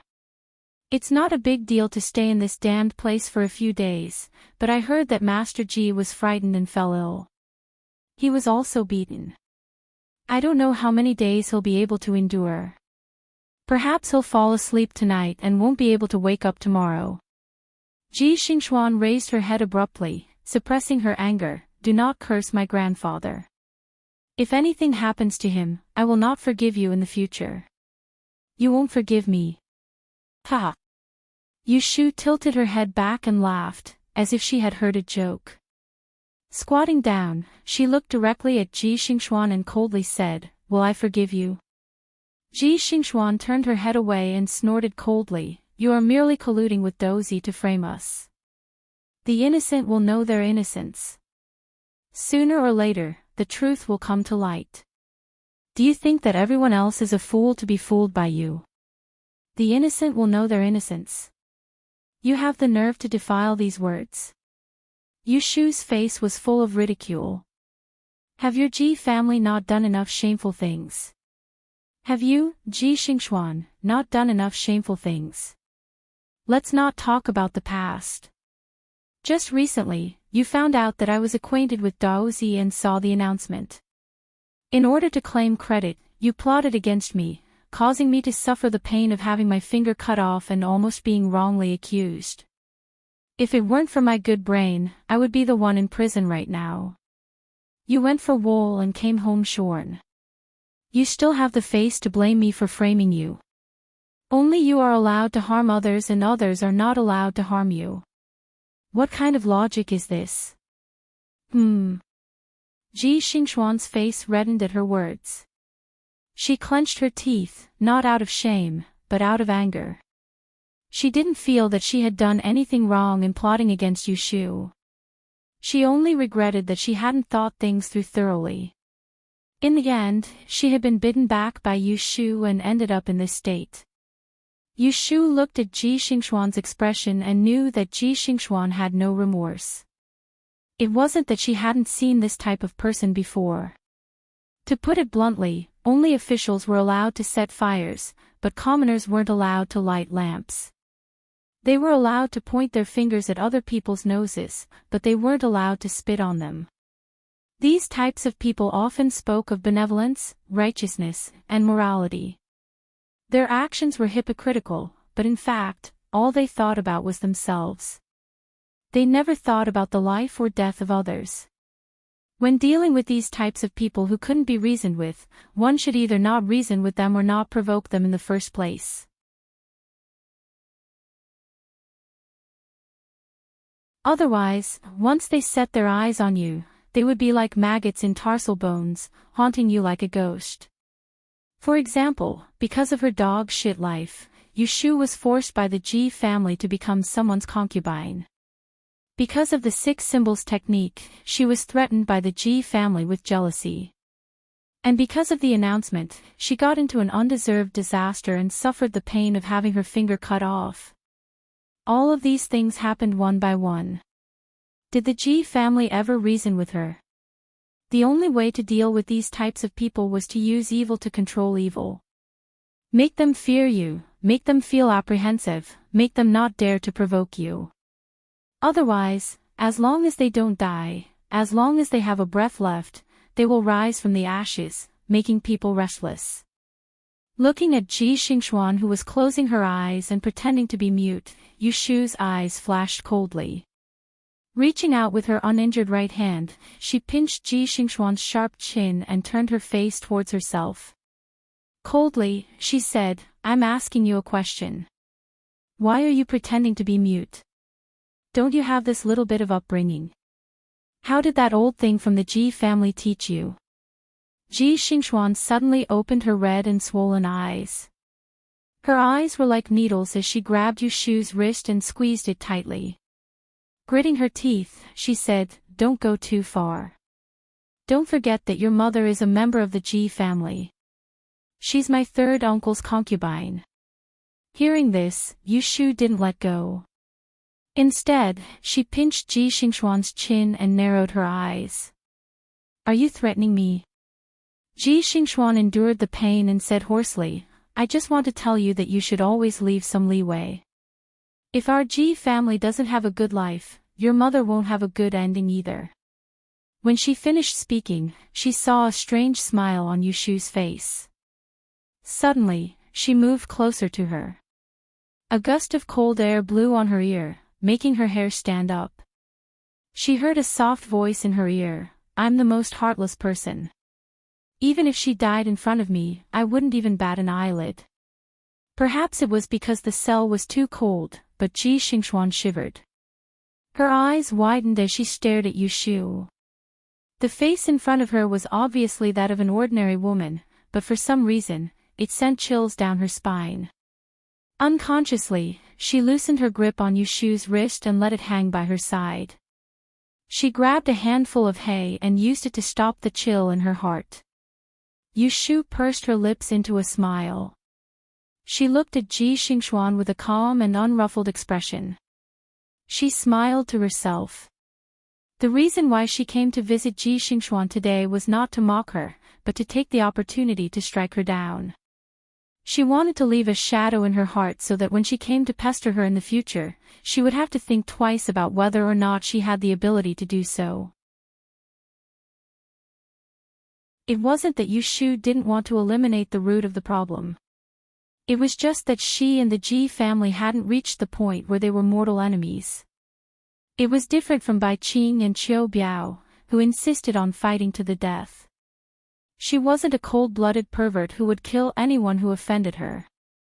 Moreover, she didn't have the ability to wipe out the entire family. "Ah, Shu, are you done?"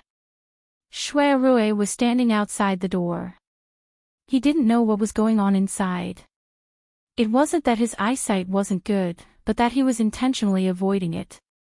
He didn't look or listen, but he felt that the prison wasn't clean. He didn't want Yushu to stay for long, so when he saw that it was about time, he called out to her. "I'm leaving. Rest well. There's a good show waiting for you. Take care." Yushu let go of Ji Xingxuan's chin. She brushed her hand across the hair on her forehead. She felt that Ji Xingxuan was like a hedgehog, so she laughed foolishly and got up to leave. "Big brother, let's go."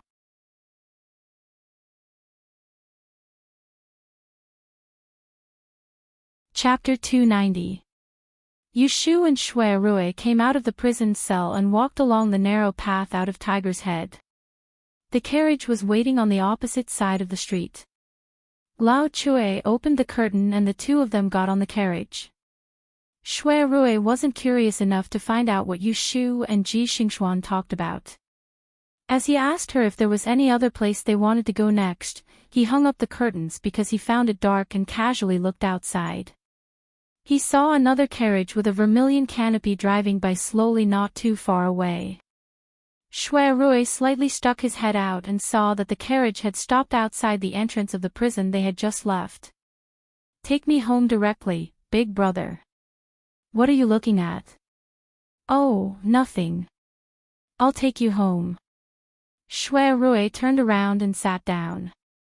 If he was not mistaken, that carriage just now belonged to the seventh prince, Lu Hao. Shui Rui took Yushu back to Zhao Hui's house. He then turned the carriage around and went to Wang Ji Lu. He entered from the backyard and went up to the second floor. Lu Tan was waiting for him in the innermost room. "Your Highness, I came late. I made you wait for a long time." Shui Rui lifted his robe and sat down opposite Lu Tan. "There are no outsiders. Biaoxiong can just change my handwriting." Lu Tan poured a cup of freshly brewed purple bamboo shoots on the table and handed it to him. He asked, "Did you go to see Miss Lianfang? Is her body well?" Shui Rui nodded and sighed. "I'm only worried that her little finger might have some side effects." Lu Tan said, "Miss Lianfang has gone through a lot of trouble to protect my Shishu." As he said that, he handed over a silver brocade box to him and said, "This is a secret medicine used by my sect to fix bones and heal wounds when I was practicing at Tianshi Taoism. I've written the method of use inside. Bring it to her." Shui Rui's eyes brightened. He thanked him and put away the brocade box. Then the two of them got down to business. Yesterday when Shishu entered the palace, Imperial Father was very happy. He ordered us princes and princesses to hold a banquet in Qingguang Hall. We introduced Shishu one by one. We drank until Cho. Shishu stayed in the palace last night. This morning, Imperial Father mentioned this matter in front of everyone. It seems that he intends to take Shishu to worship the imperial tomb next month. But he didn't mention that Shishu was murdered on the way. Obviously, the case has not been investigated clearly. Do you have any news from your side? As soon as Lu Tan returned to the capital, he would stay at the prince's mansion for a long time and did not need to return to the mountain. Tomorrow he would have to attend the morning court session. Although Shui Rui was a fifth-grade official, he was only a deputy. He only had to attend the court session for 2 days every month. Therefore, he was not present at the morning court session today. Shui Rui sipped his tea and told the story of the Ji family's involvement in the Dian theft. He deliberately left out the details of Yushu and Jing Chen's visit to pay Renguan that night to submit the exam papers, but it was enough to make Lu Tan's expression change. This Ji family really has a lot of guts. They even extended their hands into the examination hole. I heard that in the 9th year of Zhaoqing, one of the examiners was found to have practiced favoritism and was expelled from the capital. 3 examinees were beaten to death on the spot. It was a sensation for a while. I did not expect that after 3 years, such a scandal would happen again. Shui Rui said. Ji Huaishan originally relied on the promotion of the previous head supervisor to sit in his current position. Normally, he would take advantage of his seniority in the Celestial Commissioner. But in the end, his family background is not deep and he has no foundation. He has held this position for too long. Many people are waiting for him to retire next year and take over the position. Ji Huaishan is also anxious. Originally, he wanted to use the seventh prince's influence to curry favor with the emperor. Unfortunately, His Majesty's arranged marriage made their wish come to nothing. Therefore, he set his eyes on this Di Yen and tried to think of a way to let his family's fourth miss stand out and take the opportunity to enter the Celestial Commissioner's office. It's a pity that they made a mistake and schemed against my sworn sister. All day long they hit the geese and were pecked blind by the geese. This time, they will not be able to escape this calamity. Lu Tan listened attentively to his analysis of the matter. Then he asked, last night during the Celestial Commissioner's office, Biaoxiong asked me to help. Is it because this Ji family is under Lu Hao's clique? But I have inquired and it seems that there is not much connection between the two.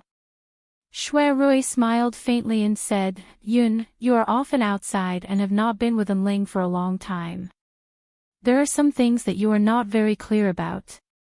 This Ji family is admittedly not under the seventh prince's clique, but that Ji family's fourth young miss is a problem in his heart. This woman is peerless in both talent and beauty, and is also good at learning.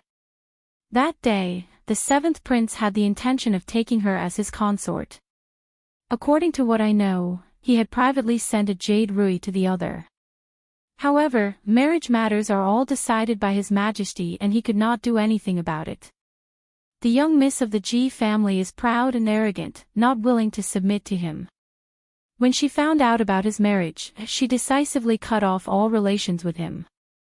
Saying this, he paused and swirled the half cup of fragrant tea in his hand.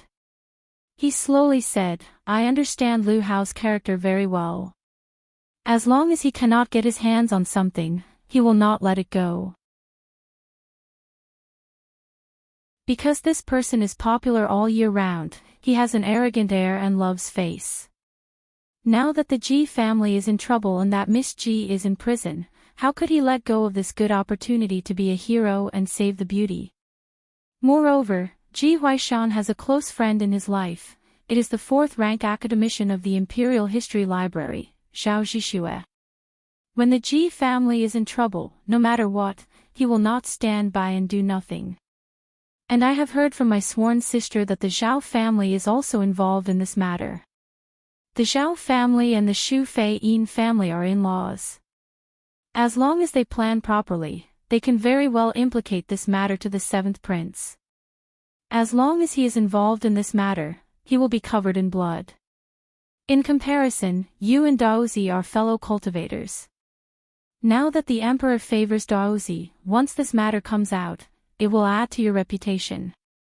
Lu Tan looked at Shui Rui and thought of that night when the Celestial Commissioner was only a few breaths. Shui Rui was able to have such a reaction. He couldn't help but secretly admire him. He said to himself, after listening to Biaoxiong's words, I know that my knowledge is shallow. In the future, I will need to trouble you to teach me more. Shui Rui chuckled and touched his teacup, you should learn from me. It is more like learning to eat, drink and be merry. When I come back from a trip to the Supreme Court in the afternoon, I will bring you around the capital at night. I have not returned for 3 years. This Anling city has changed. You should take a good look first. Lu Ten also laughed and clinked his cup with him. The usually quiet person is now in the mood to joke. I have long heard that Biaoxiong is a playboy. Don't bring me to those places of pleasure. I have just taken off this Taoist robe for a few days and I need to cleanse my heart and mind. Shui Rui face-bombed and said, it must be that fellow Ruilin talking about me in front of you. What playboy? It is just that I was not sensible for the past few years. I have been socializing with those playboys and picked up some bad habits. Now that I have quit, other than drinking, I do not indulge in pleasure. Lu Tan nodded and did not tease him anymore. After tea, the two of them went back to the restaurant for a meal and went their separate ways. Yesterday, Yu Shu came back from visiting in prison and rested at home for 2 days. She did not see Jing Chen return and did not hear any news about him. Just when she was about to ask Shui Rui for help, someone from the Supreme Court came to ask her about the Ji family's involvement in the murder of the emperor. The office of the Supreme Court is located in the north of the city. It is only 2 streets away from the imperial city. There is an archway on the street to prohibit peddlers and pedestrians. The street is very clean and there are not many pedestrians in broad daylight. The officer brought Yu Shu into the yamen. Because it is not an official court, there is no need to go to the front court. Instead, she is questioned in the waiter at the back. When Yu Shu arrived, the spacious waiter was already waiting for 3 officials wearing black veils and red robes. Shui Rui was among them. In front of the other 2 colleagues, he did not show too much intimacy with her. He just nodded to her, hinting that she did not need to be nervous and could answer at ease. Reporting to Darren, Diane's examiner, Yu Shu is here. You may leave. With the presence of Shui Rui, Yu Shu became bolder. When asked about the relationship between the Yellow Frost Stone and the Ji family by the 2 senior officials, she framed the Ji family calmly and insisted that the Yellow Frost Stone belonged to Jing Chen and was lost when he was plotted against and lost his memory. She implied that the Ji family had something to do with the traitor who murdered Jing Chen. There was a registrar sitting on the side. He wrote down Yu Shu's words one by one. It seemed that he planned to verify it with Jing Chen later. However, Yu Shu was not afraid. She had already made a deal with Jing Chen. If the Ji family wanted to get rid of the suspicion, it would be impossible to get rid of the 2 of them. Shui Rui deliberately gave Yu Shu a chance to confess about the theft of the Ji family, so he asked at the right time, "You said that the treasure named Yellow Frost Stone was found on Miss Ji and got back from Daozi. Then why did the Ji family look very surprised when they saw the Yellow Frost Stone in your hand that night in the Celestial Commissioner's office? Obviously, they did not know that it was in your hand. What is the reason for this?" Yu Shu pretended to be hesitant and said, "Because when Daozi and I took back the Yellow Frost Stone, we used a little trick, so Ji Huaishan and Ji Xingxuan did not know that it was me, let alone that it was in my hands." "What kind of trick?" The other 2 officials saw that Yu Shu's words were evasive, and they realized that there was something hidden. An official surnamed Chu put on a serious face and asked, "This is related to the case, please tell the truth, Miss Yu." Yu Shu gritted her teeth. On the surface, she seemed to have made up her mind about something, but in fact, she already had a plan in mind. She sneaked into the Imperial Historian's library, accidentally overheard Ji Xingxuan's conversation with someone, and looked for the examination papers from before the Feng Shan New Year. She accidentally brought the file home and found the Yunhua Ez examination paper hidden in it. From then on, she guessed that the Ji family had stolen the questions, and then anonymously wrote a letter to the Ji family to threaten them, and then exchanged the examination paper for the Yellow Frost Stone in Changchun workshop. The 2 officials of the Supreme Court's expressions changed on the spot, and they exchanged glances. After a while, they thought of asking Yu Shu, "You claim that the Ji family stole the questions. What evidence do you have?" Yu Shu lowered her head and said, "Dozi can testify that he personally handed the Yunhua Ez examination paper to Miss Ji during the chaos. After that, I went to the human training hall to inquire about the questions. This year's astrology of the Great Expansion is indeed the same as 20 years ago. Milord, you can send someone to interrogate them. I will speak the truth and will not dare to hide anything." Hearing this, the people present all had a serious expression. An official surnamed Chu turned his head and asked Shui Rui, "Official Shui, what do you think of this matter?" Shui Rui straightened his face and said, "I think it is true. If the Ji family did not know the questions this year, why did they go as promised and exchange a treasure like the yellow frost stone for an invalid examination paper? In this official's opinion, we should first send someone to the Celestial Commissioner to inquire. After the investigation, we must file a case. As an official of the Celestial Commissioner, Ji Huaishan's crime of stealing the questions will be increased. This crime of favoritism and fraud cannot be tolerated. In that case, I will have to trouble official Shui to make this trip. During the morning court session tomorrow, this official will report this matter to His Majesty and ask for a decision.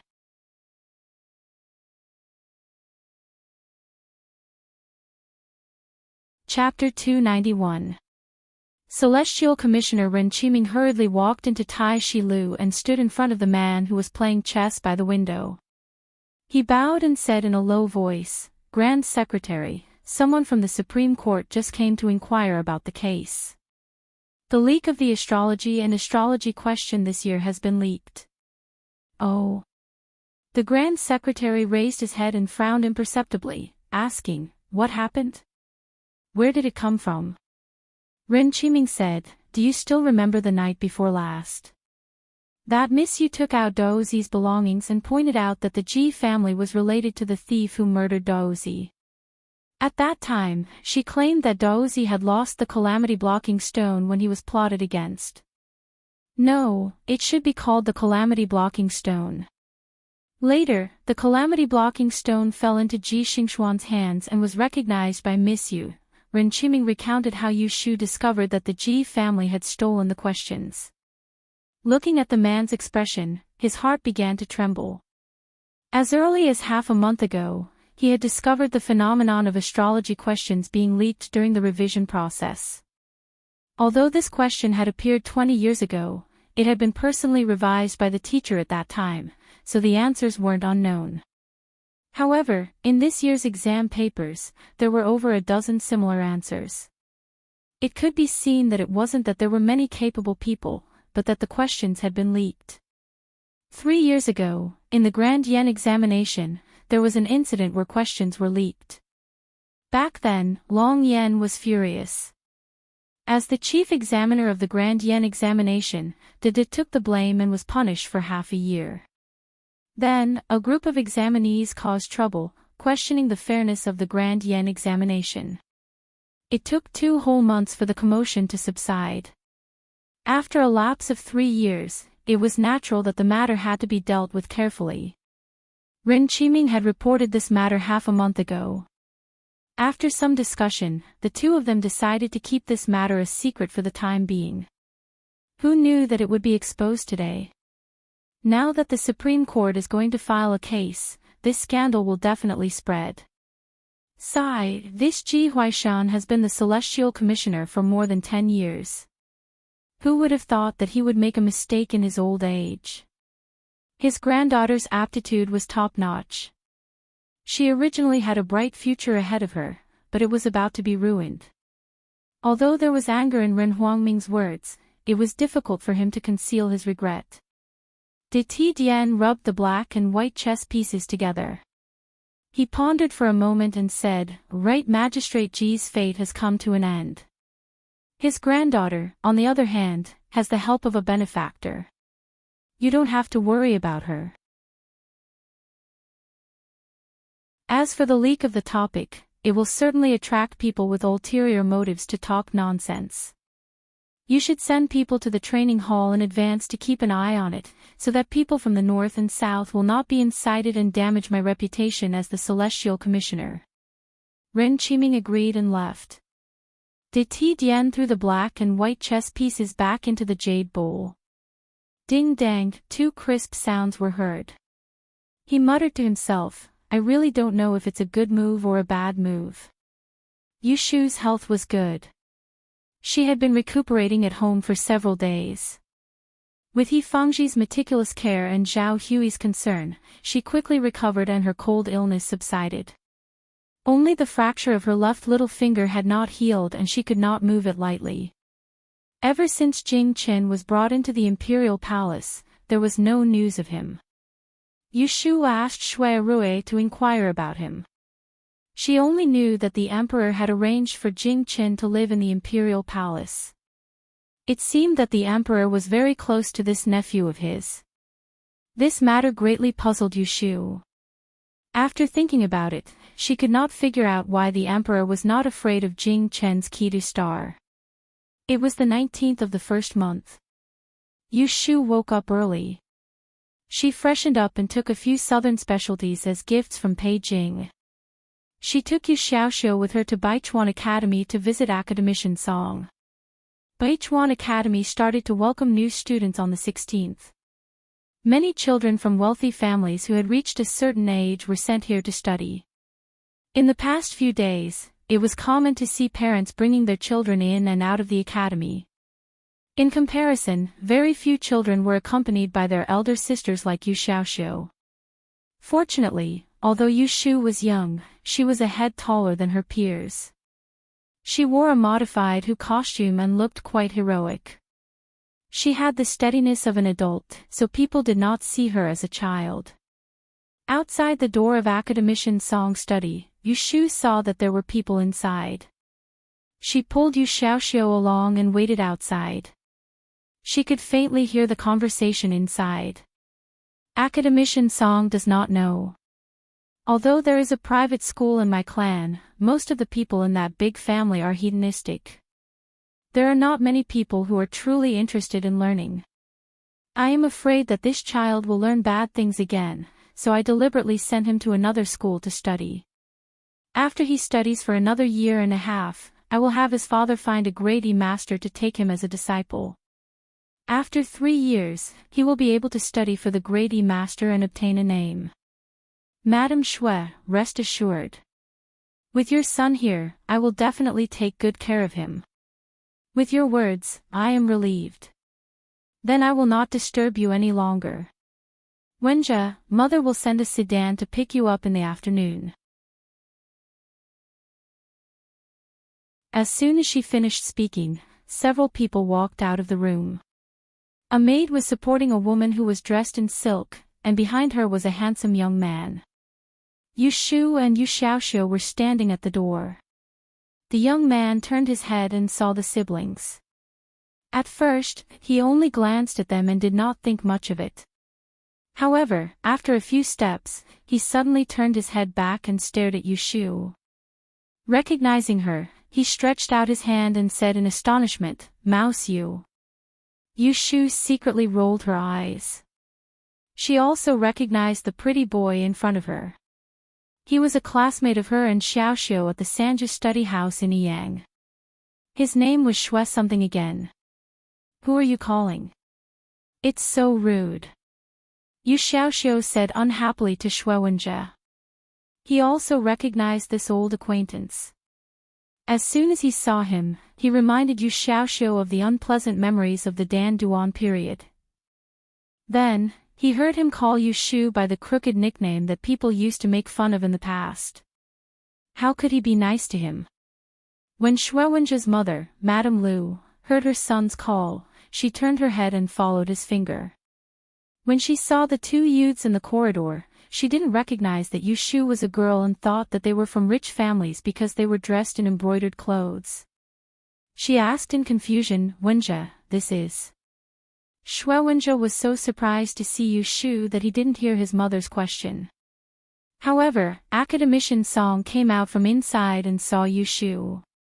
He made a sound of surprise and said with a smile, "Miss Yu, are you here to send your younger brother to school?" Yushu ignored Shui Wenjie and bowed to Academician Song, saying, "Because of some family matters, I came to visit Sir today. I saw that Sir was receiving guests inside, so I waited outside. Sir, are you free now? I want to ask you to talk about Xiaoxiu's homework." Academician Song nodded and pointed inside the door, saying, "You guys go in and wait first. I'll come back after I send them off." "Okay." Yushu pulled Yu Xiaoxiu into the study and didn't look at Shui Wenjie again. This unfamiliar attitude caused Shui Wenjie to come back to his senses. Then, he became angry. He turned around and saw Madame Lu looking at him suspiciously, so he hurriedly said, "Mother, I'm walking around. You should go home." Madame Lu looked at Yu Shu and her younger brother, who had just walked in. Although she was confused, she didn't ask any more questions. She warned him a few more times before she was sent away by academician Song. As soon as they left, Shuowenja turned around and entered the study. He strode in front of Yu Shu and Yu Xiaoxiu, looked at them, and asked with a frown, "Why are you two here?" A year ago, the young master of the Shui family grew taller and thinner. "I think he's reaching puberty. There's a red pimple on his forehead, but it can't hide his good looks. Yu Shu isn't young." She secretly compared him to the other Master Shui, and inwardly shook her head. They were from the same family and had the same surname, but her big brother Shui was much more magnanimous. Yu Xiaoxiu didn't like Shuowenja's tone. When he was in the Sanju study house, he was the son of a concubine. He wasn't even a member of the same family, so he had to endure the ridicule of the young masters and misses. Now was different from the past. He and Yu Shu had traveled all the way to Anling, seen life and death, and studied in a proper school. He lived a life without lack of food and clothing. The inferiority complex he used to have had long since disappeared. How could he show weakness in front of Shuowenja? So, he angrily replied, "I'm studying here. Of course, I have to pay my respects to teacher when school starts." Shuowenja's expression was strange. "You're studying here?" It was no wonder that he didn't believe it. In Shuowenja's impression, Yu Shu and her brother were similar to the servants of the Ji family. He was already very suspicious that they would appear in the capital. Baichuan Academy was said to be one of the top foreign schools. The monthly expenses were dozens of taels. Unless they were from a rich family, who could afford it? Yu Xiaoxiu vaguely guessed what he was thinking from his expression. He coldly snorted and turned his face away. He didn't want to talk to him anymore. Only then did Shuowenja notice that the brother and sister were dressed neatly, which was very different from the past. In his impression, the brother and sister were always wearing patched old clothes, and sometimes they were unkempt and dirty. How could they be as exquisite as they were now? At first glance, they seemed to be the children of a rich family. This discovery made him even more puzzled. Looking at the brother and sister's eyes, it was as strange as seeing a stone suddenly turn into gold. Shuowenja saw that Yu Xiaoxiu ignored him. He angrily turned his head and asked Yu Shu, "When did you come to the capital? I heard that you stole something and were chased out by the Ji family. Is it true?" Hearing this, Yu Shu slightly frowned and bluntly said, "Who are you listening to **T"? Shuowenja looked at the beautiful young girl in front of him who was spewing vulgarities. His eyes widened in shock and his mouth gaped open. He couldn't say anything for a long time. Then you are still living in the Ji mansion, right?" Shuowenja retracted his chin. In order to cover up his previous loss of composure, he pretended to ignore them. He raised his chin and asked, "Then you should have seen Xingxuan. Let me ask you, is she doing well?" Yu Shu raised her eyelids and looked at the young man in front of her. It took her a long time to remember that he admired Ji Xingxuan. She smiled strangely and answered, "Fourth Miss Ah, she is doing very well. Why didn't you visit her when you came to the capital?" Shuowenja gloomily said, "I just arrived in the capital 2 days ago. How could I have the time to go out?" "Oh." Yu Shu nodded. She secretly laughed at this silly boy. If he knew that Ji Xingxuan was suffering in prison, how would he react? "Hey, wait for me outside the academy after school. I will go with you." Shuowenja was a little embarrassed and shamelessly suggested. In fact, he didn't know the way to the Ji family. That was why he wanted to go with them. Yu Xiaoxiu disdainfully said, "Who wants to go with you?"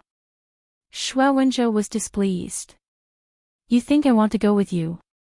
I am going to the G mansion to visit, not to follow you. Yu Xiaoxiu looked at him as if he was an idiot. Just as he was about to say something, Academician Song came back from outside. When he saw that Shuowenja was still here, he thought that he didn't know the way. He called a book boy to lead him to the classroom.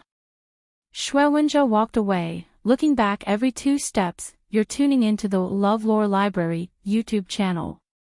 We're so grateful for your support, and don't forget to subscribe to join us on this incredible journey through captivating stories. Your generosity through donations truly makes a world of difference, as it's the primary source of revenue that allows me to expand and enhance this channel for you. Thank you from the bottom of my heart for being a part of this adventure.